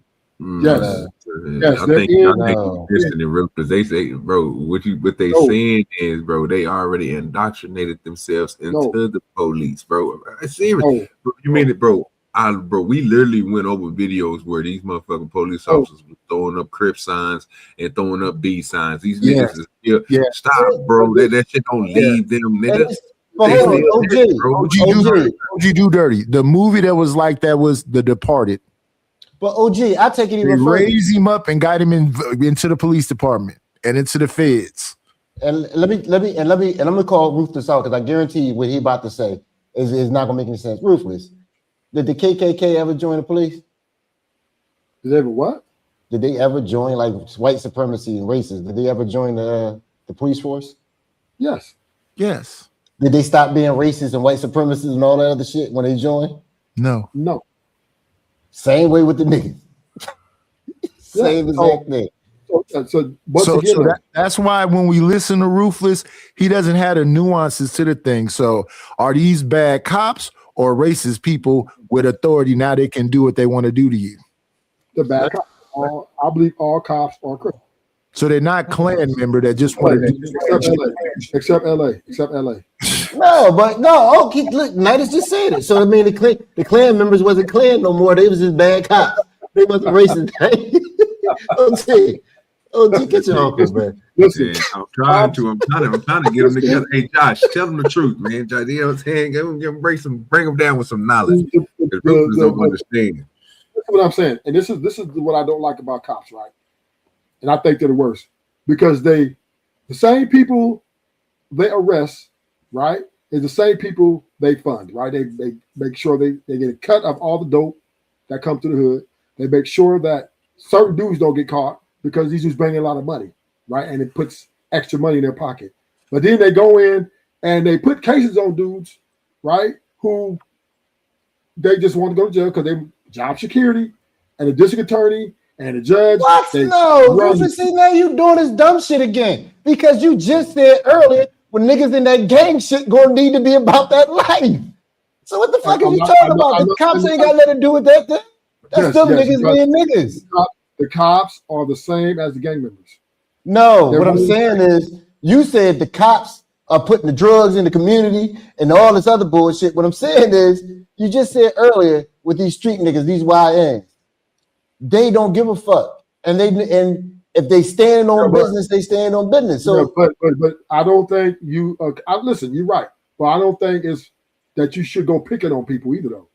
Right? You snatching people up, you're putting cases on them that they didn't even do.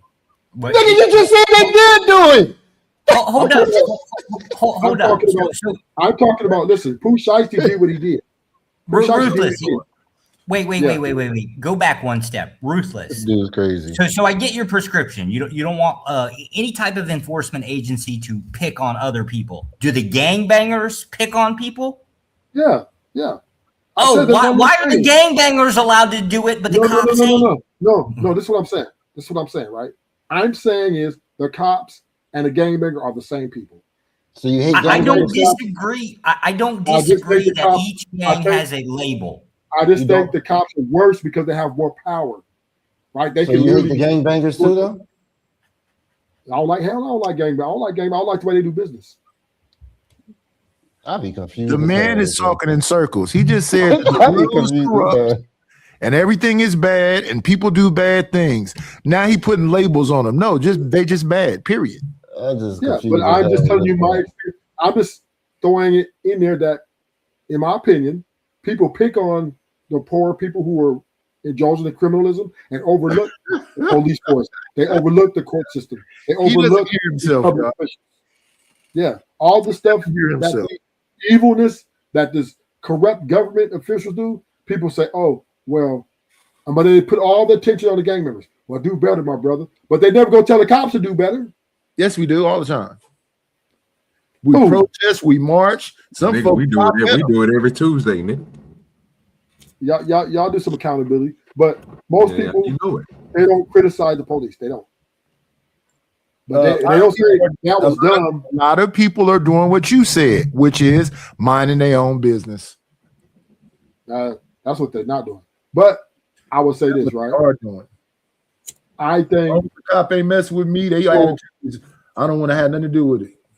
I mean, it is what it is, right? It is what it is. I'm not telling cops they stupid for what they're doing. It's just I'm just letting it be known that they're no better than a lot of people look up to police officers. They're no better than the gang members. They're the same people. So you're literally, if you're going to criticize gang members, you got to criticize the cops. I thought you said don't criticize nobody. Yeah, we don't disagree with anything you've said so far. Just to be fair, right? Like, I mean, YouTube's full of auditors, right? Like, there's people going around just going after cops for all of the dumb shit they do, right? It is what it is. Yeah. But Yeah, it I was agree with your premise is that we all should just mind our own business, which So I don't when see how that can even happen. so I would just only reason I use the cops is not necessarily that was really I just used it because I wanted to throw something really extreme so people can understand that you're picking or quit. Understand that this is a world that people do things because they're evil. Period. That's the only thing I agree with you said. That's literally the only thing I agree with. People are fucking evil. And this is the crazy part. Some evil people are just nice to other people.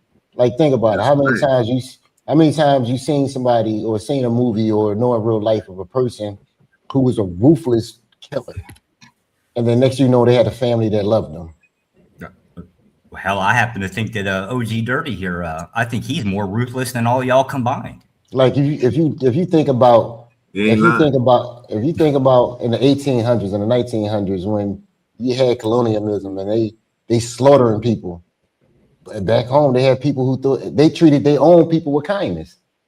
So the shit I don't know, ruthless. You just be all over the place, sir. That's why I understand you. You can't just, and that's why I'll go with Nighters.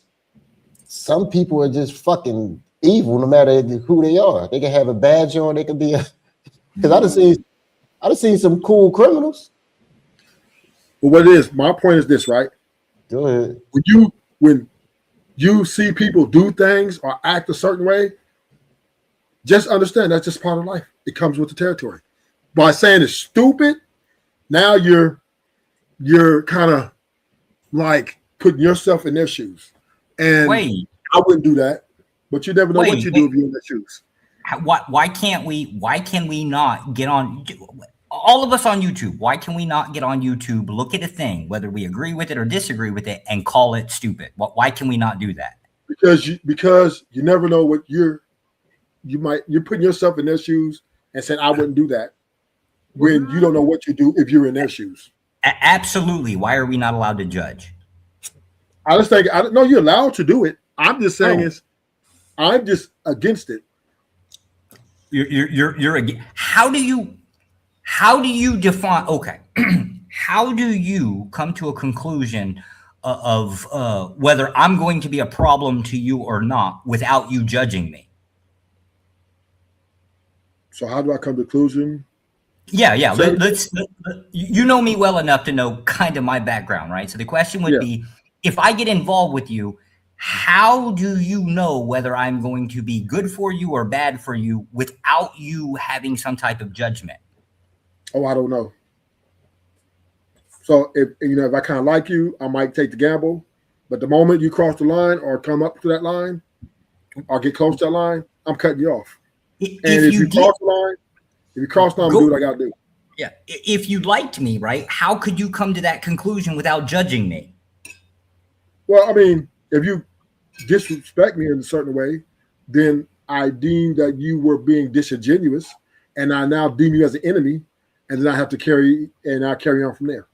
How do you measure respect or disrespect without judgment? So if you come in and he smacked the shit out of me, nigga, I'm trying to take your life. So I mean, I'm just saying, right? If you try to do something, go in my house and take some, or fuck my wife, or some shit like that, right? That will deem you as my enemy. Nigga, wife. And I'm coming for you. I ain't married, but I'm just saying those are the type of things that would trigger me to take you out or do something to you. So could those other people that are making these judgments, could they also not be doing the same thing by making an emotional appeal? I don't like the way they behave, right? Like cops running around with their little thin blue line, right? And just basically going around with nightsticks and randomly beating people because they might happen to be a different color. Rodney King. Wouldn't that be an emotional appeal? Good. Rodney King. But yeah, that would be emotional appeal. That may be emotional charge, yeah. But how do you judge those people? Or I'm sorry, how do you have any kind of interaction or avoidance without that judgment? Isn't that needed? Like, isn't the judgment needed for just even a self-defense concept? Or like, I'm going to avoid those people because they're a problem, or I'm going to basically mess with them in some kind of way because I might find a benefit from it. Yeah. Having a discernment on what type of crowd you want to mingle with what you want to stay away from. Yeah, that's fair. That's fair. That's not for me. Could it be the case that discernment and judgment are probably one and the same in this context? Yeah, it's split hairs. It's about the same. I happen to think they're kind of similar. Yeah, they are similar. It's like split hairs, right? Right. Yeah. But I'm not saying it's different. But what I am saying is this, though. We have to understand that we're no better than the people we criticize, too. We have faults. And I mean, you can't talk about the police no more then. Always do this shit to himself. I don't know why he keep talking. They have to backtrack what he say. Come like on, a motherfucker, man. Just you talk too long, Ruthless. Like if you cut it off, then you always be good. But we always can rely on you to just go over the mark and fuck yourself every time. That's crazy. I'm just saying is, understand, we don't know what our triggers are, right? I mean, we know what our triggers are. And we just live life hoping that nobody ever makes us go to our breaking point, right? That is our hopes. Because some people want to raise families and some people do business, make money. Bro, you don't put yourself in. You don't put yourself. Look, you gotta. You hope. Right. You hope. Sometimes it can. Sometimes it come to you, OG. Sometimes it can come to you. Sir, if you know these women, it's the same thing we was talking about earlier, and it goes for people. If you know people are toxic, bro, you see the way that they move and you see the things that they do. Why put yourself in a situation to where you're gonna have to react a certain way? Right. I agree with you. But sometimes it comes to your doorstep, right? Sometimes you don't have an option, but you have to act immediately or in lockstep. So all I'm saying, if you can avoid. I'm not disagreeing with that. But if it comes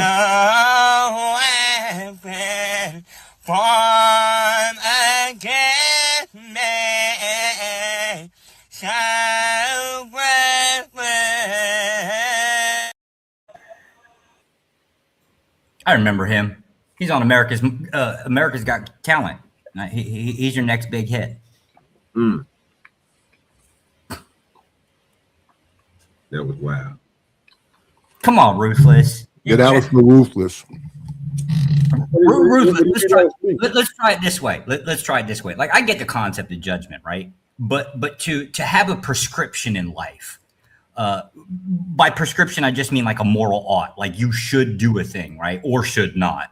In this case, right? Wouldn't you have to also, in that same breath, have some type of standard or like a thing that you prescribe that life should be like?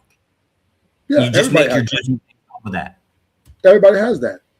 Okay, so what prescription, Ruthless, would you like to give to society that you believe ought or ought not be done, aside from don't mess with these people because they're bad or we're all in the same boat? My prescription is enjoy your life while you can. Okay. Well, I'm going to go put my boots on, right? I'm going to find somebody and then put those boots on somebody's neck because I enjoy it. Yeah. Do you? Oh, shit. Do you, homie?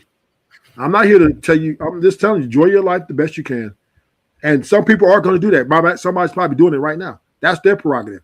And I don't care. I'm not going to lose no sleep. I don't care. I'm living my life. So how can you go against me then, right? Because I'm doing what I enjoy. Yeah. Now, if you cross my line, what your enjoyment disrespects me, then we're going to have to settle that out in the streets or in the courts, whichever way, however. But what I am saying is, if you ask me, what is my anthem to people? Enjoy your life while you can. Life is short. And that's all I can tell you, because tomorrow's not promised to you. Damn. Kind of sounds like a cheap shot at night. No, that's just the facts.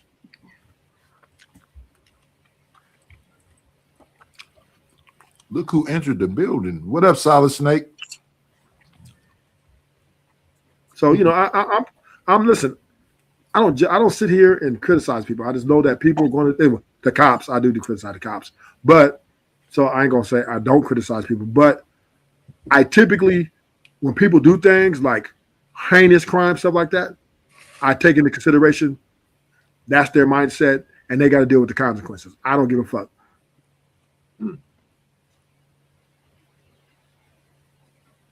Damn, Ruthless. So Would you be against my position if people don't pay their taxes? I should, basically put my food on my boot on their neck. I don't give a fuck. You know what I mean? Okay. As long as you can do the time, long as you can do the time, or long as you can understand the risk that you might be risking your life, that's on you. Well, yeah, I kind of assumed that. Yes, sir. Oh shit. How you gonna put a boot on your own neck? Fuck you. I take full advantage of every tax deduction I possibly can, whether it's legit or not. They'll argue about that later. That's what litigation is for. Okay, because I was about to say, we gonna add a couple on there, add you some more Social Security numbers. You know what I'm saying? I ain't know you had. See, this is why I don't contest when Ruthless say, like, we do some dirty shit. I don't disagree with him. Yeah, it's just part of life. Right? Yeah. Former. But why can't I think of myself as superior, like being in a superior position because I can play? You can think that all you fucking want. I don't care. I don't lose sleep over that shit. White supremacy. Ruthless, you gotta stand on a square. You don't care about white supremacy? No, I don't lose no sleep over that shit. I don't care. These niggas can think they can jump off the building, get back up and walk away. I wouldn't give a fuck. No, what I'm saying is white supremacy. You don't think it like the white man hold us down. White people are superior. No. I don't care about that. Get nigga, this is dog eat dog world. Get in where you fit in. I give that to you because I never once heard you talk about it. So you right. I ain't even gonna fight that one. Now I think about it. All the time I've been knowing you. You hate these bitches. Hear that dirty you talk about the white man. Boy, he be talking about them bitches, boy. I'm trying to tell you. OG, I had to backtrack that one. That nigga talk about them bitches, but I never heard him talk about the white man. Ever. That nigga said some shit earlier that fucked me a nightish head up. Nigga, I forgot what that nigga had said when I was up here earlier. That nigga was going off, bro. I was like, bro. Oh, PhD, bro? Crazy. Oh, PhD, bro? I'm talking about what your ass told me a nightish, nigga, before I left and had to go cook. Nigga, your ass was up here talking crazy. I never talk crazy. I have a sound mind. Oh, that's what that nigga told. That's what that nigga told me in nightish, bro. You gotta validate these bitches. That's what that nigga said. No, I didn't know. I didn't say you gotta validate them. I didn't say you got to validate them. I didn't say you gotta validate. You asked me what I would do. No. Yeah, because I ain't I'm not listening. No. I'm not saying you're all the way wrong. Well, let me tell you exactly what I said, though. Let me tell you what I exactly said. I said, if you want a long-lasting relationship potential, you have to validate. That's what I said. Or she'll leave. Hey, LA and Josh, this is how I went. I asked that nigga Rufus. I say, if your woman come to you and tell you, nigga, if she asks you, nigga, do you think she fat? I asked that nigga, are you gonna tell her she fat or you gonna go work out with her? This nigga told me I'm a validate. Yeah, because I want to fuck her for a little longer. Damn. Well, I'm not gonna tell her. I'm not gonna tell her she fat. That's gonna be problems. If she's already insecure, sir, about her weight. But you told me she fine, just like she is. I'm telling her, look, you beautiful, you're a bad bitch, and keep it pushing. Well, see, now I think I kind of think it's a bad idea, right? Because if you want a woman to keep around, like if you really want to keep around, you got to take her self-esteem out. Say, woman, you so fat, nobody else wants you. I'm all you can get, right? That'll keep her around for a little while. Yeah, but then is that toxic? Because now she's gonna. I'm a white man that believes in supremacy. Of course, it's toxic. Those are the tactics we use. What are we talking about here? So I'm trying to maintain stability, tranquility, right? She asks, baby, I'm fat. Woo. I'm like, you're a bad bitch. You're good enough. I think you. And I might even take her room and have sex with her, and keep her pushing, right? Just to keep the peace. But I'm not trying to have no toxic. I don't like toxicity like that. I like a little bit of it, but not the extreme. Hey, Ruthless, I got to ask. Are you familiar with the term "crying in the box"? Like, is that how you keep women? Like, you keep them happy? Hell no. It's all about me. It's all about me. Okay, fair. Now I do I have in the past told a woman what she wants to hear to get to the panties, right? And it worked, and I got what I want and got the fuck out of there. Oh hell yeah, I don't disagree. I tell them I love you. Yeah, I had to get to that box, and there was no other way to do it but to validate. So it is what it is. So you were simping. No, a sucker is someone who thinks he's going to get something and don't get it. Right? He does all this stuff and don't get no return. I got to the prize. No, that's not a simp. A simp validates a woman's bad behaviors towards men, like disrespectful ass shit. That's a simp. They'll be like, they're going to support him no matter what. Whoa. So that's ground brown bill. Does a simp tell a woman something she wants to hear just in order to think he's gonna get what he want? No, that's not a simp. That's not a simp. A simp don't do that. He do it, but that's not simpest behavior though. Really? Yeah. Everybody does it. Gangsters, everybody tell women you're beautiful. I mean, they're not gonna just walk up and say, hey, let's fuck. It's not doesn't very happen very often. It does happen in some cases. Night is just, I think, appropriation of that standard.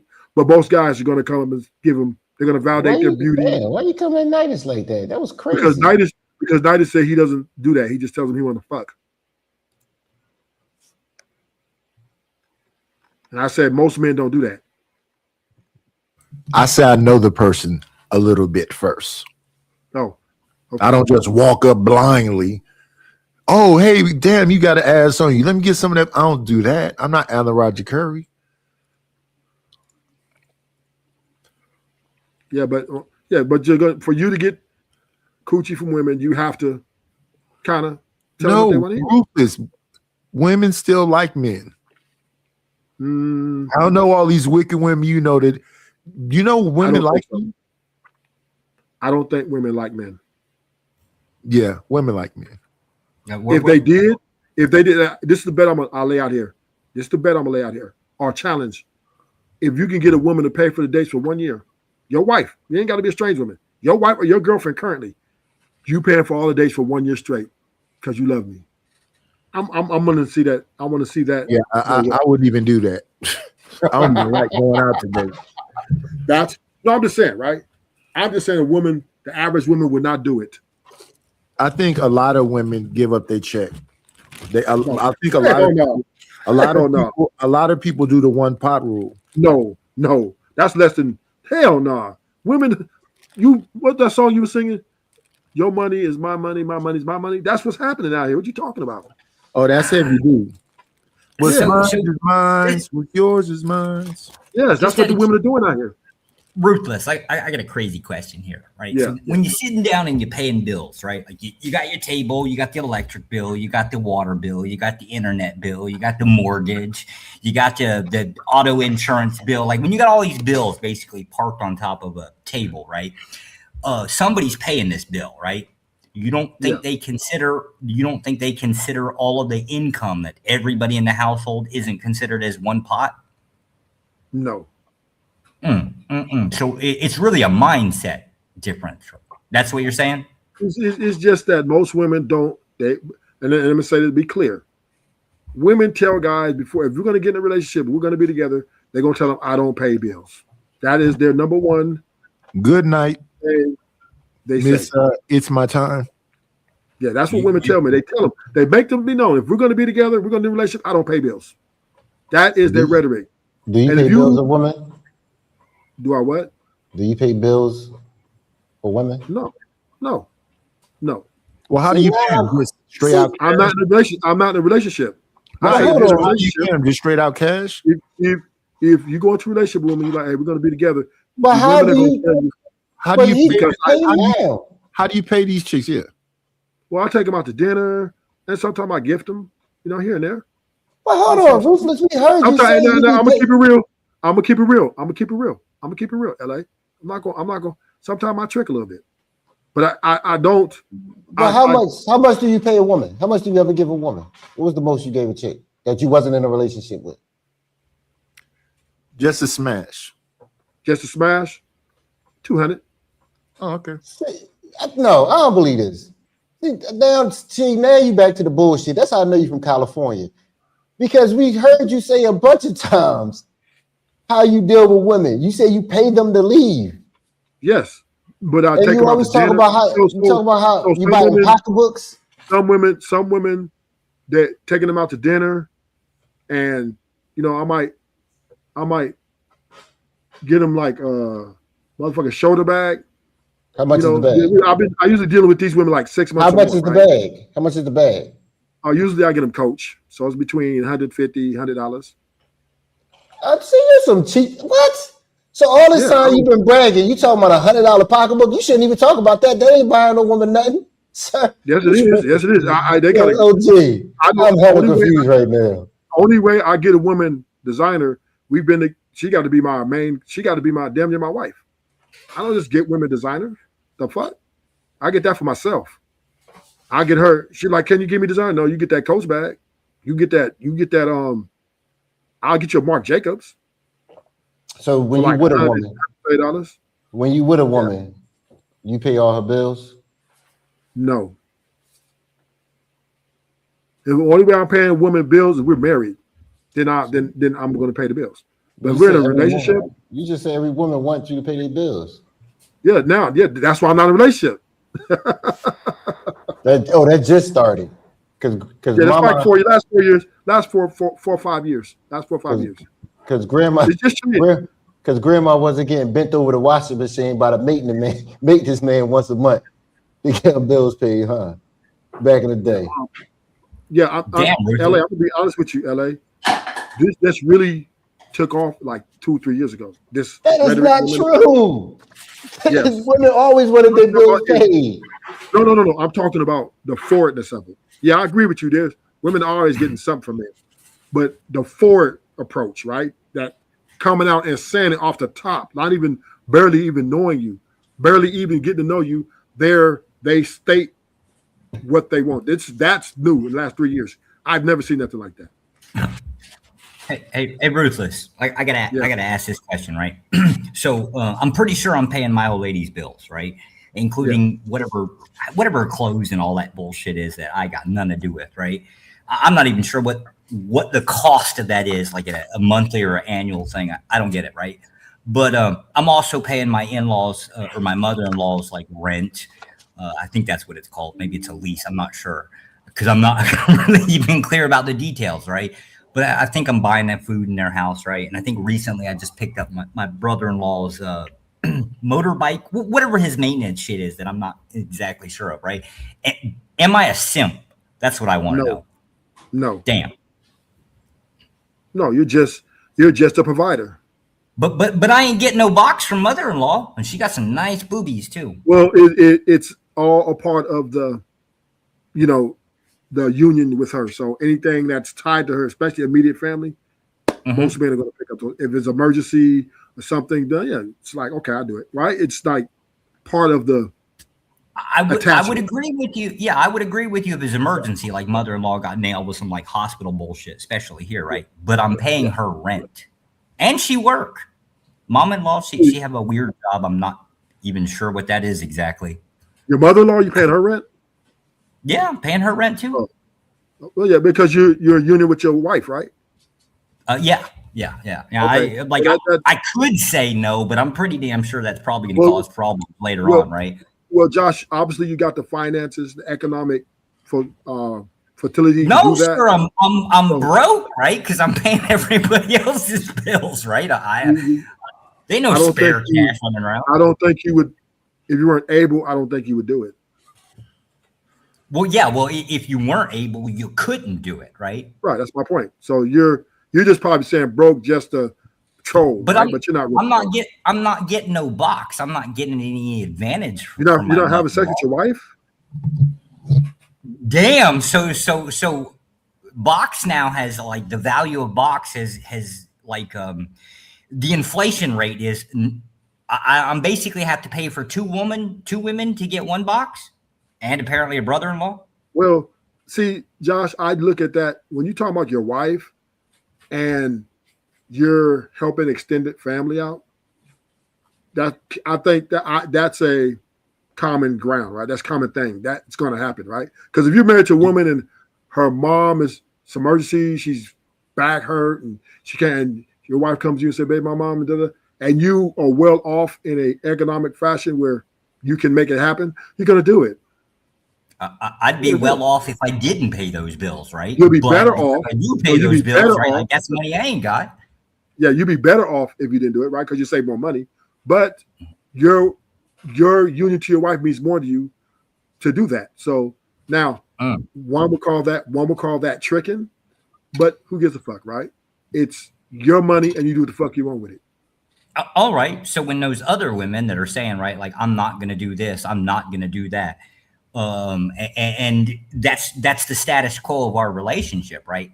Wouldn't it be the case that they're probably doing that as, I don't know what to call it, like a bitch check or a sniff test? I really don't know these damn phrases, right? But aren't they just basically checking out whether a man's actually going to do the thing that they, I guess, say they're going to be responsible for? Okay, could you say it again? So you're saying wouldn't the women that get on YouTube and say these things, right? Aren't they basically putting feelers out to decide whether men are going to do that in the future? Yeah. So they're just marketing, right? Yeah. Women are hunters. Yeah. And men that basically, let's just hypothetically say they don't get married for 2-3 years, right? What up, Cody? Would you call them simp for playing that game with women? No. See, simp has nothing to do. A simp is more psychological, right? Because every man, you can be alpha and still take care of your wife, right? Or take I don't understand. I don't understand. If the metric is an emotion in your mind, what value is the label then? Was whatever is valuable to you. Right? Whatever is valuable to you and you're willing to spend your money on it, that's all that matters, right? So who gives a fuck what you will? When you use that term, calling people a simp for doing a certain thing, right? It basically just doesn't mean anything because that's your value system, not everybody else. Yeah. A simp. But yeah, I mean, if he wants to simp, then that's his prerogative. That's it. Do him. If that what makes him feel, because a simp, he would do anything to be in the presence of a woman, even if he's not getting a box from her or nothing. Just to be in her presence and to validate her illegal activities or her pernicious ways or promiscuous ways, he's going to champion her without getting anything in return. So he's like in the friend zone indefinitely. Yes. Damn. That's a simp. Now, so people confuse simp with beta. Now, and that's where the conflation comes in.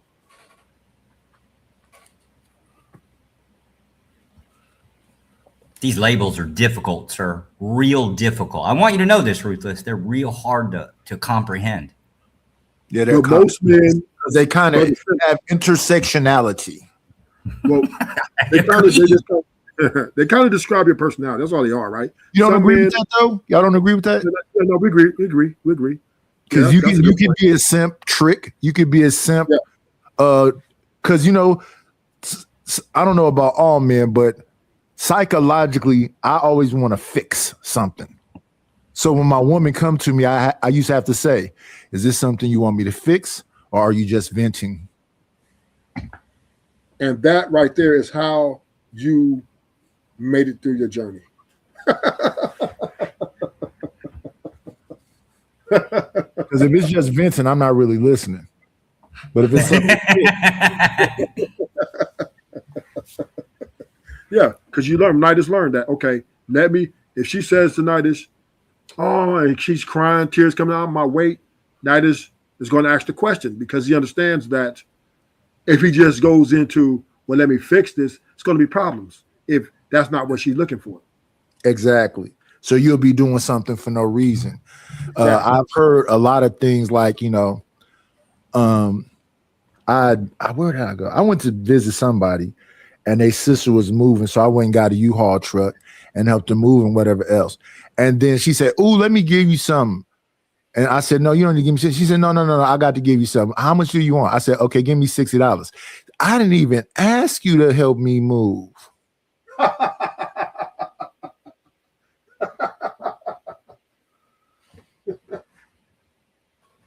Damn. Yeah, women are very, and women hate sharing their money. They hate that. Two things women hate the most: sharing their money and giving up their autonomy. Ruthless, you ever been married? Hell no. You should try it. You No, sir. No, sir. No, sir. Women tend to change after marriage, right? Men do too, but I mean, generally, your perception of women, they do tend to change after marriage. I don't think men change after marriage. I think men continue. I changed dramatically after marriage. I think men continue. I used to be a crazy man when I was younger. Right, but I calmed completely down after marriage. But I think men, once they enter a relationship with a woman, full serious relationship, they continue on in the marriage. I don't think men go up or down. Huh? What do you mean by that? So let's say, not as in your point, right? You was the player, you had all these different women out here doing your thing. So you got with your girl you've been knowing for since you was 14, and y'all got serious, and then y'all made a commitment before the marriage, right? The relationship, you obviously was honoring that commitment, right? And then when you got married, you just kept doing the same thing. You didn't commit even more. You were still the same guy. Commitment. Yeah. You see what I'm saying? So men don't change when the marriage comes. Women change, right? Because they. Well, I should have worded that better. I changed from the relationship. Okay. All right. And then we went into the marriage. Yeah. So men are steady like Betty, right? Once a man is into a relationship and he's committed, when he marries, not change. It's pretty much same guy. Same guy. He's gonna provide whatever it is he can provide. He's going to keep the family together. He's going to try to make everything work like glue. Yeah. So this is why men are the better leaders. This is why men should be the leaders, because men, we understand and we appreciate family unit, right? Two hands are better than one. What the hell does that mean exactly? Like the leadership part, right? Well, because the leadership part is the running of the ship, right? It's the creating structure and balance so that the ship can run smoothly, right? That's the leader, the captain of the ship. He has the psychological of problem solving, catering, and being assertive. All those in one, right? And this is how he moves the ship in smooth. If it's in rough waters, he grabs the steering wheel and he takes the ship by the helm and he makes sure the ship is sturdy to get through the rough waters. Then when the waters recede, then he lets the boat forward. This is what the leadership is in a relationship, right? The man, when a woman is in her emotional roller coaster, he's there to, prevent the fall from happening too far. And so that she can have a backbone to lean on. And then he also keeps the kids in check. He keeps everybody in a format of the structure so that the family, he can save for retirement. He can also get the kids school together. He puts everything and keeps everything together, even when his partner isn't in the best psychological position. What does the women do? The women, the women take, right? They make sure that, they kind of. This is what the women is supposed to take the house and make it a home. I'll nail curtains up with some actual nails. She'll go get curtain rods and duvets and table mats and. I can assure you, I ain't never bought a damn pillow on a couch, right? But I like sitting on my couch with a shit ton of pillows. But I ain't never bought a damn pillow. There you go. She makes it from being, looking like a dorm room for guys into a home. I agree with that, but that's for her. She benefits from that, and the husband, right? But the thing that benefits, I don't benefit from those throw pillows. You do, and she do. I'm talking about the things that you benefit from that she might not necessarily benefit from is what is her duty, right? And that is, you know, making sure you suck dry, make sure, you know, you sexually satisfied, making sure that, you know, she listens to you when you come home from work and you're venting. She needs to be a pillow. You know, she needs to be also, you know, make sure she ain't let no guy touch her or let nobody around have a conversation with her about nothing, right? All those things is her value that makes her valuable.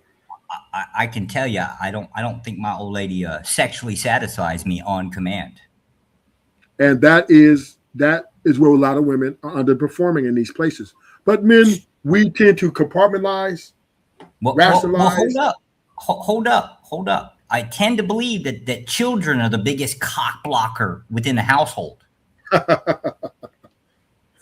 My kid wake up from some nightmare, running around the house, like doing all kinds of shit. Like, we don't get no damn private time.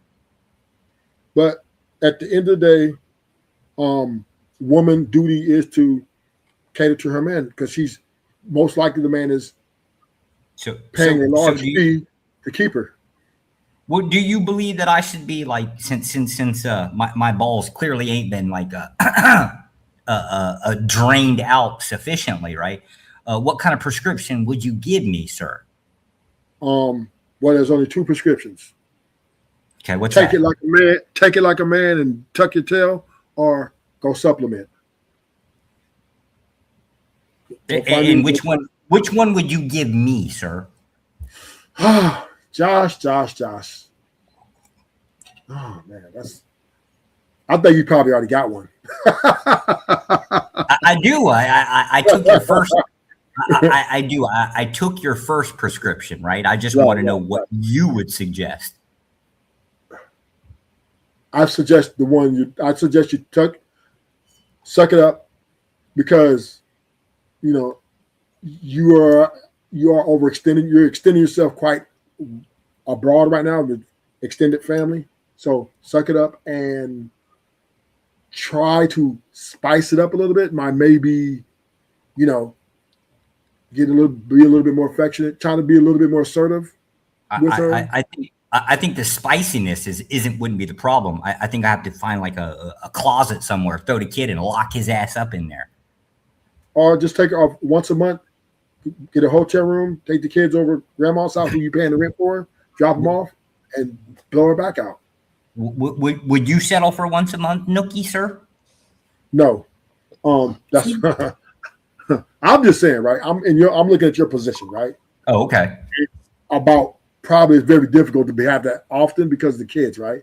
And your wife probably doesn't like it. Yeah, so once or twice a month, I think you could pull it off.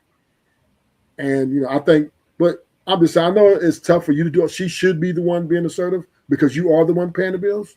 But once again, she absolutely assertive. She Asian, right? Those helicopter moms, they're just devilish, right? Well, I'm just talking about the sexual part, right? The sexual satisfaction, right?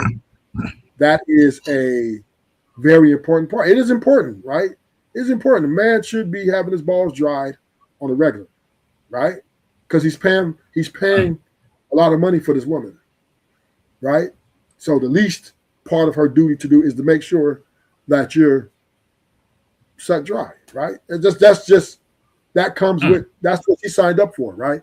That is her reciprocation. And so is it the case that why aren't you married, Ruthless? That's what I want to know. If you recognize that's the system, right? Why don't you go and get married? Because I know that I don't believe women are capable of sustaining a long-term, stable, and healthy union. I just don't think they're capable.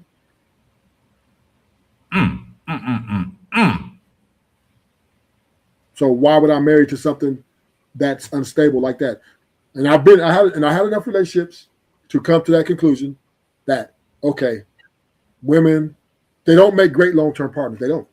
Do you think that there are women out there that are capable of like that whole long-term, like however you're defining it? Whew. That's stable? No. Damn, none of them? Yeah, if you get with a woman, right? Any woman you get with, I don't care what background from, what she did, you're going unless you go get a woman from Thailand who can't speak English, you might have a little action. I wish my old lady. I absolutely wish my old lady did not speak English. That might be somewhat, but then you got to bring her back to America because you can't live over there in Thailand, and then she'd be corrupted. I wish my old lady'd go to New York. She won't do it. But I just think women, they have to be heard. They need that voice. They're they're very emotionally driven. And with that combined with having a voice with egotistical, diabolical type of selfish inherent behavior, they cannot sustain for years and on in and years on out selflessness to make that. You know what I mean? It's just, yeah. Would you? How do you? Your prescription, like what you give, how do you give these prescriptions without having some type of experience within the marriage? Since you recognize that there's differences within it, right? How do you give those same prescriptions? I think a relationship is pre-marriage, right? It's premarital because it engulfs pretty much everything a marriage consists of without the financial constraints. And so that's why we call it I call it premarital. Really? And from there, I can make the proper assessment. Really? Because I kind of understood now, keep in mind, me and my old lady weren't dating all that long before marriage, right? But I kind of considered her problems to be my problems within the relationship. She was coming out of university. That's fair. That's fair. So I mean, I considered her economical problems if we're going to go that direction, right? Like, so she had this world doesn't have like the same economical problems when it comes down to school, right? But she had rent and shit like that she had to worry about. She coming out of full-time school, right? Had to end up going into like finding a place to live kind of thing. She had to pay bills. She had all kinds of weird shit that even I still don't understand here, right? But I would consider those problems to be also my problems.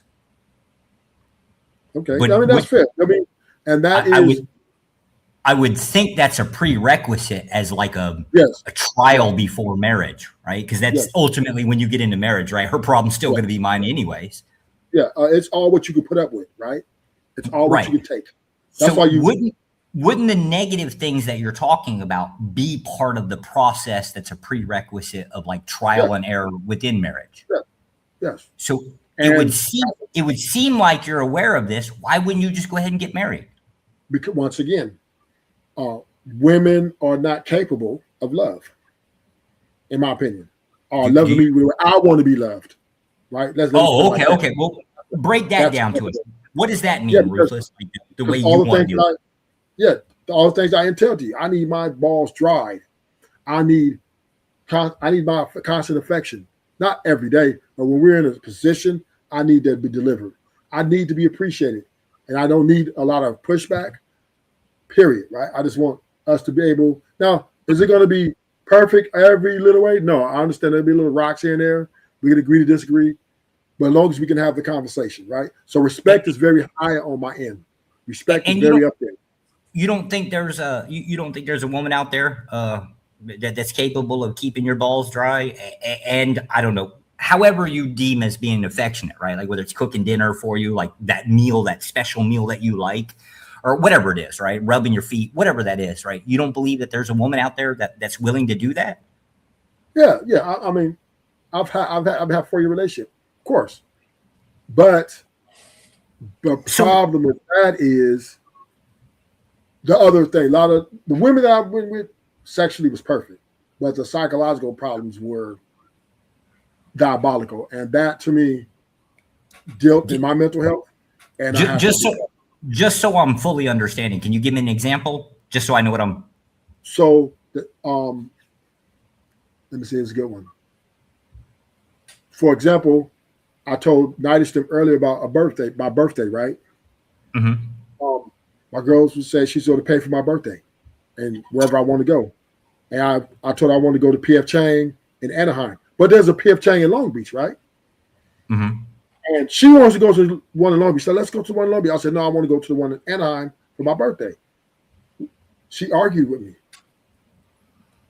And then I told her, this is my birthday. This is where I want to go. She said, well, I'm paying, so you're going to go where I want to go. She made my birthday about her. And that was one of many things. And just to bring it all together for you. Why did she want to go to? Why did she want to go to one location versus the other? What was the reasoning that she? Because she's selfish, right? And that is the one thing I learned every relationship I had. The women, the longer you guys together, the more selfish they become. They're self-centered and they make everything about them. I don't know. For the most part, I would tend to agree with you. Like generally, most people think about themselves. But I've also seen and I guess it's circumstantial, right? You always run into people that, like my old lady, she'll do all kinds of random shit I know she don't like, but she does it anyways. And I usually try not to put her in those situations if I can help it, right? I just don't. I think you're kind of being a little 100% one-sided, right? Now, I will get the concept, right? I just don't believe that she brought forth the argument of another location based off of I'm selfish, right? There had to have been some other reason to it. Well, she wanted to go to Long Beach. I wanted Anaheim. Right. There was no other. Why did she want Long Beach versus Well, she Anaheim? likes Long Beach, right? She loves Long Beach, right? We've been there several times. I've been there with her. She likes the beach, the ambiance, right? Sure. But that doesn't fucking matter. It's my birthday, and it's where I'm going to go where I want to go. Because I've treated out her for her birthday, and I let her pick where she wanted to go. She said, I want to go to Bubblegum Shrimp at this point. I did not argue. I did not quit. Done. Could it be the case? Could it be the case that? But when it's my turn, she made it all about her, and that to me was points against her. Well, could it be the case that women must be in a comfortable position to be able to provide comfort? Yeah. No. Yeah. If it's my birthday, and I want to go to P.F. Chang, which is both to the damn same restaurant. One is in Long Beach, one's in Anaheim. So there's comfort either way it goes, right? I want to go to one at Disneyland, and it's supposed to be my birthday. It's supposed to be about me right now, and you want to make it about you and where you want to go, then you're being selfish. Yeah, but that's the thing, right? Think about this in a concept. Let's hypothetically say you've got this long laundry list, like my balls have to be kind of dry all the damn time, blah, blah, blah. Go on down the list, right? And if it's the thing that there's this special idea, because I know how women got these ideas in their head, right? You can't really contend with them. They just are the idea in their head. Call it Disney, right? Like a Disney film.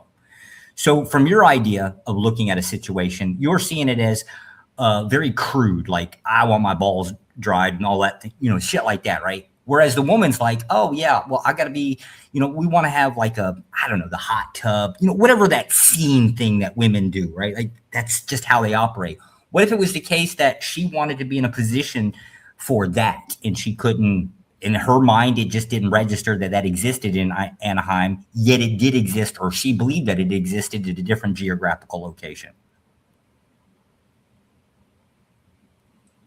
So then I would have to question the selfishness part, right? Is it her or you? If she's trying her best to provide, and I'm assuming this, I don't know the woman, right? But I'm assuming that if she wants to provide this experience that you, and she's trying to add some pizzazz to it, why wouldn't you just go? They're the same restaurant. They're the same thing. Both of them are nice. Different location where you said the ambiance was different. But we've been to both locations. Mm-hmm. Now it's my turn. It's about me. When I took out for her birthday, I did not question where she wanted to go. Could it be the case? Yeah, but could it be the case? Let me say this. Right. She said to me for my birthday, I wanted this.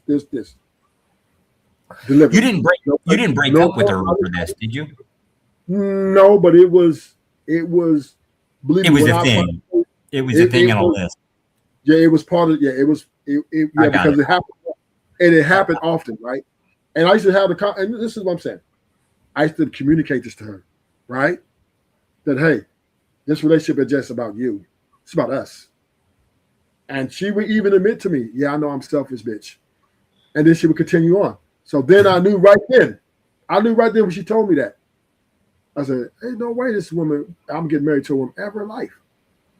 Because for me to marry her, I would have to accept this type of, to me, unbecoming behavior. I just don't think for the money that I've been paying for our lifestyle and everything, she can't reciprocate my wishes and my needs. Fuck you, bitch. I think it's a bit harsh, just from the outside looking in, right? Man, fuck that. It's my birthday. Take me where the fuck I want to go. I didn't even ask her to pay. She wanted to pay. She volunteered to pay. Like, tell me where you want to go. She told me, tell me where you want to go. Wait, so she want to go. And then she gonna just fucking change up and start arguing with me about where the fuck, man, fuck this. So we just not going. Wait, Ruthless. So for the one day that she decides, oh well, we're going to do a trip kind of thing for your birthday, right? She's going to pay for it. No, she does it all the time. But this is the first time she paid. She volunteered to pay like once or twice in our relationship. We did it 4 years.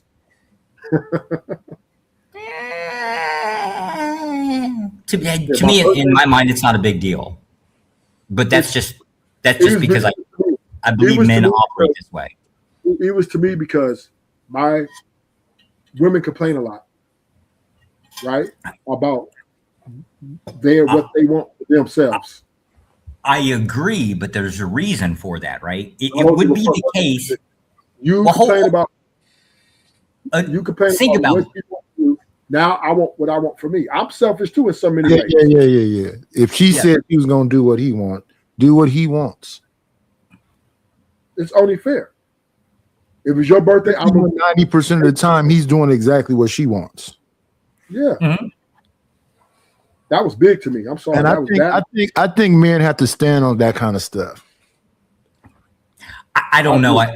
I tend to think that things aren't like, even that's kind of nuanced, right? Like at the end of the day, if you don't mind, I think it's like this. If you give somebody inch, they'll take a mile. They'll never do anything. They'll just do whatever the hell they want to do, and just you'll be used. And at some point you won't feel appreciated, and you will feel disrespected.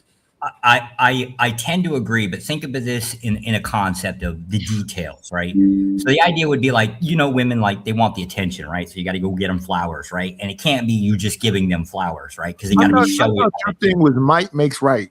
You used to say not might makes right within the household. That's a bad prescription. But might makes right, or at least you don't need the right part. Within society, yes. So just might, period. Yeah. That's what I remember you saying. Yeah, might. It's a 100% prescription. Well, it's not a prescription, but if it is going to be applied as a 100% prescription, you'll never get it. Because that's the idea of a relationship: is it's two minds, not just one. Give and take. Yeah. So think of this in the concept of the details of something so trivial of just flowers, right? No, but it's more so if she only did something 4 times in however many years, or 2 times in however many years, and it's all about her. No, it can be. He literally did the thing that he doesn't like, which is happy wife, happy life. Well, see, I think there's nuance to that, and I think he's being a little bit hyperbolic on the concept of, and I'll agree, 99% of the times things were done exactly the way she wanted to. I don't actually believe that's true, but let's just hypothetically say it is true. And this 1% time, he's pinning it down to, well, it's just this one day, it should be exactly my way. The problem within a relationship is you never, especially with women, you actually never know exactly what they want. I'll give an example in a very simple concept of buying flowers, right? You buy flowers for your old lady, right? You also know that she's about that attention concept, right? So you got to send them to work, right? Then they have to be some perfect color that she likes. But a different day, she likes a different color. To know that, though. Yeah. But you can never know that about women because their minds change just as much as we accuse them of, right? So that idea of meeting them at every turn at a 100% of what they want, you'll never do. You get close to it, hope it's enough. But once again, my girl liked tulips. Damn. I'm not touching that one. Pause. I'm not touching it. I think that in that position you just described, Josh, I just don't think for the price that these women are charging, essentially, right? Indirectly. Sure. Right? Yeah. By the chivalry that overextended to them for the expectations and demands which implied, unimplied, but implied, right? Okay. There has to be reciprocity in order. There has to be reciprocation of some form to make this shit make sense, other than sex, right? I agree with you, but you got to go back a step here, right? So, like the concept of chivalry, I completely comprehend. Oh, okay, I agree with you, except for one aspect. Is it actually chivalry? And I'm talking about stuff like open the doors, right? Tell her she looks nice. I don't know, even the old traditional throw down your cloak to, so she steps across the mud puddle, whatever that is, right? But if you're doing that, if that action comes with an expectation, is it really chivalry? Yes. Because I don't owe you nothing. But yet I'm extending this to you because I want you. Let me finish. I want you to understand that you're important to me. Simple. Yeah, but wouldn't that be the problem? Your initial stance is based on it's all about that. Of course, it's all about transaction. I don't do it for the return of monetary value. You don't owe me no money, but you charge this price to get the exclusivity with you. Yeah, right. But that would be the core of why relationships fail, just in itself. Well, relationships fail because people change. No, relationships fail. Relationships fail because both parties see it as a transaction. No. That's not why relationships fail. Yeah. That's it. That's clearly it. No, this is not relationship fails, right? Relationships fail because, let me give y'all to you like this. Relationships fail because both parties have unrealistic expectations, right? Sure. And I disagree. Yes, it's very unrealistic. Well, I'm working within as much as I can get to his framework. It's unrealistic for women to think that a guy's going to 100% fulfill everything they demand, right? That's unrealistic.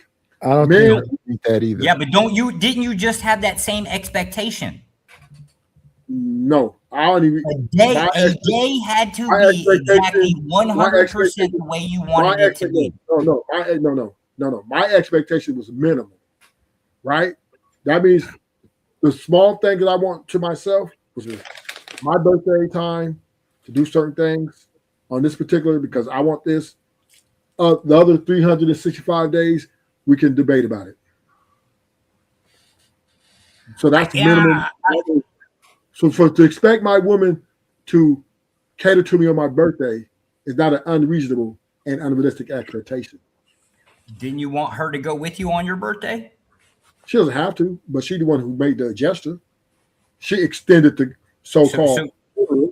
She wanted to do something for you, but because of the thing that she wanted to do for you was not 100% exactly what you wanted to do, you're holding that against her. She wants to do it on her terms. Of course, if it's the case that I'm going to if I'm going to do something for you, right? Wouldn't it be based off of the terms that I want? No, because when I took her for her birthday, she asked me this is where I want you to take me. And I did exactly what she wanted me to do. I didn't argue with her and say, well, because she told me she wanted to do this. And I said, well, I want to go. So she told me for my birthday, I want to eat here and da-da-da-da. Signed, sealed, and fucking delivered. All sure. Right? How do you know? Hold up. How do you know that you did everything 100% to her expectation? Because she told me. You're wonderful. Now all of a sudden you believe what women say? When they tell you what you want to hear, you believe them, right? But when they tell you something you don't want to believe. But Josh, if she's lying, okay. But this is the point, though. That's who cares, right? The point I'm making is I do have a set of, I think what I asked was realistic expectation.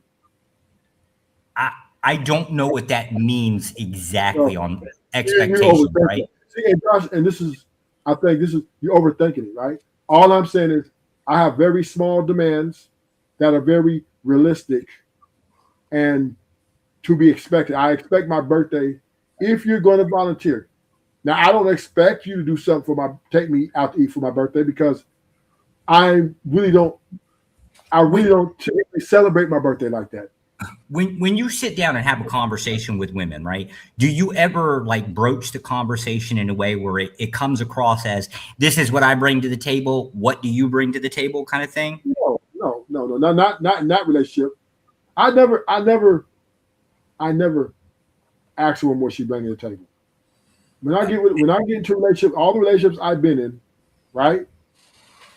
We do what we do, right? We go out, we have dinner, and I typically pay for those functions, and we do whatever experience we have in, right? The experience each other. That's what we do.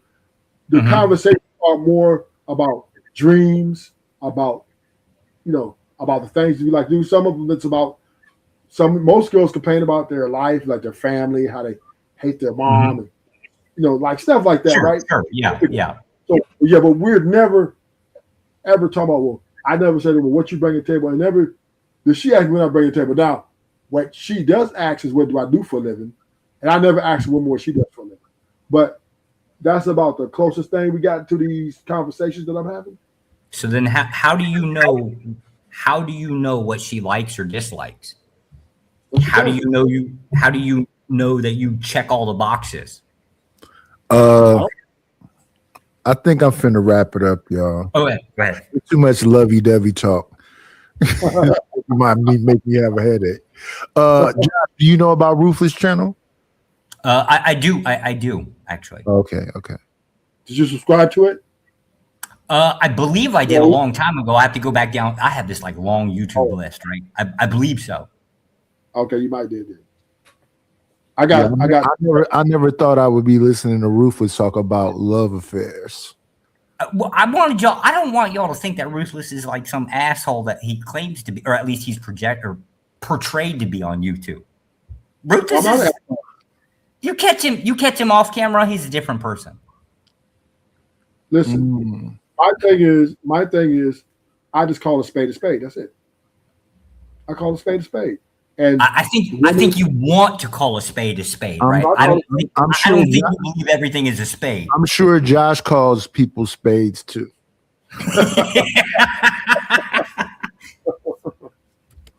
Yeah, that's true. That's 100% true there. Next time, I hope you people are nicer to me, because let me make sure. I think I got one. Cash, let me check. Where's the phone? Damn it. I think I got one Cash App. Yeah, your viewers looked a little low. I didn't know if it was the time zone or something. The channel got taken, so I'm starting from scratch.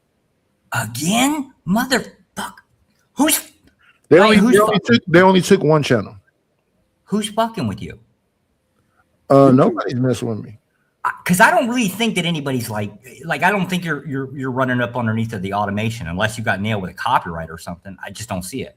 I got hit with a copyright, but I couldn't understand why. I was looking at Killer Mike interview 3D Nati, and I was pausing it and talking through it like they say you're supposed to do, and they told me somehow it was third-party content and that I had violated something. So now I'm skeptical of reacting to. You were on screen though, right? Like you had your avatar overlaid at the top of it.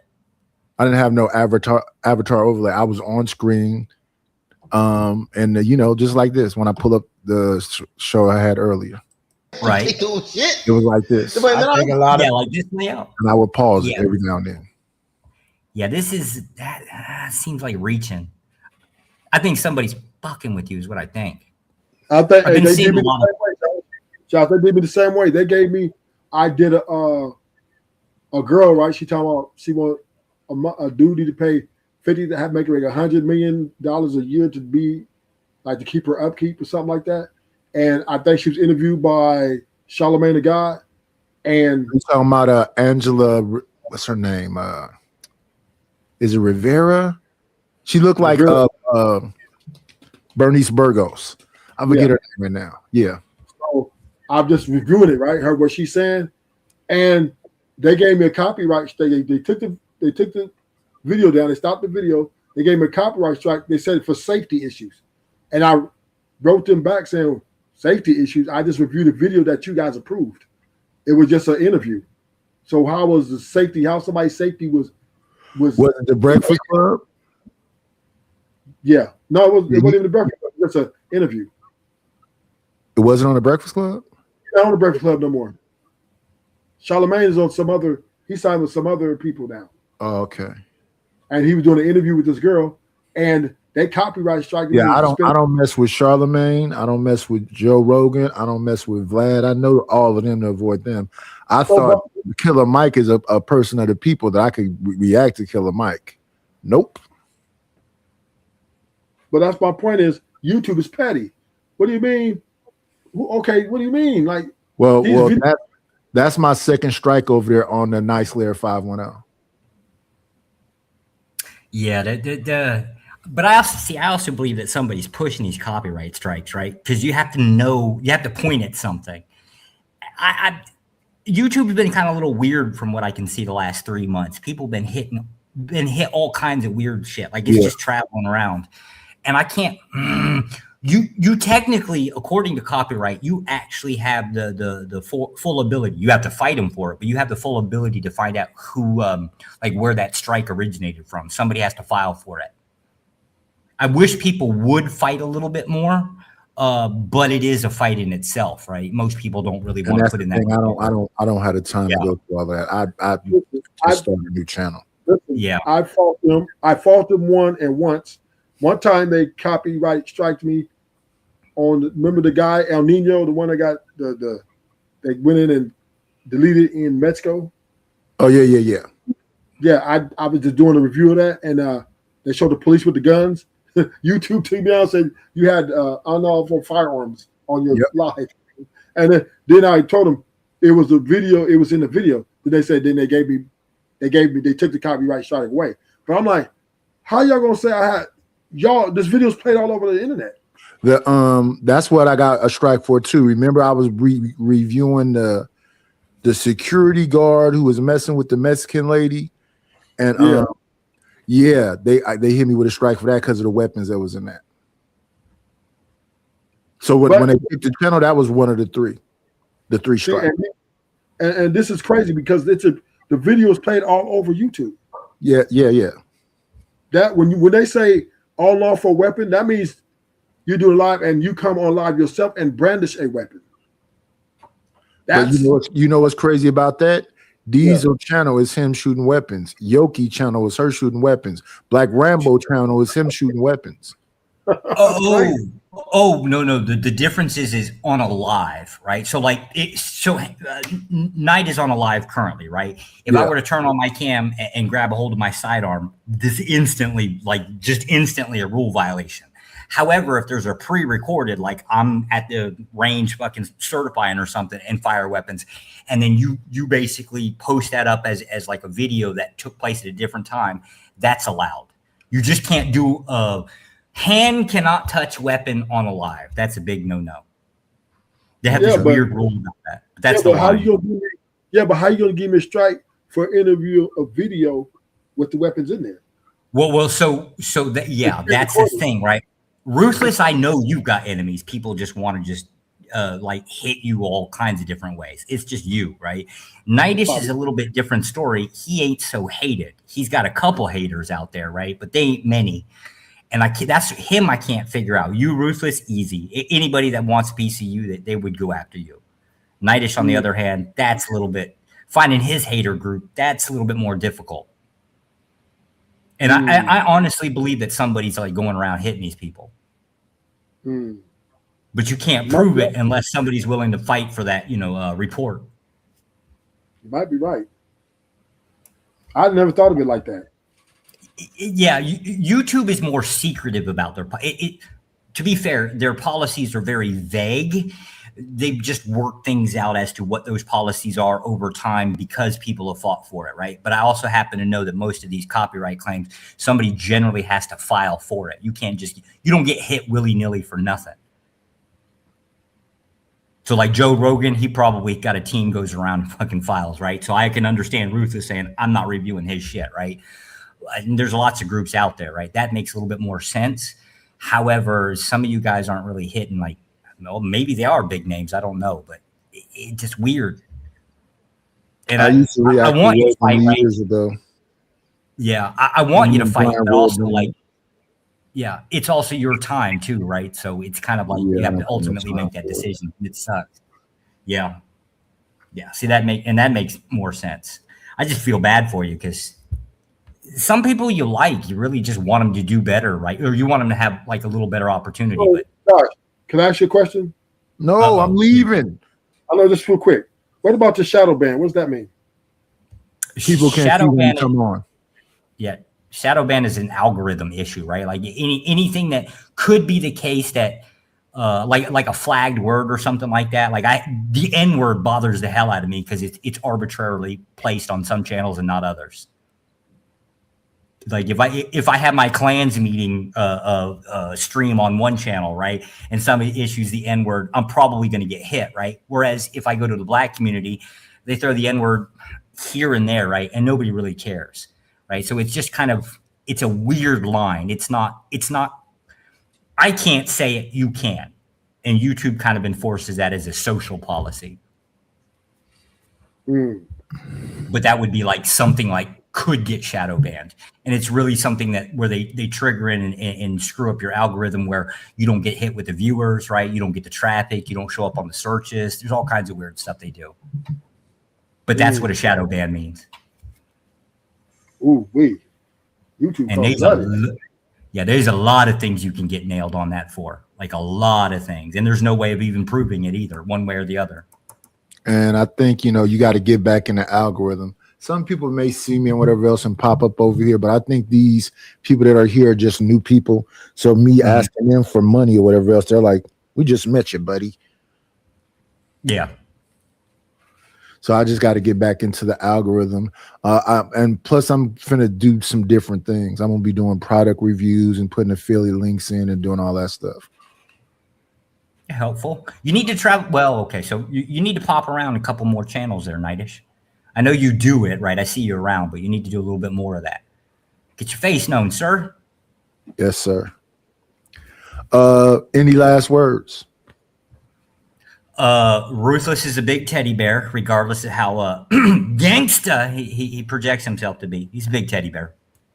I don't think he really be gangster. He don't really like to get into arguments like that, and he'd rather drop the ladies instead of cussing them out. So I don't see him. He more so just wants to have conversations.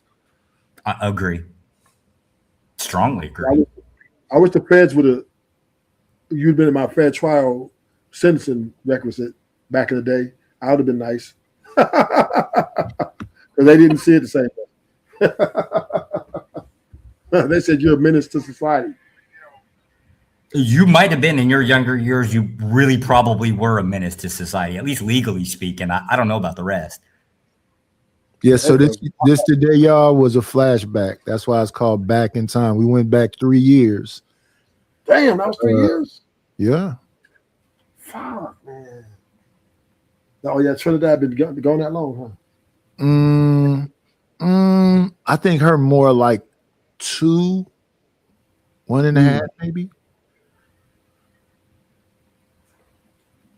But yeah, y'all know what I always say at this time. Be great.